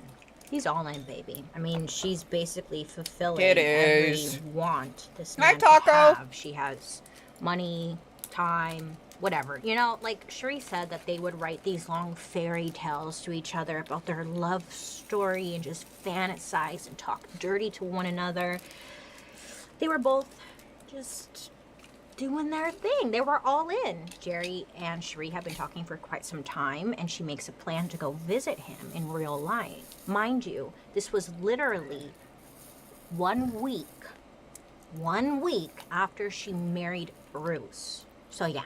Well, Cherie, ends up telling her husband that she's going to Reno because they're having some kind of like Mary Kay convention or something in Reno. He believes her. Why would he question her? She ends up just leaving her kids. Remember she has kids? Yeah. She leaves them with Bruce for the weekend and she heads off to Reno. So Cherie and what's his name, Jerry, they had done like a little bit of pre-planning. Well, of course, they were going to do like a little bit of role play. So when Cherie would walk up, because he would be working at the blackjack table, and Cherie was going to walk up to the table where Jerry was dealing, and she would be like dressed all sexy or whatever. She was going to pretend that she had no idea who he was, you know, and be like, how do you play black? Hit me, you know? So that's what their plan was, to do a little role play. I'm not sure if she was supposed to win or lose, but either way, that's what they did. Hot. I don't know the ending of the storyline, but great. But one thing that was noted was that, like, Jerry went around the casino where he worked and, like, introduced Cherie to everybody. I mean, and it was obvious to everyone who worked with him that this man was in, like, full-blown love. They ended up staying the night together, have their romantic affair for the weekend, and then Cherie goes back home, you know? The two of them continue their relationship through email.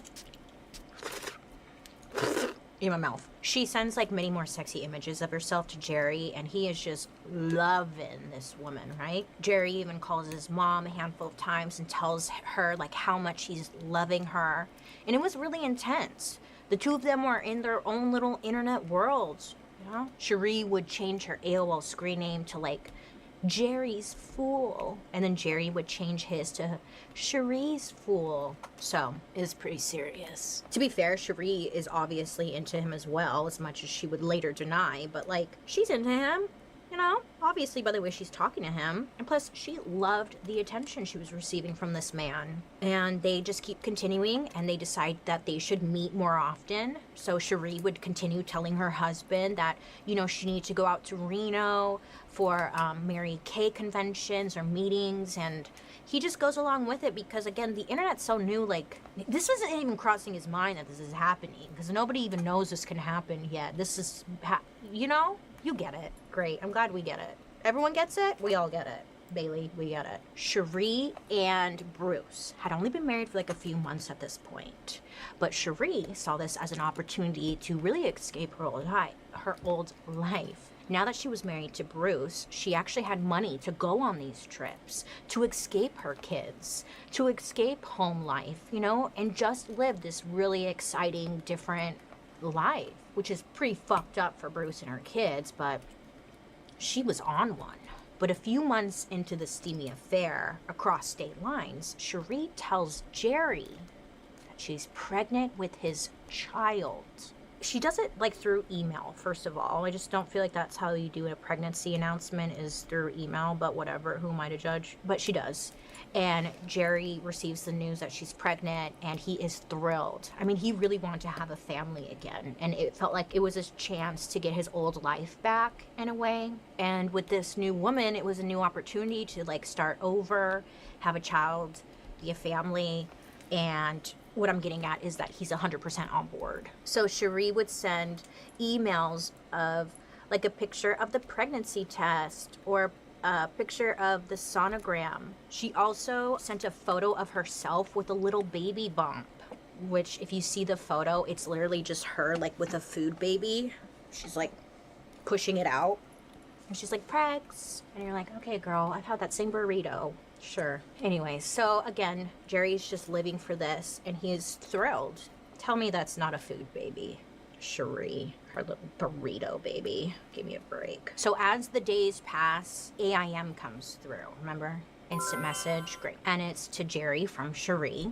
And she tells him over the chat that Bruce, her ex-lover, or the guy that she's living with, I'm not sure how she presented Bruce to Jerry, but she tells Jerry that Bruce had found out about the affair, and in turn it led him to becoming, like, very violent, and that he ended up, like, beating the crap out of her, and that she lost the baby because of it. Now, after the two have this, like, heartbreaking AIM chat message session, Cherie sends Jerry photos through email showing, like, her stomach, and I believe her back. It might just be her stomach, but it has, like, bruise marks all over them, which later you find out that it wasn't bruising. She used her Mary Kay makeup to create some bruising. When Jerry finds this out, devastated, it absolutely broke him. And he ends up responding to Cherie, telling her, like, no one is going to get away with this. No one is going to be allowed to do these things to you, and I'm going to stop him. It was essentially like that, with, like, all caps. He was angry. Jerry, he doesn't know Bruce at all. Only just like the little information that Cherie shares. And Cherie always seemed to like change her story about Bruce, but she told Jerry that Bruce was not a good man, he was abusive, and she just made all these wild accusations about him and that she couldn't leave. But then she tells Jerry that Bruce was part of the mafia. Yeah. She tells Jerry that he's pretty well known or really high up in like the mafia world. And because of this, like, she's scared she can't do anything because he'll kill her. So she tells him that he's like super high up in the mafia, especially in Michigan, and he operates like money laundering schemes, and that he was dangerous and violent with her and pretty much anyone else that he met. That his salvage yard was just a front for his mafia dealings, and that every day Cherie was not with Jerry, it was because Bruce was keeping her on lockdown. But Jerry, if you remember, has a background in the police force, right? And it's like, who is more of an enemy to a police officer than organized criminals? You know, like, so what I'm getting at is that Jerry was triggered. He was getting all worked up. He was ready to help in any way that he could. Plus, he was just angry that this man, Bruce, had killed his unborn child. So Jerry was becoming obsessed. But most of all, like, he just wanted to be the white knight, the one to, like, save Cherie from this awful situation and this awful person. So Cherie and Jerry, they kind of let things cool off for a bit, right? Tensions are kind of high. People are angry. People are in their feelings. Weeks later, Cherie writes to Jerry via email to share some good news once again. This time, she's pregnant. Again. She's pregnant again. She writes Sherry a little email. Dear babe, I'm pregnant again. This time she wasn't pregnant with one baby. She was pregnant with twins. Twins. Yeah. Are you catching what Cherie's putting down? If you haven't yet, she's not pregnant. She's just messing with this fucking guy. And it's sick. So now she's pregnant with twins. Wow. Isn't that weird? They haven't seen each other in weeks, but okay. Must be like some kind of miracle. Maybe it's the twins of Jesus' past. I don't know. But she's pregnant with them. Anyways, Jerry, once again, poor guy, he's really excited. He wants to be a father. He did question, how did this happen? But he really didn't push on it too much because honestly, he was just thrilled. He found it a little odd, you know, how closely it came after the miscarriage, but that was as far as he really didn't push, you know. So once again, Jerry is happy and he's motivated to start his new life with Cherie. But then, November 5th, 1999, Jerry opens an email labeled from Bruce. Apparently it was in all caps, so you know he's pissed. And it said, quote, Cherie is growing fat with 2 bastards in her. She has decided she doesn't like the excess weight and is going to get an abortion. End quote. Okay, you know, Jerry rightfully freaks out a little bit. I mean, this is his woman. His woman. He's all upset and he starts calling the different hospitals in Flint, Michigan, and he is calling Cherie's cell phone, but he's not getting an answer. So he writes her that he's worried, and he gets a response the next day from an unknown screen name that said, quote, this is Cherie. I'm going away for a few days. I will contact you sometime next week. And then there was another email that was from Bruce that said, quote, in all caps, of course. Well, Jerry, she told me to let you know she would be home soon. I think the abortion went fine. She sounded like she felt better knowing she wasn't having any more kids. Thank you for making my relationship with my wife better. I don't know what the fuck is going on. Okay, I don't, but this woman is bored. This Black Friday gift cleans your retainer at the touch of a button. No more brushing or tablets. Over 4 years ago, our team of... Okay, now if all of this seems like complete buffoonery to you, well, I am here to inform you that it is indeed buffoonery. Miss Cherie was lying to Jerry about everything. She was lying about being pregnant. She was lying about Bruce being abusive towards her. She was lying about the emails coming from Bruce's account because it was, in fact, Cherie sending those emails. The photos of her with the pregnant belly were literally just photos of Cherie pushing her stomach out. The bruises on her stomach from the abuse received by Bruce, Again, it was all just makeup. Everything she had told Jerry was a really big lie.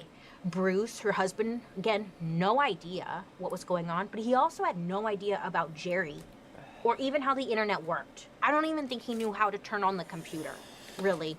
He was just minding his own business, working in his yard, existing. You know, like, damn, leave this guy alone, Cherie. Poor Bruce. Well, and Jerry, but, like, Bruce was just like, la fucking da, going about his day. He doesn't even know. Okay, so you know this. I know this. But Jerry doesn't know this yet. He doesn't know. He doesn't know that we know that they know that everything about them knowing.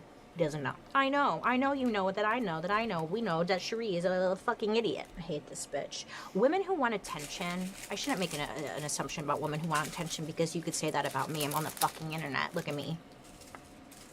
Anyway, to make matters worse, Cherie added fuel to this damn fire. She sends Jerry a follow-up email going on to say that she did not have an abortion, that Bruce was lying, but what really happened was that she was, quote, gang raped by Bruce's friends in the mafia repeatedly in order to miscarry, blah, blah, blah, blah, blah, blah, blah. She was just creating such disturbing, sick lies. I hate her. Okay, but this time, this email is the one that just sets Jerry off. I mean, he's like, you know what? She's no longer safe. Her kids aren't safe.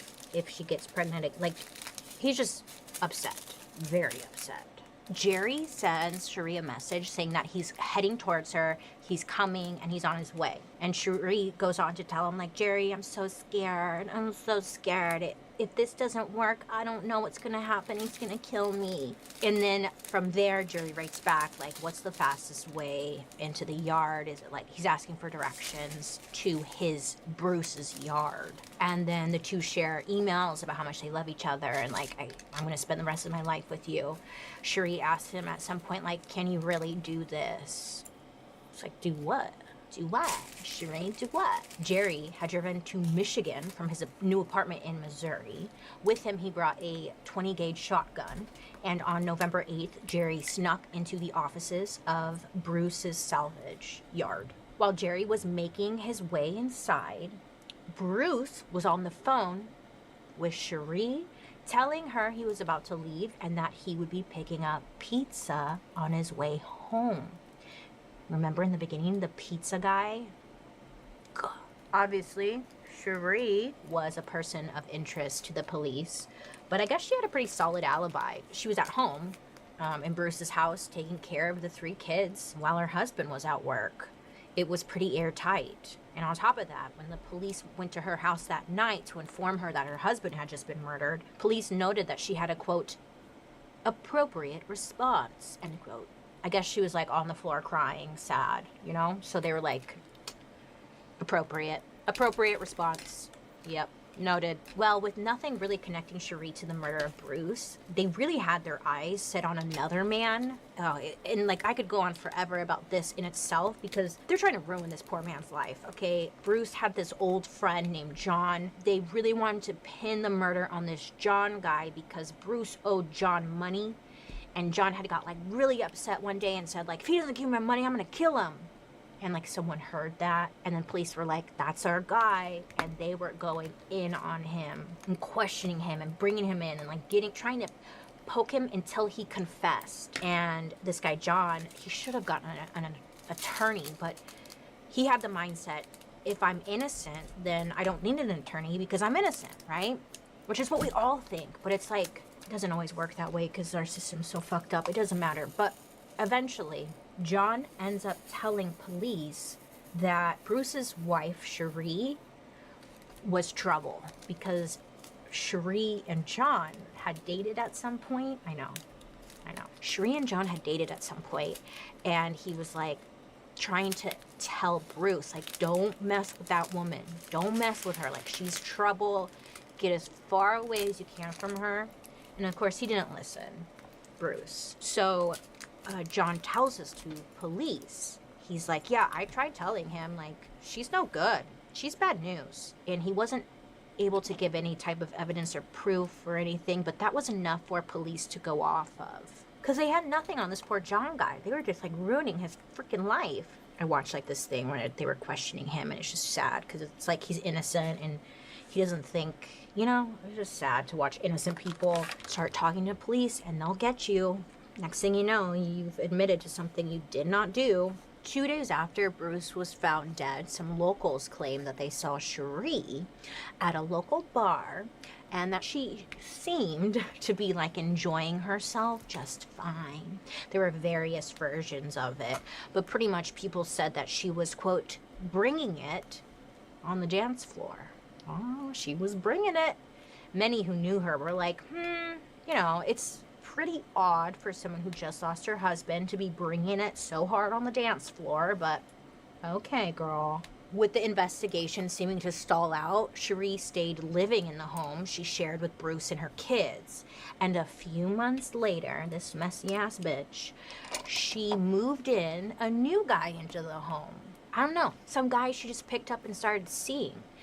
Mind you, this messy woman, when she moves this guy in, like, she's still talking to Jerry. I know, it's just like, what the, like, how does she even have time for all of this? I don't know.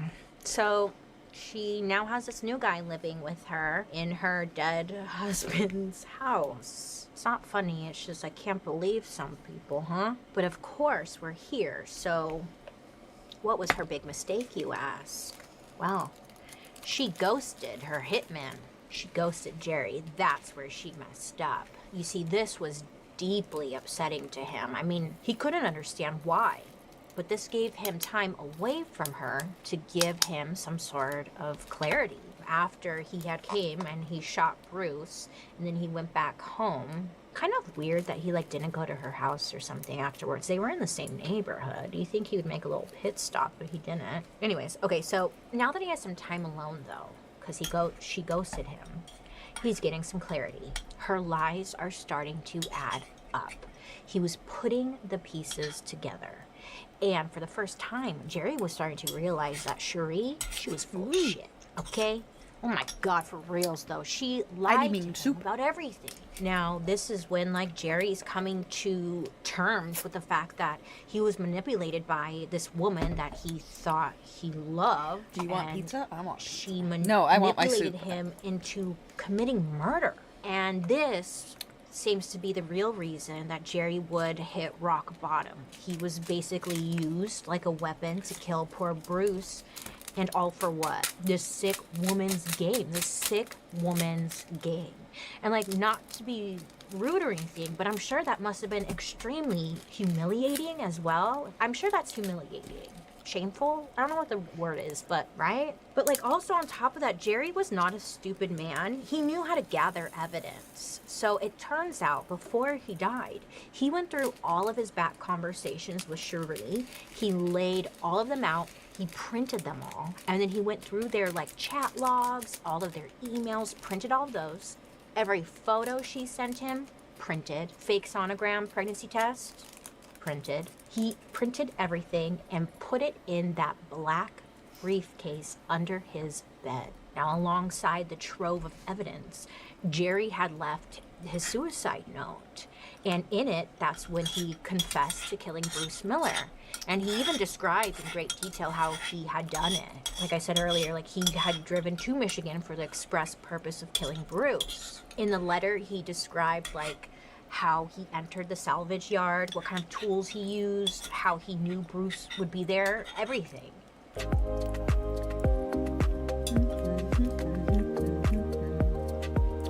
He even shared how Cherie's lies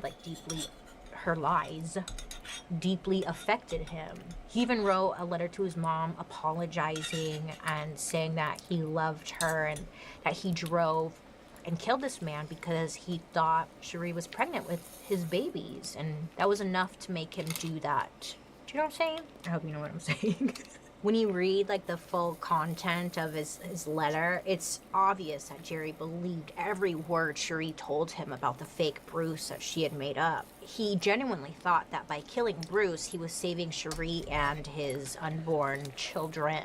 And when you think about it like that, it's like, well, not to justify a killing, but you know, it's like, no wonder he was so worked up and like went after Bruce. And then in his letter, his suicide note, and in all of the evidence, he said that Cherie was involved and helped set it all up. And he had all the proof and all the evidence he needed to send it to police. And he even said in the note, she will get what's coming. Love to see that, love to see that. Michigan police were eager for Cherie's side of the story, you know? So when she was brought in for questioning, this time, she wasn't acting mournful or sad or anything. Instead, she was very defensive right off the bat. And she was just saying, like, I can't believe you would think I have anything to do with this. And a lot of people noted that, like, this was just not like her. She should have been crying and stuff. But if police are accusing you of, like, murdering someone, wouldn't you be defensive? I just didn't feel like it. I don't know, whatever. It was noted, again, that she wasn't very remorseful. These police, they like noting that kind of stuff. Not remorseful this time. But thanks to Jerry's briefcase with all those online conversations, all that hardcore evidence just right there, you know, she could not deny. I mean, she could deny all she wanted, but the police actually had the letters and stuff with them, which, ooh, must be so nice. Like, oh, you didn't do it? Here, read this.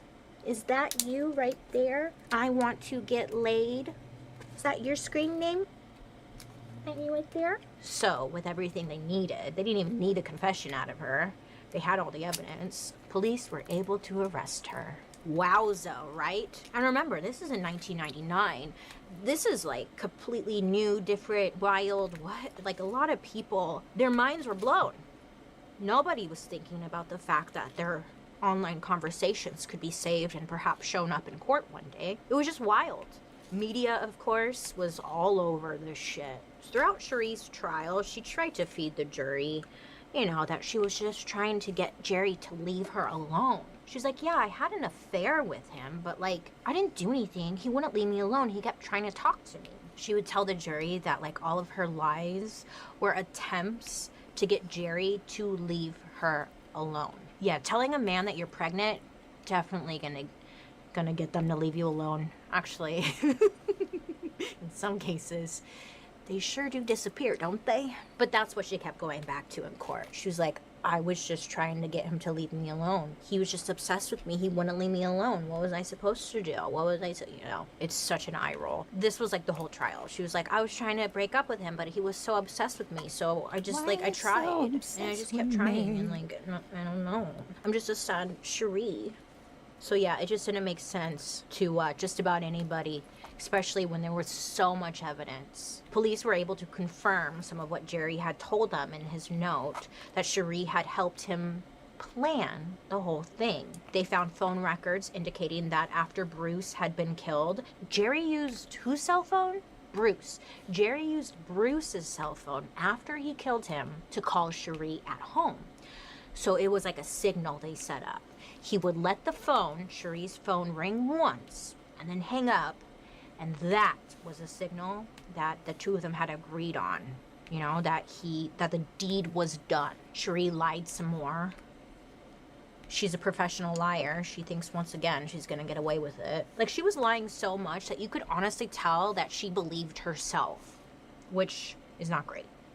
Not a good thing. Cherie told the court that, like, Jerry was after Bruce's money and that, like, she just had gotten, like, a little carried away with it, talking to strangers online. And Jerry had just gotten too tangled up in their game, you know? Like, he took it too seriously, and she was just having fun. One of the biggest takeaways from the evidence in Jerry's briefcase was that for so long, Jerry kept trying to convince her to leave her situation. But Cherie was very insistent that it just wouldn't work out because of the mafia. In the trial, the prosecutors, they end up reading like a bunch of her instant messages, and like Jerry is trying to tell her that she should come live with him in Missouri and that he could protect her and her children there. But Cherie responded with like, I don't want to sit in Kansas City and become a rotten bitch knowing he's still breathing out there. I don't know, Cherie, it seems like you were a rotten bitch no matter where the location. Yeah. So a lot of people were asking, okay, like Cherie obviously played a huge role in this, but like what was the motive? Was she just playing a silly internet game? Well, apparently, and this is coming directly from Cherie, but she had done one big thing when she and Bruce first got married. She spent all of his money. Like when she and Bruce first got married, she maxed all of his credit cards out and whatnot, and she shopped, she had fun, and the courts were like, well, maybe that was like a little bit of motivation. It was like she was living this life that she, quote unquote, always wanted. I know, like that's kind of hard to prove what her motive is, because what I think it was attention, and who doesn't want money? I don't know, but like she wasn't after some kind of jackpot. She was just sick and fucking bored. Give this girl like some hobbies. How about you pay attention to your kids, Cherie? Hey, wait a minute. That's a crazy thought. Well, Cherie did end up being convicted of second-degree murder and conspiracy to commit murder, separate charges that left her with a combined life sentence on top of an additional 54 to 81 years for the murder itself. But don't get too excited, because on July 16th, 2009, a federal court judge ordered Cherie's immediate release from prison on bond pending a new trial. So the courts were trying to decide if the suicide letter should have been allowed in the first trial. Hold on. I'm trying to figure out what's my lip color here. You know what? I'm just going to put on a gloss. So there was debate whether or not the suicide note should have been even allowed into evidence in the first place. Yeah, I don't know why. I don't know why this was like a question, but it was a debate. So this goes on for like quite some time. But during this point, Cherie was out. She was out and free to do whatever the hell she wanted to do until like the new trial started. During this break that she had from prison, she was able to like reconnect with her own children for the first time, it sounds like. And she ends up getting like really attached to them. It's a little late, Martha. I mean, Cherie, but okay. Anyways, but the courts, they end up deciding to uphold her original conviction, and she ends up going back to prison, my friends. But I guess seeing her kids had a really lasting impression on her, because according to her, when she was heading back to jail with her daughter was there like to drop her off. She said she just had this switch in her brain. Yeah, they always have a switch when they go to prison, don't they? She had a switch in her brain where she realized that she was ready to drop the act for good. She was like looking at her daughter, and she realized that Bruce and Jerry's families would never be able to see them again. And even though like it's sad she's going to be behind bars, at least she would be able to see her own kids again. So when Cherie was 44, she finally admitted for the first time to arranging for her husband to be killed by Jerry. She wrote a letter to the judge who presided over her trial, and she confessed to everything. She said that she did it. She went on how she did it and just said that she's guilty. This is a side note, but like something like this never happens. Never, never, never. Cherie even said, quote, "I knew the murder was going to happen and I allowed it. I allowed a man to kill another man based on my lies and manipulation," end quote. With this, she basically is agreeing to never appeal her conviction again. Pretty brave, pretty bold, good for her. She just realized that she belongs in prison, and when what she did was wrong. Many asked like, okay, why? Why did you do it in the first place, right? And Cherie said, quote, "It was like a video game, and each man in each relationship was another level to me, and each level was harder. It was seeing how much I could get away with, how much I could make somebody believe," end quote. And while she sounds like she's really owning her shit, the families were very, about it. Many of them not fully believing her. Jerry's mom said that she felt that the letter and everything, the apology, it was inauthentic, which is totally fair, right? If Cherie had killed my own kids, I'm sure I'd be like, fuck you. So, yeah. But I will say, her writing this confession and stuff is pretty bold. It means she can never appeal ever again, and she's going to spend the rest of her life in prison. And I think that's exactly what she should do, because she really did that shit. She really did. Sadly, 2 men had to die because of fucking Cherie. Damn, girl. You sick. Okay, I think that's it. I mean, it's definitely not. I had to leave out some stuff, but like, boy, Cherie was exhausting. She's currently in prison for life. She's like 54 or 51. She's 51 years old. She'll be up for parole in 2055 when she's like 84 years old. So we'll see. I doubt she's gonna get out. And yeah, that's the web of lies Cherie freaking created. Like, insane.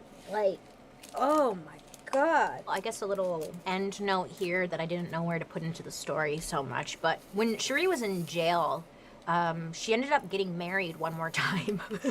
Hey, she loves love, I guess. Have you heard of the true crime show? It's called Snapped. It's on the Oxygen Network. I know you do. So they actually did an episode on Cherie in November of like 2007. And there was an older gentleman who was watching television that night and saw her story. And apparently this guy just like fell in love with Cherie. Now this man, he thought that she was completely wronged and was just a delicate little damsel in distress, and she needed saving. So he wrote her a letter and she responded. He visited her in prison, and on that very first visit he proposed to Cherie and she accepted, and I think they got married. Is that a meet cute? I keep hearing people say meet's cute. Is that one? Well, I think they ended up breaking up, but for a minute they got married. Honestly, like, it might, no, what an idiot. If they're in jail, well, they can't leave you if they're in jail. Where else are they gonna go? Maybe some people like that. I don't get it. Never will. Anyways, I could go on. I got so deep into this story because it was just like, wait, what? Wait. Pretty much like my general consensus of Cherie was that she was just a freaking squatter. She would meet somebody, move in with them and her kids, and just stay there until she found her next situation, her next whatever opportunity. Most people are just so fucking annoying. Anyways, let me know your guys' thoughts down below. I don't know what you can say, really. It's just more sad that Cherie sucks. It's a shame that someone sucking so bad can lead to others dying. Like, that's sad. Let me know who you want me to talk about next week. But other than that, I hope you have a wonderful rest of your day. You make good choices. Be safe out there, please. And I will be talking to you guys later. Goodbye. Thank you for calling the Bombas Comfort Line. Bombas makes slippers, slides, and comfy shoes. And with every... Today's story is, I know I say this all the time because, I mean, sometimes it's just so hard to believe, right? And today is definitely one of those stories. It's what, you know? And let's get into it. I forgot to grab something. My BO. I didn't realize this was going to be so white. Okay. So this story takes place in Overland Park, Kansas, okay? So it's like southwest of downtown Kansas City, Missouri. Why they have a Kansas City in Missouri, I don't know. They're just trying to confuse us. I think they have a Kansas City in Kansas too. Doesn't matter because it takes place in Kansas, but it's not far from Kansas City in Missouri. Tell me why I got so hung up on this for just far too long. In the 1980s, Overland Park was flourishing. There was a big boom in commercial and residential development, and the city was just really growing. I mean, it had almost 100,000 people living in the area. So, I mean, it was pretty good. It was a suburb to the city, and a lot of residents that were living there were middle-class families. Overall, the city had a positive reputation and was known for like an affordable and family-friendly community. It has consistently been voted one of the top 10 places to live in the United States. Fun fact. And it offers a great option for the retirement community. Also, just great for families. So, okay, great, right? With a bigger population, though, comes more and more suspicious people. So in late 1984, a 19-year-old woman named Paula Godfrey was living in the Overland Park area. Now, she was looking for a job, a new job, and she found an advertisement in the paper for a secretary position. Now, this position, it would involve travel and training, but it overall just offered really great pay. So Paula told her parents that she was going to this interview, and off she went. Unfortunately, though, this would be the last time that they saw Paula. As time passed, the family grew worried, okay? They hadn't heard from her, and it was just very unlike her to not check in. As days passed, they received typed letters in the mail signed by Paula. Now, these letters said that she was in need of time away. She wanted to find herself and become more independent. The family didn't believe that this letter was coming from her because it just sounded nothing like their daughter. So then the family goes down to the police to file a missing persons report. Now, again, at this time, Paula was 19, so there was really nothing the police could do, because to them, they see a letter from someone who is of age. Maybe she just didn't want to be found. And most of all, there's really no evidence of any type of crime that may have taken place. So they did file the missing person report, but there really wasn't anything more that they could do. Okay, so then January 11th, 1985. A woman calls 911. She's concerned about her daughter-in-law, Lisa Stacy. Now, she hadn't heard from Lisa in a number of days, and she was growing more and more worried. Now, Lisa was only 19. She just had a baby who was now 4 months old. The baby's name was Tiffany. So Lisa was briefly married, but that only lasted for a couple of months. Her ex-husband ended up moving to Chicago and enlisted in the Navy, and then Lisa stayed behind in Kansas City.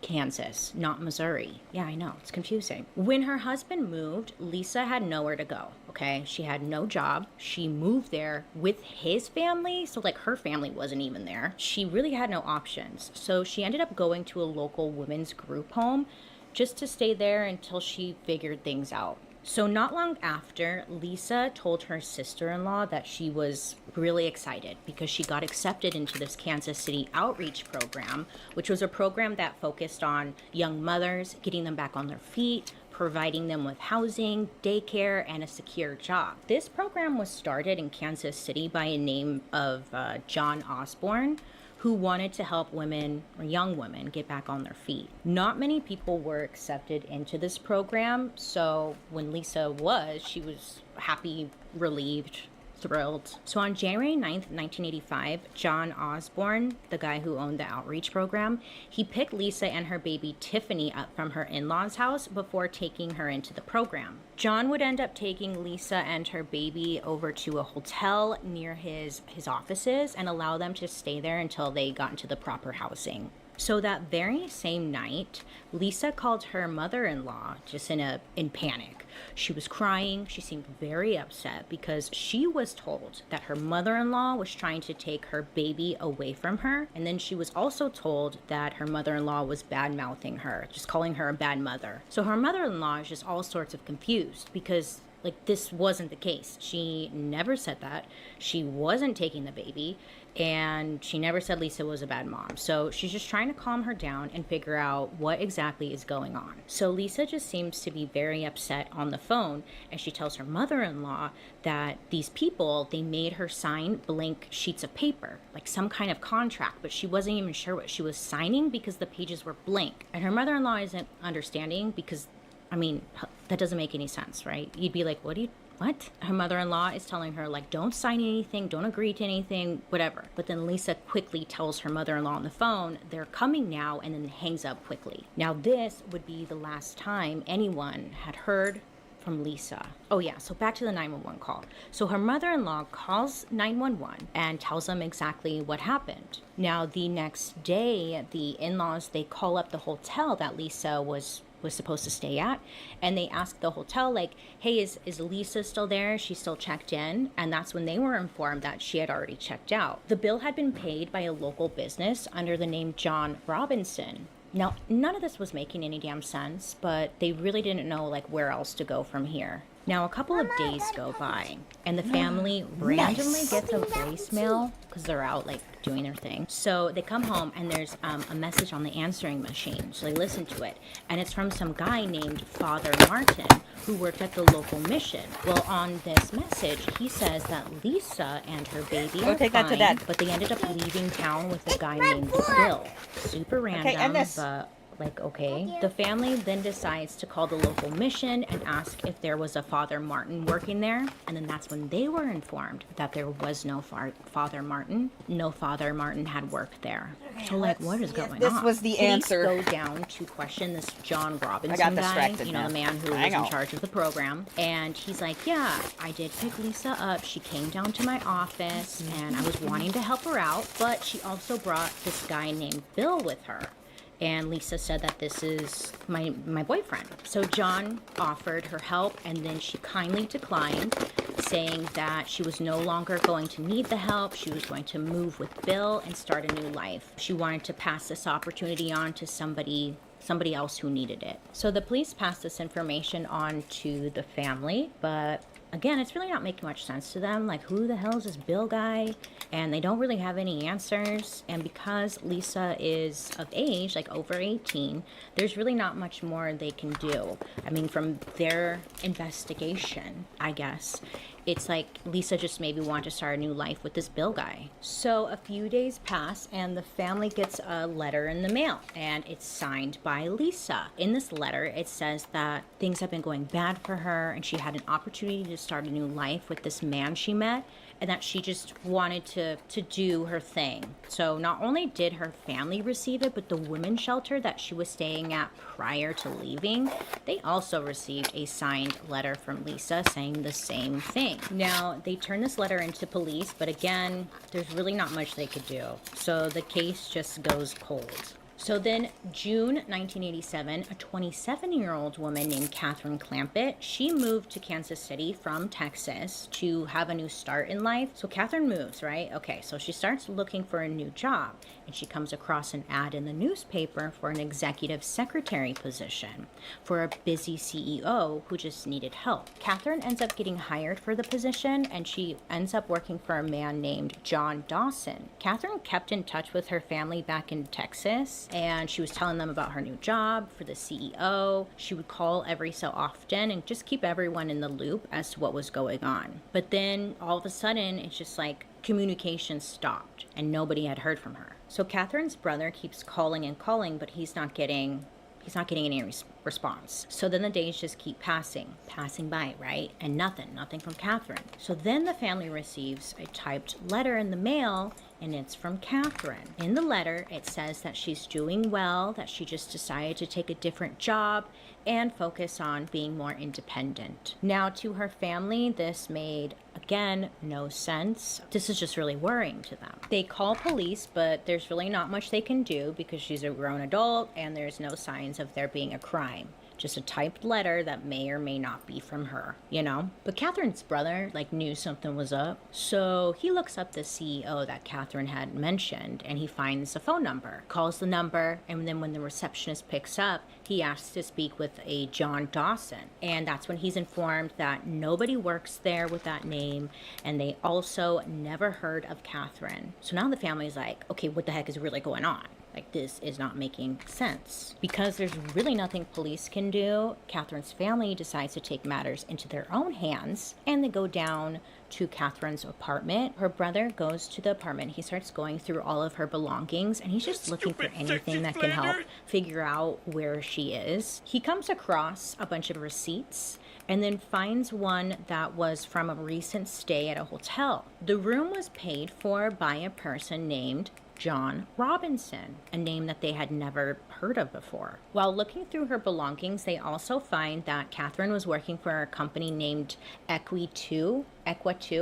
Yeah, I think it's Equa2, which was a consulting firm and was owned by John Robinson. Now, this is a real place and a real company, so maybe they just had the wrong information, you know? So the brother is able to find the information on this company and gets the address. And the next day, he goes out to the address for Equa2, whatever. He goes there, he walks up to the building, and he sees that the place is shut down. There's nobody in there. And the reason that it shut down was because this guy, John Robinson, the CEO of this said company, he was about to start a prison so this one is not working.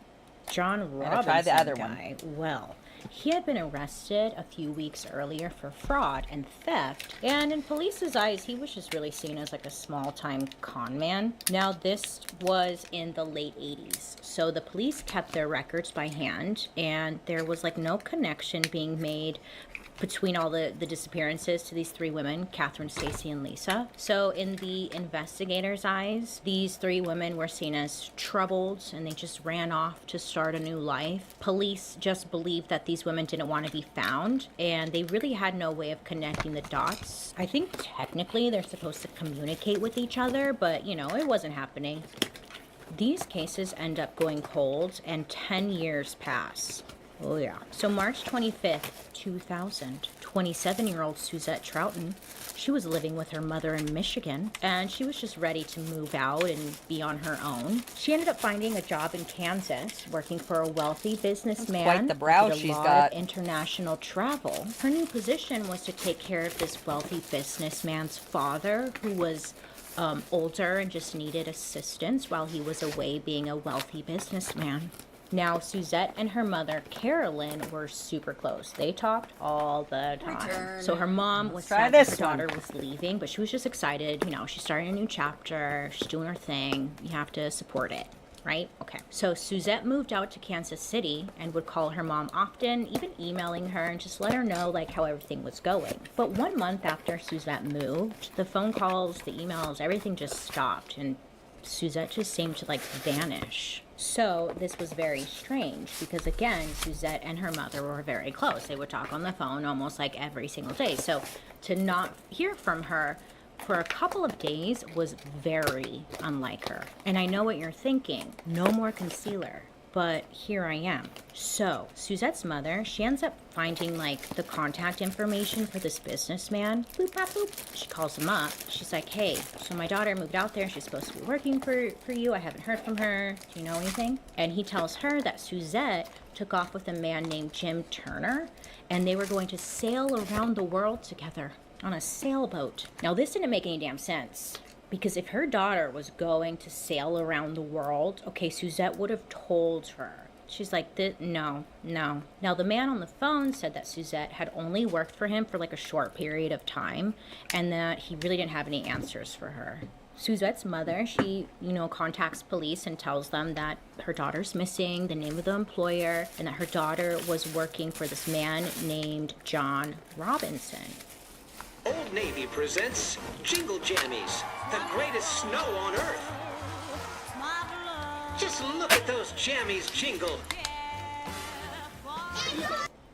So then Suzette's mother starts to receive letters in the mail from Suzette. One came from California and another one came from Mexico. Now these letters, it said that she was sailing around the world with a new love she had found and not to worry about her. Now these letters, they were typed, but her mother knew sure as heck that these were not from Suzette.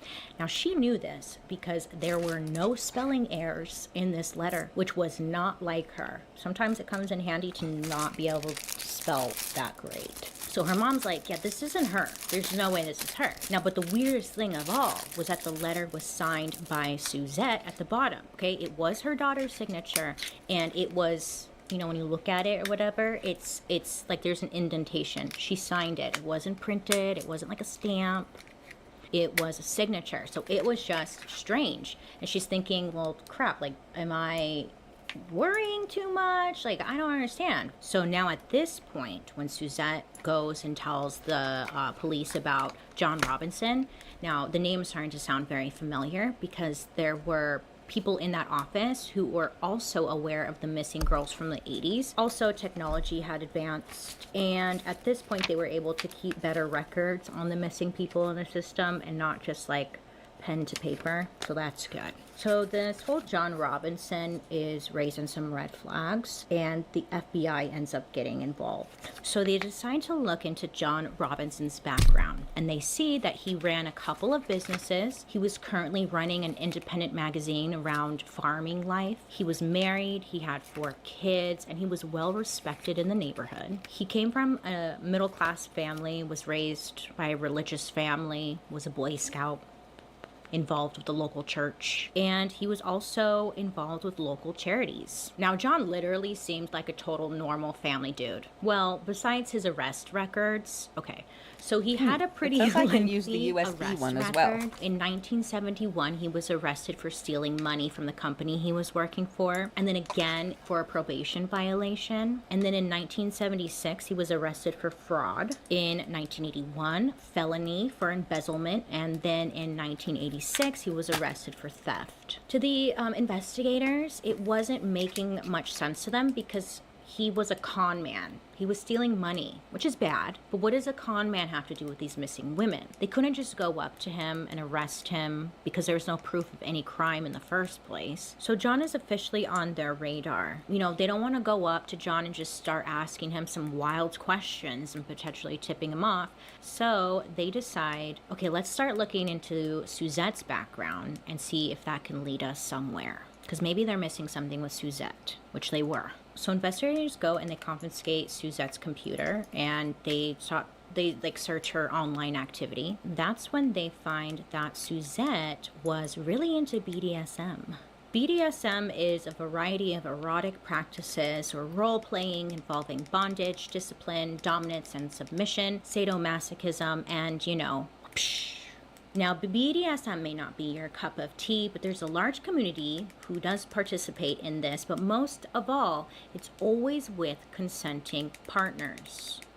So police learned that Suzette really lived a completely different life online. She was very active in the BDSM websites, and she was always in the BDSM-focused chat rooms. She was looking for partners to engage with, and according to Suzette's friends, she was sexually submissive and was always in search of a master, someone she could be a consenting slave to. So investigators learned that Suzette had found a new master online, and over time they were building a relationship. And the full truth was that Suzette moved to Kansas City to be this person's slave and also work as a caretaker for his elderly father. The master's name? John Robinson. Now, BDSM isn't illegal, right? So investigators are like, okay, we can arrest John Robinson for whips and chains, you know? But they did think, okay, let's, on the down low, let's follow I'm trying to hook the Wi-Fi up. Undercover. Let's follow his day-to-day and, like, see what's going on. So they followed John, his day-to-day, his home life, all that stuff. And after weeks of following him, they realized that John was just living this completely, like, double life. At home, he was a family man. He had 4 kids. He had the wife, a dog. You know, just living this all-American middle-class lifestyle, whatever the heck that means, you know. But John would tell his wife that he was going to work. But then when investigators followed him, they saw that he was actually, like, going and hanging around seedy motels, hanging around sex workers and different strip clubs, which, again, isn't illegal. But it was like, okay. So investigators, they would follow him in his car, right? And they would park outside the motel. And then they would see John coming and going with different women into the motel. And then around 5 o'clock p.m., it's kind of like John was like clocking out, I guess, and he would head home, meet his wife and the family. Well, the FBI was involved. They were able to